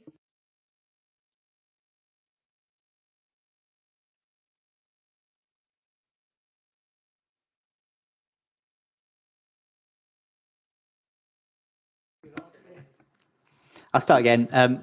This is an application, land at Oakley Close, but it's effectively in the rear garden of 17 Burlington Avenue with access off Oakley Close. So this is the access driveway off Oakley Close. These are some of the garages. I'll explain a bit further about why we're showing you garages in the site plan. And this is 7692 Oakley Close. Again, I'll show you in the site plan why this is relevant. I'm going to come back to these pictures if that's okay. So the proposed building is the brown building to the left-hand side of this picture. There's 5 parking spaces to the front. You can see the garages to the right-hand side of the brown building. One of them is demolished to create access, so they've widened the access there. And then the further to the right of the garages is the property. I think it's 7692 Oakley Close. I'll come on to why that's relevant later. This is the proposal. So it's a proposal for 6 times 2 bedroom flats. It's 3 stories in height, and there are 5 parking spaces. It's net zero, and this is what it looks like. So of pertinence to this application is that there is history here. So there have been some schemes that have been refused, and they've gone to appeal, and they've basically framed an application that came in front of members in 2019, which is almost identical to the scheme that you're looking at the moment. So in 2019, members approved a scheme that's almost identical to this one. You're not necessarily beholden to that decision because since 2019, policies have been updated, but the policies that have been updated relate to increasing sustainability and how daylight and sunlight is assessed into these properties. And this is net zero. We've done the relevant daylight and sunlight tests. So effectively, where policies have changed and been updated, we can clearly state that they've met those policy requirements. The applicant agent can't be with us tonight. They have sent a letter. It broadly outlines what I've just said, though. So the letter, the contents of it, it refers to these previous decisions that have been made. I've whisked through it. Maybe I'll just leave it to questions if that's okay, if you want me to fill in any gaps. Thank you, Matthew. Questions? Yeah, Councillor Luki. Just briefly, this has been approved. It's been refused before. It has been approved. Time ran out, and this one is back with an application. I had reservations. It's in my ward. I had reservations to begin with. Yeah, at the last time, we didn't have a chance to consult with ward councillors on particularly on the construction logistics plan. The way that what you don't have there is you don't have a map of the whole of Oakley Close, which is quite a long windy road. There you go, quite a long windy road. It doesn't start there where the red is. It starts a bit further on. Maybe you can point where the junction of Thornbury Road is, please, Matthew. So the concerns are, even further out, that's it, not right there. But what we have concerns about, and you'll hear from Mr. Story shortly, but what we have concerns about, I've always had concerns about, is how they're going to deliver building materials along there through Oakley Close, which is a narrow road. So we'll come back to that, and I think there are a number of conditions that need to be looked at again. But we'll hear from the residents. Mr. Story lives right right in front of the site there, as does Paula Woods there as well. I'll leave it at that for the time being. Thank you. Any more questions? No. Can I invite Mr. Story, please, the objectors? Who has been patiently waiting for 4 Yeah, hours. I'm very sorry to keep you waiting, and you got 5 minutes, Mr. Story. My name's John Story. I've been a resident of Oakley Close for 31 years. Comments on the report, which we got from the 1st of December. So 1.3, pedestrians, vehicular and cyclist access. The road is not wide enough for 2 car-sized vehicles to pass, even with taking out the flower beds. No mention of how vehicles over 7.5 ton access will safely, having to reverse in and out if they do. No mention of how emergency vehicles, especially fire appliances, are to access proposed development and leave the area without reversing out over 30 metres towards Oakley Close. No mention of footpath for pedestrians or disabled access to this area without wheelchairs being in the middle of the road. Access was never designed for residential area. It was only designed for access to the garages. Adding a solid fence down the side of the access road will reduce the width of the road and reduce the lights to the ground floor flats of 76 to 98 Oakley Close. 2.5, public transport accessibility. Adding extra residents is not going to improve the poor access to public transport. Access to the site, 4.2, access to the site. Again, the access is unsuitable for emergency vehicles with the width of the access pathway. Consultations, 5.0, consultations. Extremely poor consultation with residents. Letters reference this meeting was sent to Burlington Road residents, but not to Oakley Close residents. Yet you are still calling this an Oakley Close development when the land is Burlington Road. Site notice not posted on this date, 5.2. 5.3, selective responses reported.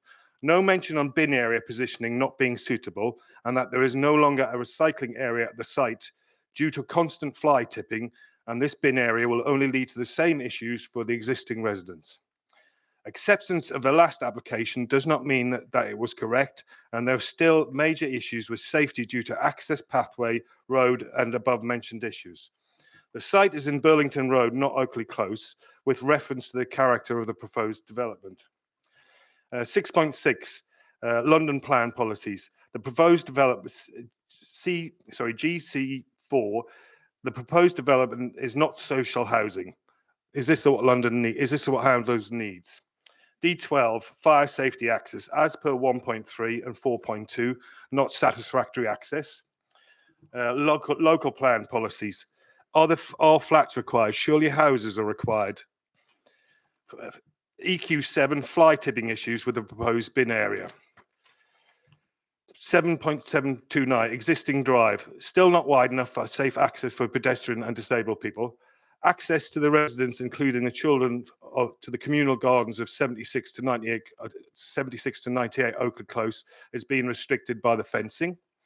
There has always been issues with the planned bin storage areas and the recycling area, which was situated next to and has been removed due to constant fly tipping.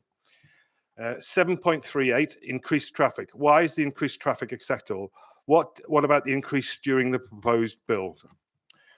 7.53, you state that there's poor access to public transport, so why recommend the approval? 7.59, bin storage. Who are moving the bins from the bin storage area proposed by the development to the bin storage area in Kilbury Close? This is over 50 metres away. As well as the issues with the fly tipping in the area, the proposed bin store is not on land belonging to Burlington Road, but Kilbury Close. 7.65 to 7.69, ecology. The land in question is a vital habitat for birds, foxes, squirrels, and hedgehogs. And we are expecting the removal of existing trees and bushes. 8.4, disabled access. There is no disabled access to the proposed development. The access is in the middle of the road. 16, refuse storage. Approved last time without considering the existing residents and council's issues with fly tipping. 17, access road. Is it acceptable that all large vehicles need to reverse down 30 metres of this road? 18, car parking permits. 5 spaces for 6 30 properties. seconds left. Yeah, 5 spaces for 6 properties. Where do the visitors park?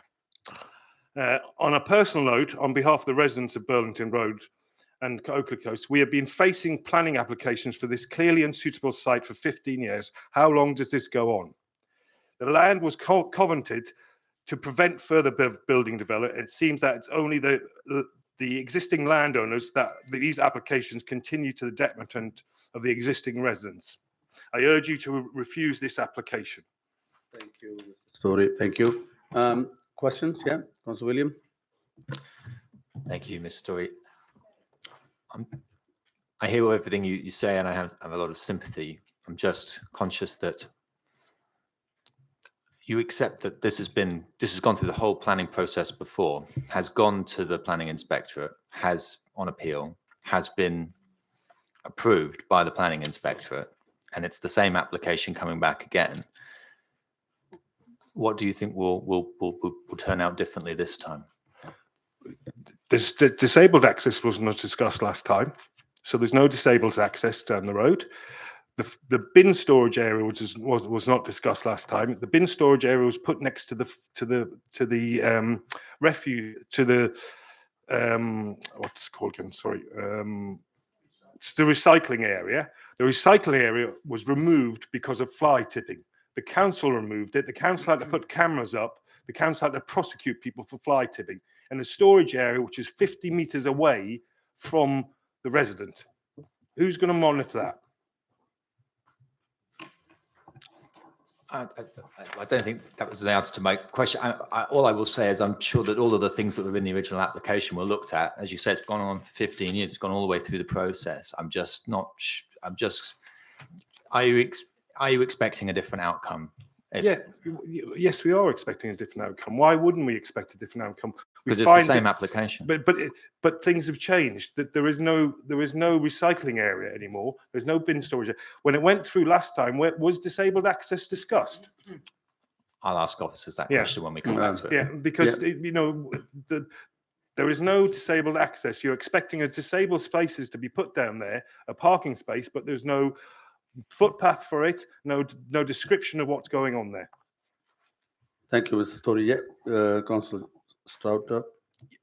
Thanks very much for that, sir. But I do rather echo my colleague's view, because the things you're bringing up, whilst important, are of themselves not grounds to prevent it, because they're all fixable. We can put conditions in that the bin storage be improved, the recycling storage be improved, that consideration is given to disable access. That they're not showstoppers, I'm afraid, sir, because fundamentally what we're looking at here is the creation of 6 much needed properties, and we can only reject it if we've got, and I think you've been following the conversations we've been having on the other matters, if we can come up with some solid planning grounds for objecting it. And as Councillor Williams says, this has been to the inspectorate, it's been through once, it's been approved. To use the phrase, sir, I'm afraid we'd be pushing water uphill if we were to reject it, but we can put conditions in to improve the points you raised. Thank you. Sorry, was that a question come back for me? Yeah. Okay. Yeah, Councillor Boring. That's fine. Yeah. I might phrase it in a slightly different way. Specifically with the disabled access and the bins, what do you think needs to happen, or what needs to happen to make it acceptable? Perhaps build a smaller development. Put the reason they're moving the bins all the way down to the other end is because they have got no area to put it. So because they're building 6 flats. It's the location. It's the location. So they're building 6 flats, putting 5 parking spaces, 1 disabled parking space, and a small bin storage. So the location of the bins is wrong in your opinion, and the disabled access you're talking about. Are you talking about a mobility vehicle being able to access, or what specifically are you?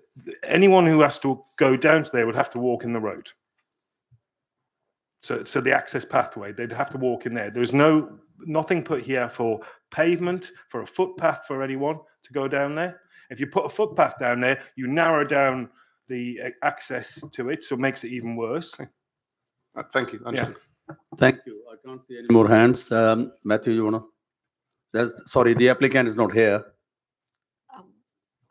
You want a question as well, Tony? It's not a question. I mean, I'll leave it till after the officers. The applicant is not here, so Matthew, back to you. I think there are a lot of transport related points there, so I'll do my best to answer those, and I hope to pick everything up. So I think in no particular order, access for fire brigade. So the access road dimensions of the access road are on the site plan. Minimum 3.5 metres, which is in excess of what the London Fire Brigade require for as a pinch point. And the widened access road is more than the minimum 3.7 metres that they require for that. So I think that is acceptable. In terms of construction, I believe there is a condition requiring a construction logistics plan. That I completely understand the residents' concerns about construction traffic at the end of a residential cul-de-sac. So what I might suggest is that I think that the condition refers to a plan that's been submitted. What I would suggest maybe if members are not comfortable with that is that, as per one of the previous applications, that they are required to submit a fresh application. The one that was submitted probably doesn't have the input of contractors that they will have on board now. So I would agree with that, and I think that's probably a safer way to deal with that if Matthew's happy with that. Increased traffic. The application is for 5 parking spaces. So from in a transport perspective, that is acceptable. There'll be minimal. There wouldn't be a significant increase in traffic or a severe increase in traffic that would be a reasonable recommendation for refusal on this. The access for pedestrians, so that again, given the scale of development, it's not uncommon for developments of this size to have a shared access because of the low nature, the low numbers of traffic movements. It would be acceptable in principle again. The access road is being widened, so that again the plan actually shows a hatched area. If members are so minded that there's a condition regarding landscaping, so the condition could be, if it's not included in the condition already, or members were concerned about that, the widened area, for example, could be hatched as an area or marked as a pedestrian area, but still provide access for vehicles when needed. And similarly, the condition of, I think the photo showed the condition of the access roads not in a great standard, but I don't know whether that's proposed to be resurfaced as part of the application. And the other thing is that there's a path where the bins presentation point is noted on the plan. There is a path that leads through the amenity area to the flats that would be secure. So again, that could provide access for pedestrians, a separate access for pedestrians and disabled residents. Sorry, there was a point about turning as well. So again, the bin presentation point is on Oakley Close, so we wouldn't expect recycling refuse vehicles to access the site itself. Smaller delivery vehicles will be able to turn within the car park. There is adequate space to do that. I think that covers all the points. Apologies for anything that I've missed. Yeah, thank you, Rob. Matthew, you have nothing to. Yeah. Okay. Yeah. Tony. Yeah, just on that, Rob. That hatched area there at the bottom. If that's a pavement at the moment. Okay, that's a footpath with a curb. And if it's removed, replacing it with hatched, with painted over, hatches, is that going to prevent people parking on there, or who's going to monitor that, particularly if it's off the highway, which it is down there.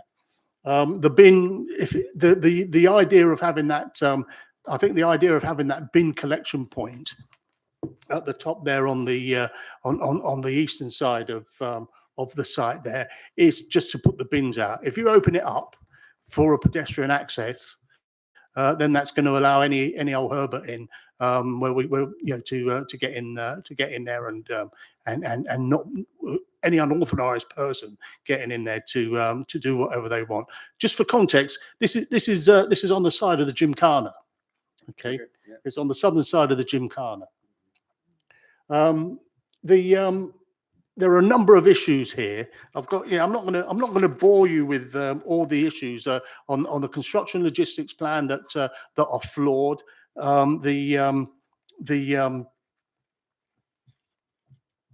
Access to the rear of 76 to 98 Oaklands. The impact of a fence on the back of that block there. Where Mr. Story described putting a fence in, how that will take out amenity, for example. So we've got a number of issues there, if we are not, as a resident asked us to go back, maybe refuse it, and you've come up with potential refusal there as well in terms of increase of traffic, and isn't that what you said? Or maybe you're tired, or maybe I'm tired, but I do want these conditions better looked at in the same way as we did for we are going to do for West Middlesex Hospital. If we can have a look at them there, but in the absence of any other moving here, I would move again. I would move refusal, but whatever happens, I'd like the conditions to be discussed between officers and ward councillors and residents. Thank you. Yeah, I know. Now, hang on. There's no more questions, yeah? Open for debate. Yeah, go on, Councillor William. I'm afraid here we go, Tony. Councillor Lukey. None of the things that have come up, be it from me, the Councillor Lukey, or from the resident, unfortunately, are in my view, material planning reasons to reject. This has been approved before. It's the same scheme. It's been to the inspector. It's been appealed all the way to the top, and they've come back and they've said it's fine.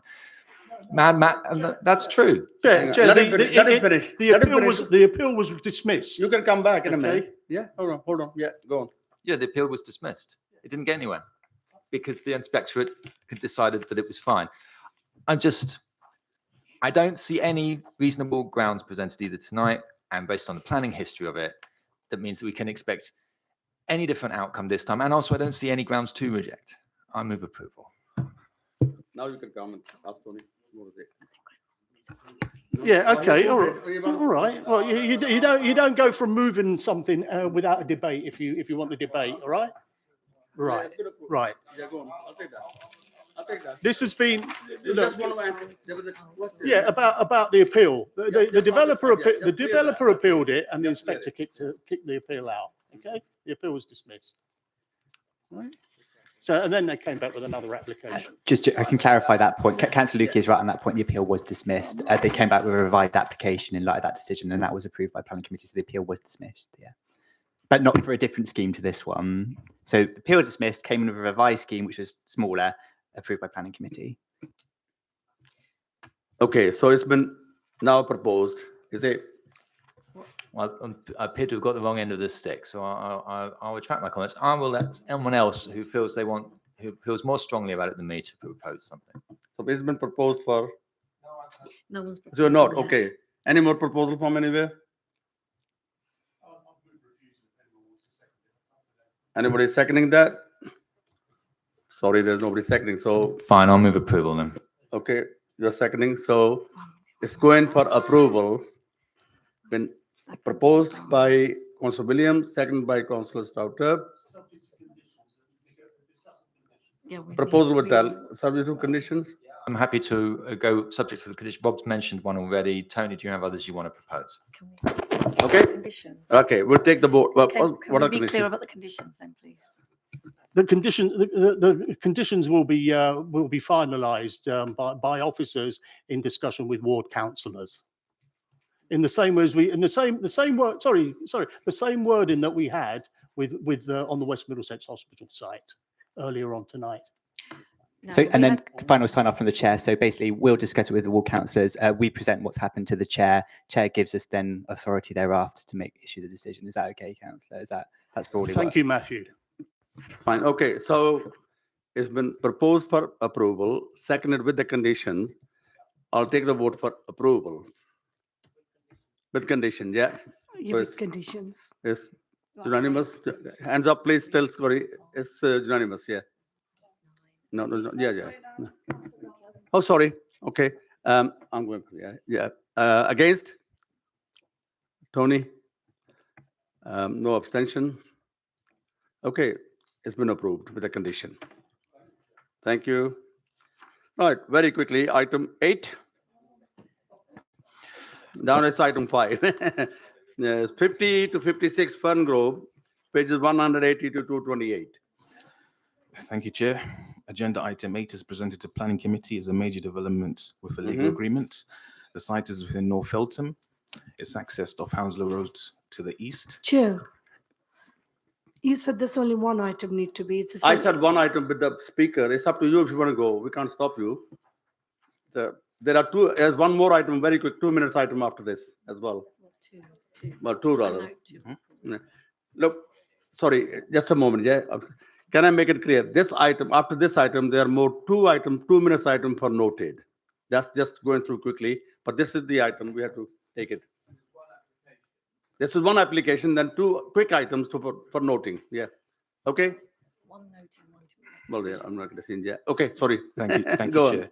50 to 56 Fern Grove. So again, it's presented to Planning Committee as a major development with a legal agreement. It's within Feltham North. It's accessed, the main vehicle access is from Hounslow Road to the east. There's a pedestrian link into the site from Nursery Close off Hounslow Road, just further north. The site is just north of Feltham Town Centre and Feltham train station. The site is part of the emerging implemented Fern Grove developments. Fern Grove phase 1, 2, and 3. Phase 1 is occupied. Phase 2 and 3 are advanced stage of construction. Phase 4B was recently granted resolution to approve at Planning Committee in December, with subject to a legal agreement, which is also at an advanced stage. This proposal seeks to demolish the existing buildings and in their place erect a Part 2, Part 4-story building comprising 18 flats, all affordable at social rent. On the ground floor, there'll be 3 wheelchair user dwellings. The remaining flats are all adaptable and accessible. The energy efficiency of the building is good. There's a 87.62% reduction in carbon. Individual SLC pumps are proposed to each of the units, 44 solar panels, all at 400 watts. So very highly efficient. The building would help to activate the secured pedestrian link towards the Glebelands playing fields and also provide an active frontage along for Nursery Close. There are 2 blue badge spaces provided just on that approach onto Nursery Close itself. Just in terms of the development itself and the context in terms of the typology, it has a flat block typology, which is considered acceptable, considering the approved sites at phase 1, 2, and 3. The 2-story element is been designed to tie in with the existing Part 2, Part 3-story flat and terrace properties within the existing estates. The Part 4-story height matches and ties in with the Fern Grove developments. Buildings B at phase 1 and 2 are all 4 stories, and that would match. The building has been designed to mitigate impact on neighbors. On the northern elevation facing the existing terrace at 19 to 25, all those windows on that elevation will be obscured, so no views looking out on those windows. Light will be able to come in.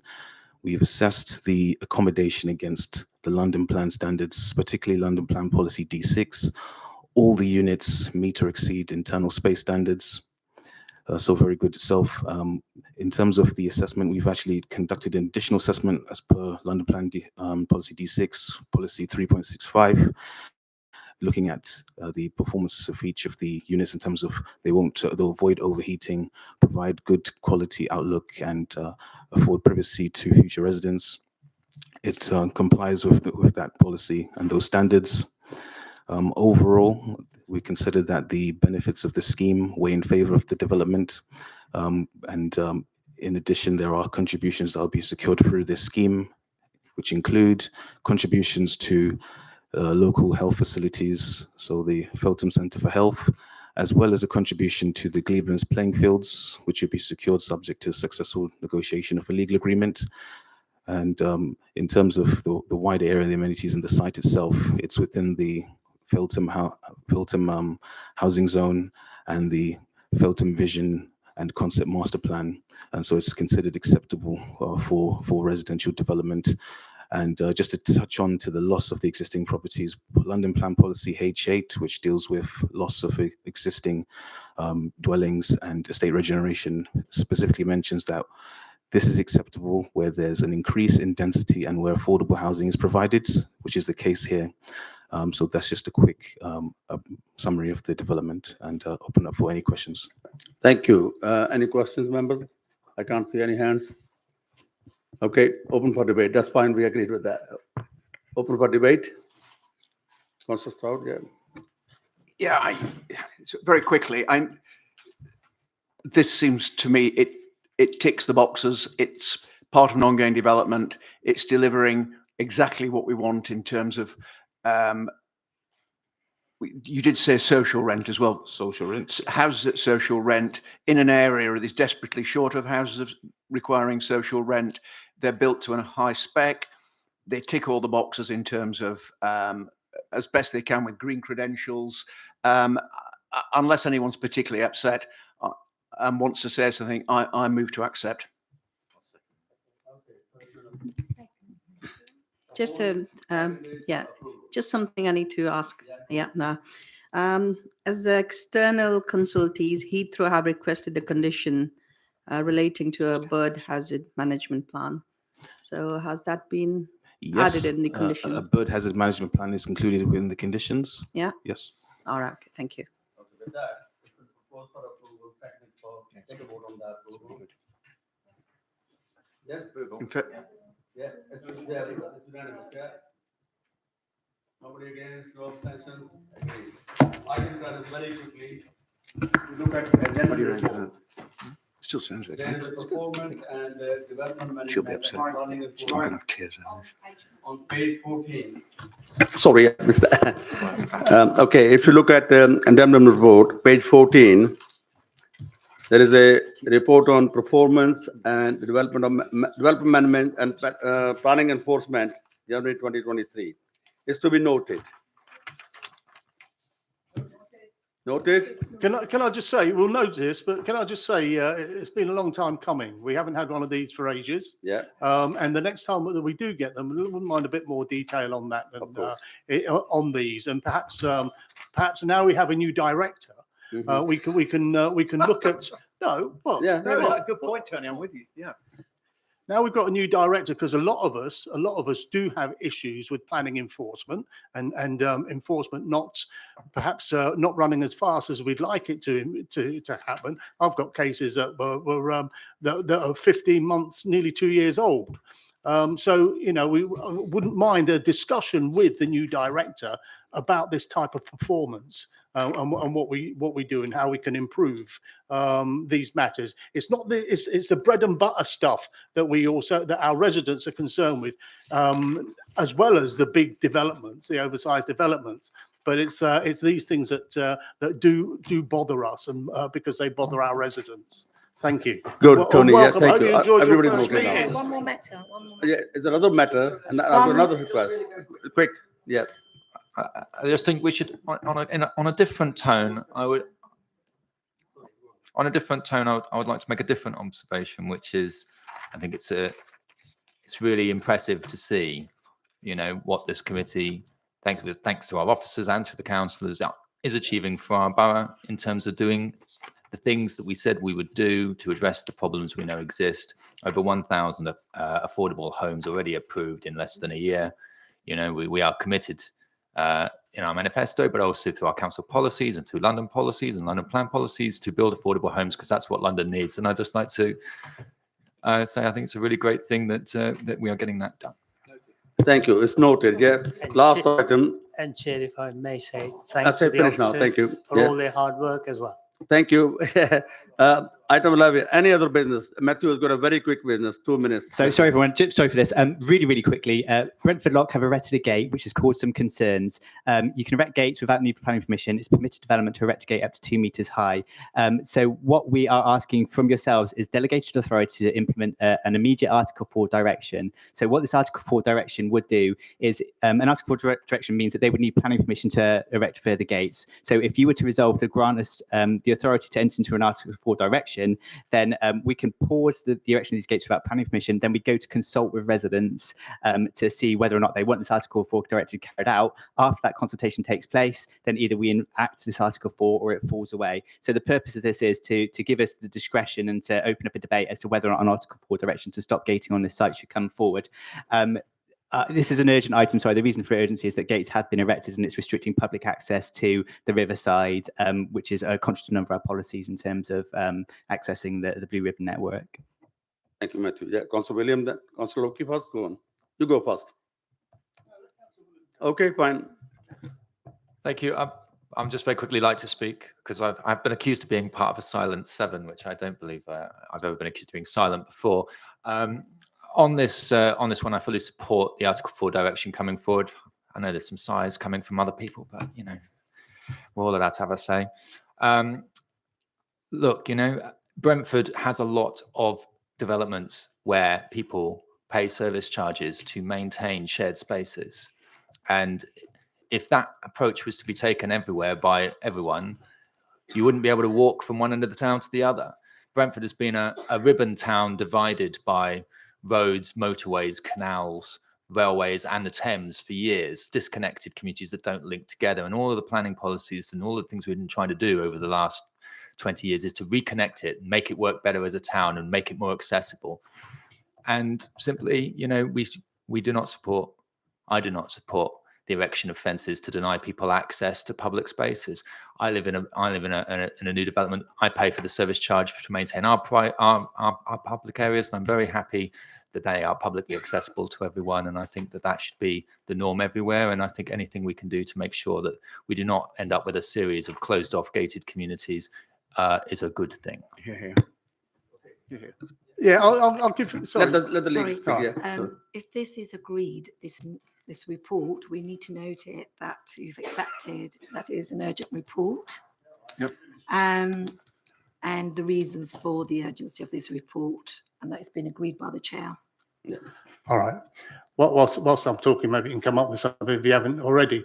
Look, this is great. I mean, you know, I will support this, and I do enjoy Brentford Dock as well. But I'm mindful of all the other Section 106s or any other planning policy that we've planning conditions that we've allocated to sites that are not being managed and they're not being addressed. And I would say like the 15-year-old development at the former Brunel University campus. A lot of you know, I have to chase developers to address their shortcomings there and their maintenance. And also Marbay Gardens, for example, that was like pulling teeth. And again, it was councillors making the running there. So you know, let's Nishcam School is another one. Nishcam Parking, Boulder Academy. So all these things that we give permission for, new director, all these things we give permission for that we need to follow up on and keep an eye on the conditions that we set. This committee sets. So that we don't upset our residents. But Fine, yeah, Tony, yeah. fair play to Legal. Brentford Dock. Yeah. Yeah. You want to say something quickly, legal? Lady? Yeah. So the chair agrees for the urgent report being introduced. Yeah. And is it the case that everyone's agreed to delegate the authority to the officer to make the Article 4 directions? Is everyone in agreement? Yeah. Thank you. And with that, we close the meeting. Yeah, just a moment. Can we hold on for 1 second? Are we off? Okay, very quickly, next meeting.